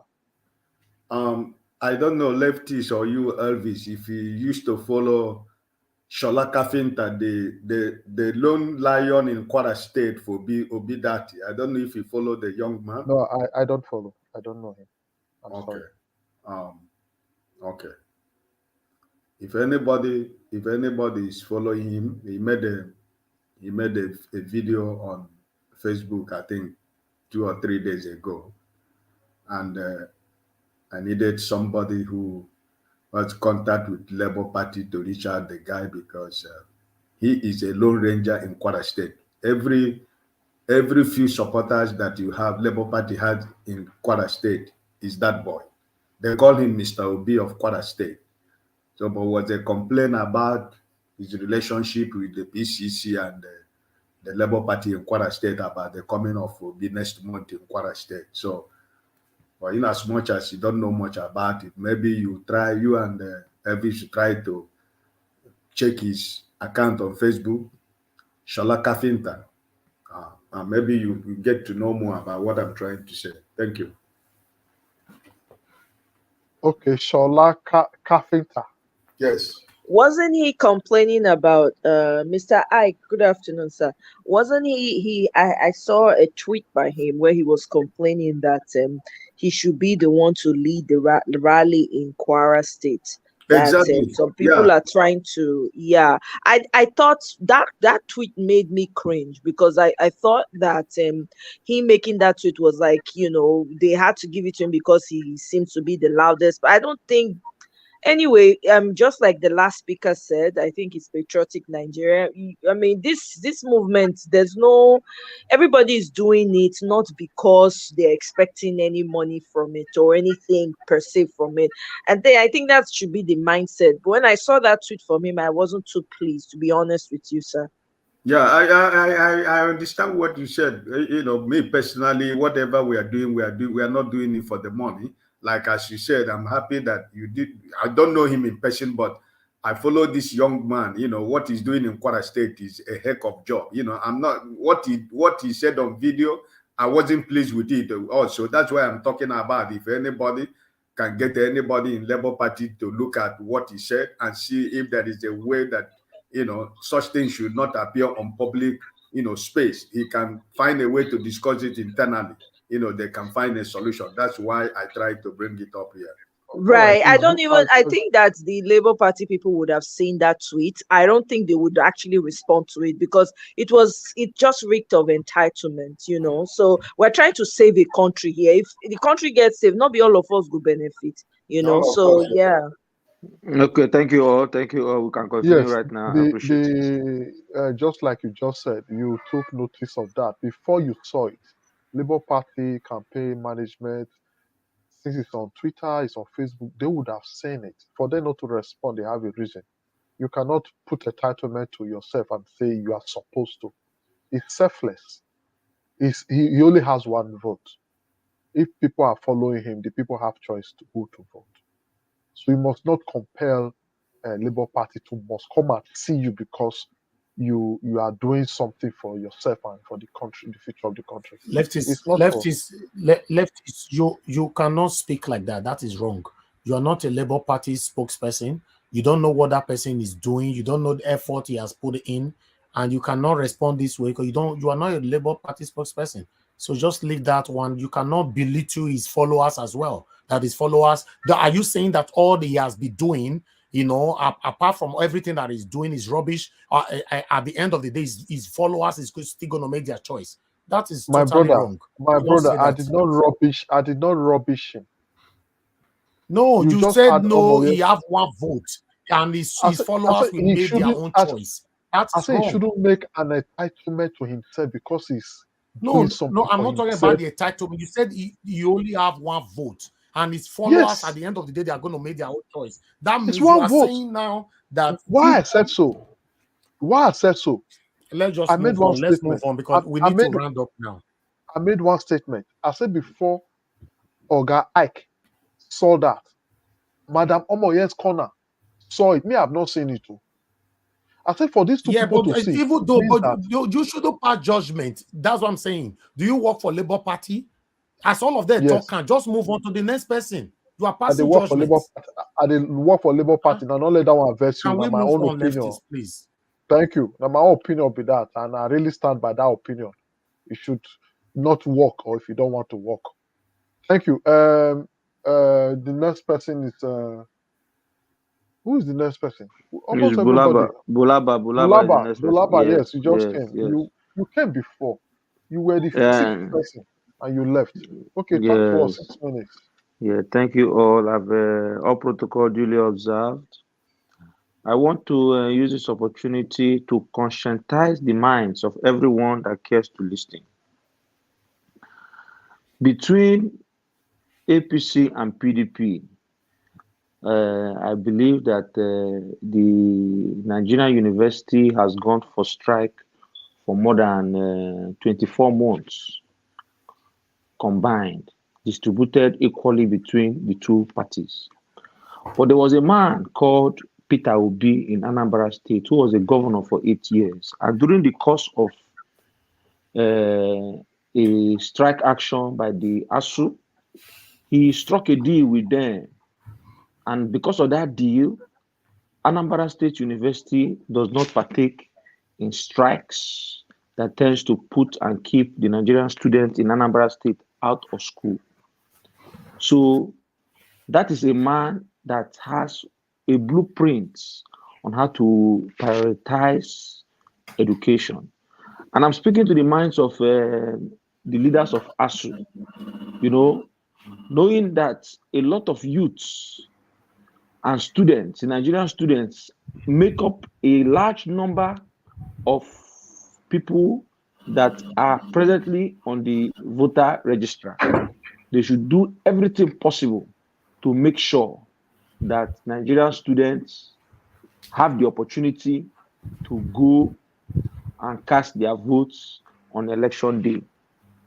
Okay?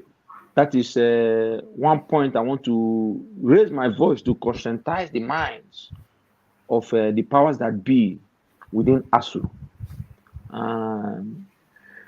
With regards to people that come online and try to educate Labour Party and try to say they should look out for this, they should look out of this. I mean, I really appreciate the concern. But I want to remind us all that Mr. Peter Obi is the only candidate that has brought a transformation. Please mute yourself. God bless you. That has brought a transformation in the Nigerian political arena just now. Mr. Peter Obi has been a two-term governor. Apart from that, Mr. Peter Obi has been on the ballot in the form of a vice presidential candidate and now a presidential candidate for 2023 election. Please mute yourself. Please mute yourself. Please mute yourself. You are distracting me. Therefore, he comes with wealth of knowledge. Hello? Can you hear me?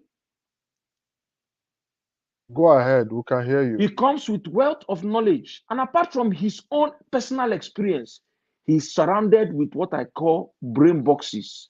People like Pat Utomi, the Labour Party chairman, and others that surround him. So I want to conscientize our minds that most of the things we see here, yes, it is good to re-echo it, but I want to tell you that the Labour Party is not sleeping. For those that think that INEC, is compromised, yes, we have our fears. But if INEC is that compromised, why are the political parties trying to buy people's voter card? Why have they threatened and done everything possible to remove the INEC chairman? Why are they doing everything possible to remove the current leadership of INEC. Read the body language of the sitting president. I can tell you that the 2023 election, to the best of human ability, they will try to make sure that it's free and fair. But I want to also remind us that all those loopholes that we think that the opposition knows, the Labour Party, from experience and the wealth of knowledge, because the Labour Party cabals, the people in the Labour Party, they are the most intelligent and wisest among all the other parties. So they are not sleeping. But we really appreciate the minds of Nigerians who identify something and bring it to their attention. But let our minds not be worried. Continue to encourage people to go and get their PVC, cast your vote, defend your vote. Our brother that came and said that he is a software engineer and has been looking at the political paradigm since April. Nigeria was started this thing. It did not come. It is few weeks to the election. It's now coming to tell us that he has been involved in election in several countries, and these are his fears. Then my sister Omoye asked him a very important question, and it was his answer immediately when he says, "What is the way? What is your solution?" Instead of you to give us if you are really genuine, and if you are really a software engineer, you will give us a recommendation from the technical part of it. Rather, look at his response. We should be ready to fight. So, Yes. my brother, shine your eyes. You see, anybody can be deceived, but I have emancipated my mind. I have emancipated my brain. My eyes is like that of an eagle that sees from 1,000 kilometers away. And before you say Jack Robinson, I am there. Don't allow anybody to enslave your minds. A lot of foot soldiers are sent out. And Mr. Elvis, you must be vigilant. I know you are a true Democrat. Be vigilant. For those that have been watching you, have seen how you have kicked out Emeka and several others, they will come with different tactics. Be vigilant for those that want to bias and spoil the minds of the people that you have helped to conscientize their minds towards how to take back their country. Thank you.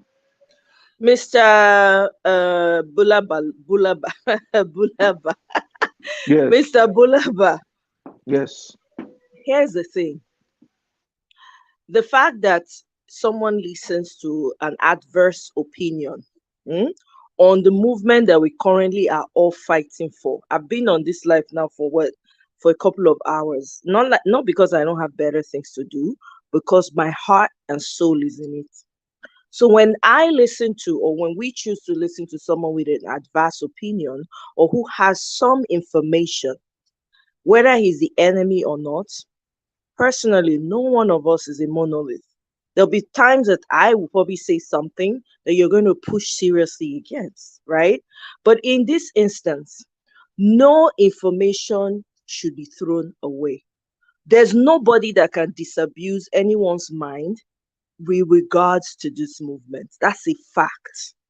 Now, because we've been talking about for a while now. My sister. One second. Can I just? No. I just want to make a point so that as you are making the point, you can address it. Yeah, nobody can disabuse your mind, because you have emancipated yourself. There are people that are yet to emancipate themselves, and you must speak for them when such characters come into play. I understand what you're saying, and I actually would push back on you using the word characters, because we're all human beings, and again, like I said earlier, we're not a monolith. You understand? There are people who will come here and say they are ardent Obi supporters, but behind closed doors, they're doing something else. There are people who will come, as we're very active right now, screaming from the top of our lungs and saying, Obi, Obi, Obi. They will join us. But at night time, they're somewhere else. I just feel with this type of information, I get what you're saying. Like, we need to be careful, because there are people who probably don't have that type of mindset to be able to analyze and decipher and take information, right? I get it. But we still have, it is up to us too to listen to that and now educate the people and say, fine, these are the issues. These are the issues that have been presented before us. Now, how do we go about it? You do agree with me, right? And I know you said it here also. Like, these people cannot do anything about the election. If they try it, they know that they are looking for trouble. Everybody is on that same page, So I don't want us to come across as though we are, we're not fighting each other. We're all fighting for the good thing. We all want Nigeria to be great. Thank you. Thank you, Amoye. Thank you. Bulaba. Thank you. I just want to quickly thank you for your opinion. And again, I want to let you know that we all have right to our opinion, and we are not speaking from the same background. We're all talking from different background, and we're all here. So we can counter ourselves anytime, especially when you feel it's a personal thing. You feel this person is not saying what you think is correct. You don't just keep quiet. If you know you think it's not correct, unquote, judging from background, you need to quickly start to do correction. This is a media. We've been here for how many days? For how many months? 7 days to 7. This is not the time we should allow anything or any kind of information. This is a media. I'm not saying, just like I started, I say everybody is entitled to their opinion, but that does not mean we should allow everything to flow freely because we want information. No. I'm sorry. Thank you very much. We'll be rounding up, and we want to say thank you to everybody that comes. If for you to come here, we don't consider you as enemy. We consider you as our friend, because the more the merrier, and the more the better. We say thank you. We never see anybody as enemy. Oti, maybe you prove to be, but for so far we've never seen anybody proven to be enemy. We're exchanging knowledge and trying to make correction to ourselves. That's what I see here publicly. No enmity, it's all love. So I want to say thank you to everybody so far that find the time to come on this panel to even talk. No, it's not everybody that will some people, they can come, they will not talk, they will run away. It's not everybody that can just come on the social media and be talking. For you to have that courage at all to come, I say thank you, because your voice is being heard positively or negatively. You have shown yourself, you've done something. So thank you very much. Thank you, leftists. Thank you very much, everybody. We need to round up right now. 5 hours. So I want to thank every one of you that have joined us from beginning to this time.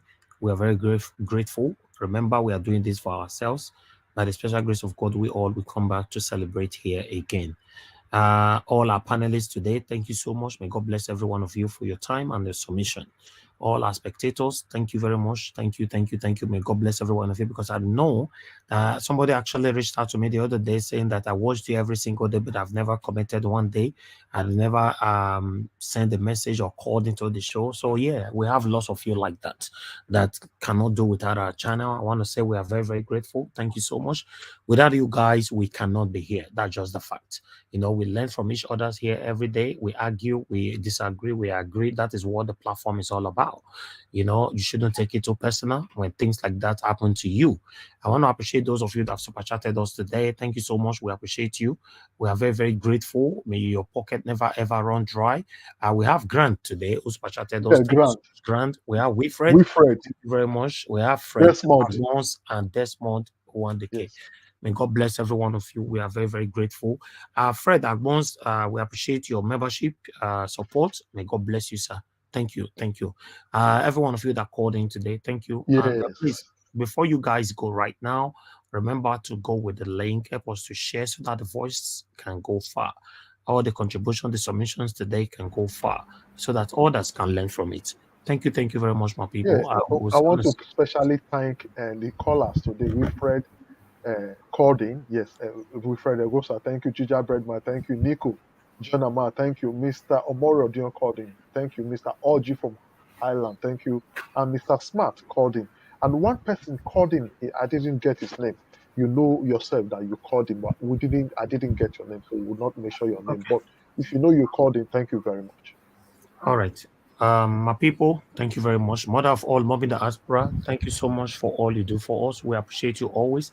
Madarita, Amoyes Corner, Peace Soft, and many of you, Bulaba, the son of my Mr. Alex, my brother, all the way from Amakba, and Alex, Dopi King, Mr. Tony, Mr. Ike, Patriotic Nigerian, is the one go, pay me, you know, if you contribute properly because of your network. But tomorrow, I guess it's gonna be good, and I believe the problem was coming from your earphone. All right, I appreciate every one of you, everybody that joined us. I would suggest something. I think I fixed my network now. Can you guys hear me? Yes. Better? Yes, it's better now. It's better. Yeah. Okay. Because we are rounding up now, we'll just give you 2 minutes. Just go straight to the point in that 2 minutes. We need to go now. No, Elvis is okay. I'll talk another time. I'm eating now, so yeah. Okay, your network is okay. That's fine. Your network is perfect now. And please, dial your earphone. Go to where for one. Look for one bridge. We're near you there. Go to where for inside. No. That's not the problem. The problem is that I went to the setting and the volume was all the way low. So that's what the problem was. You see now. Thank you, sir. Thank you very much. Everyone go for no. I carry my hand, come your house, hold microphone for you. Can you imagine? Thank you, Lefty. Thank you. Thank you. God bless you, sir. Good night, everyone. Bye for now. I know they do competition with anybody. If I offend you, forgive me. Show me love. Go to Biza. Kama bara wa lo nínú ìfẹ́ kan Akanbi. I know they do competition with anybody. If I offend you, forgive me. Show me love. I go show you love. Kama bara wa lo nínú ìfẹ́ kan. But I know they do competition with anybody.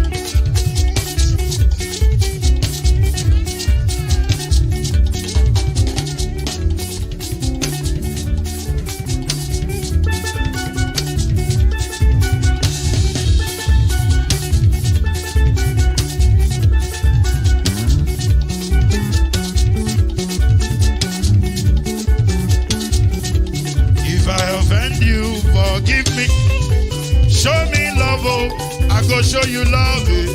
Kama bara wa lo nínú ìfẹ́ kan. I don't get no competition with anybody. If I offend you, forgive me. Show me love, I go show you love. Kama bara wa lo nínú ìfẹ́ kan.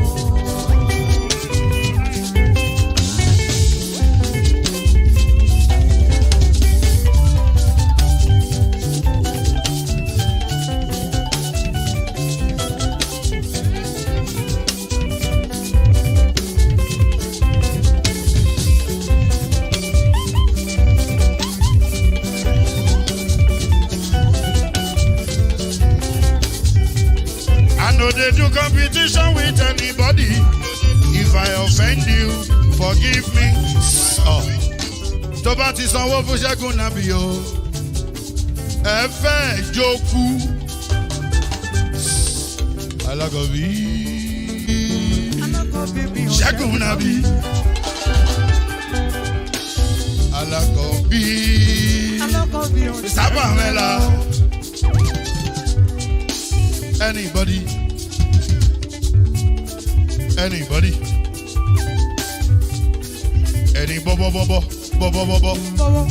Anybody?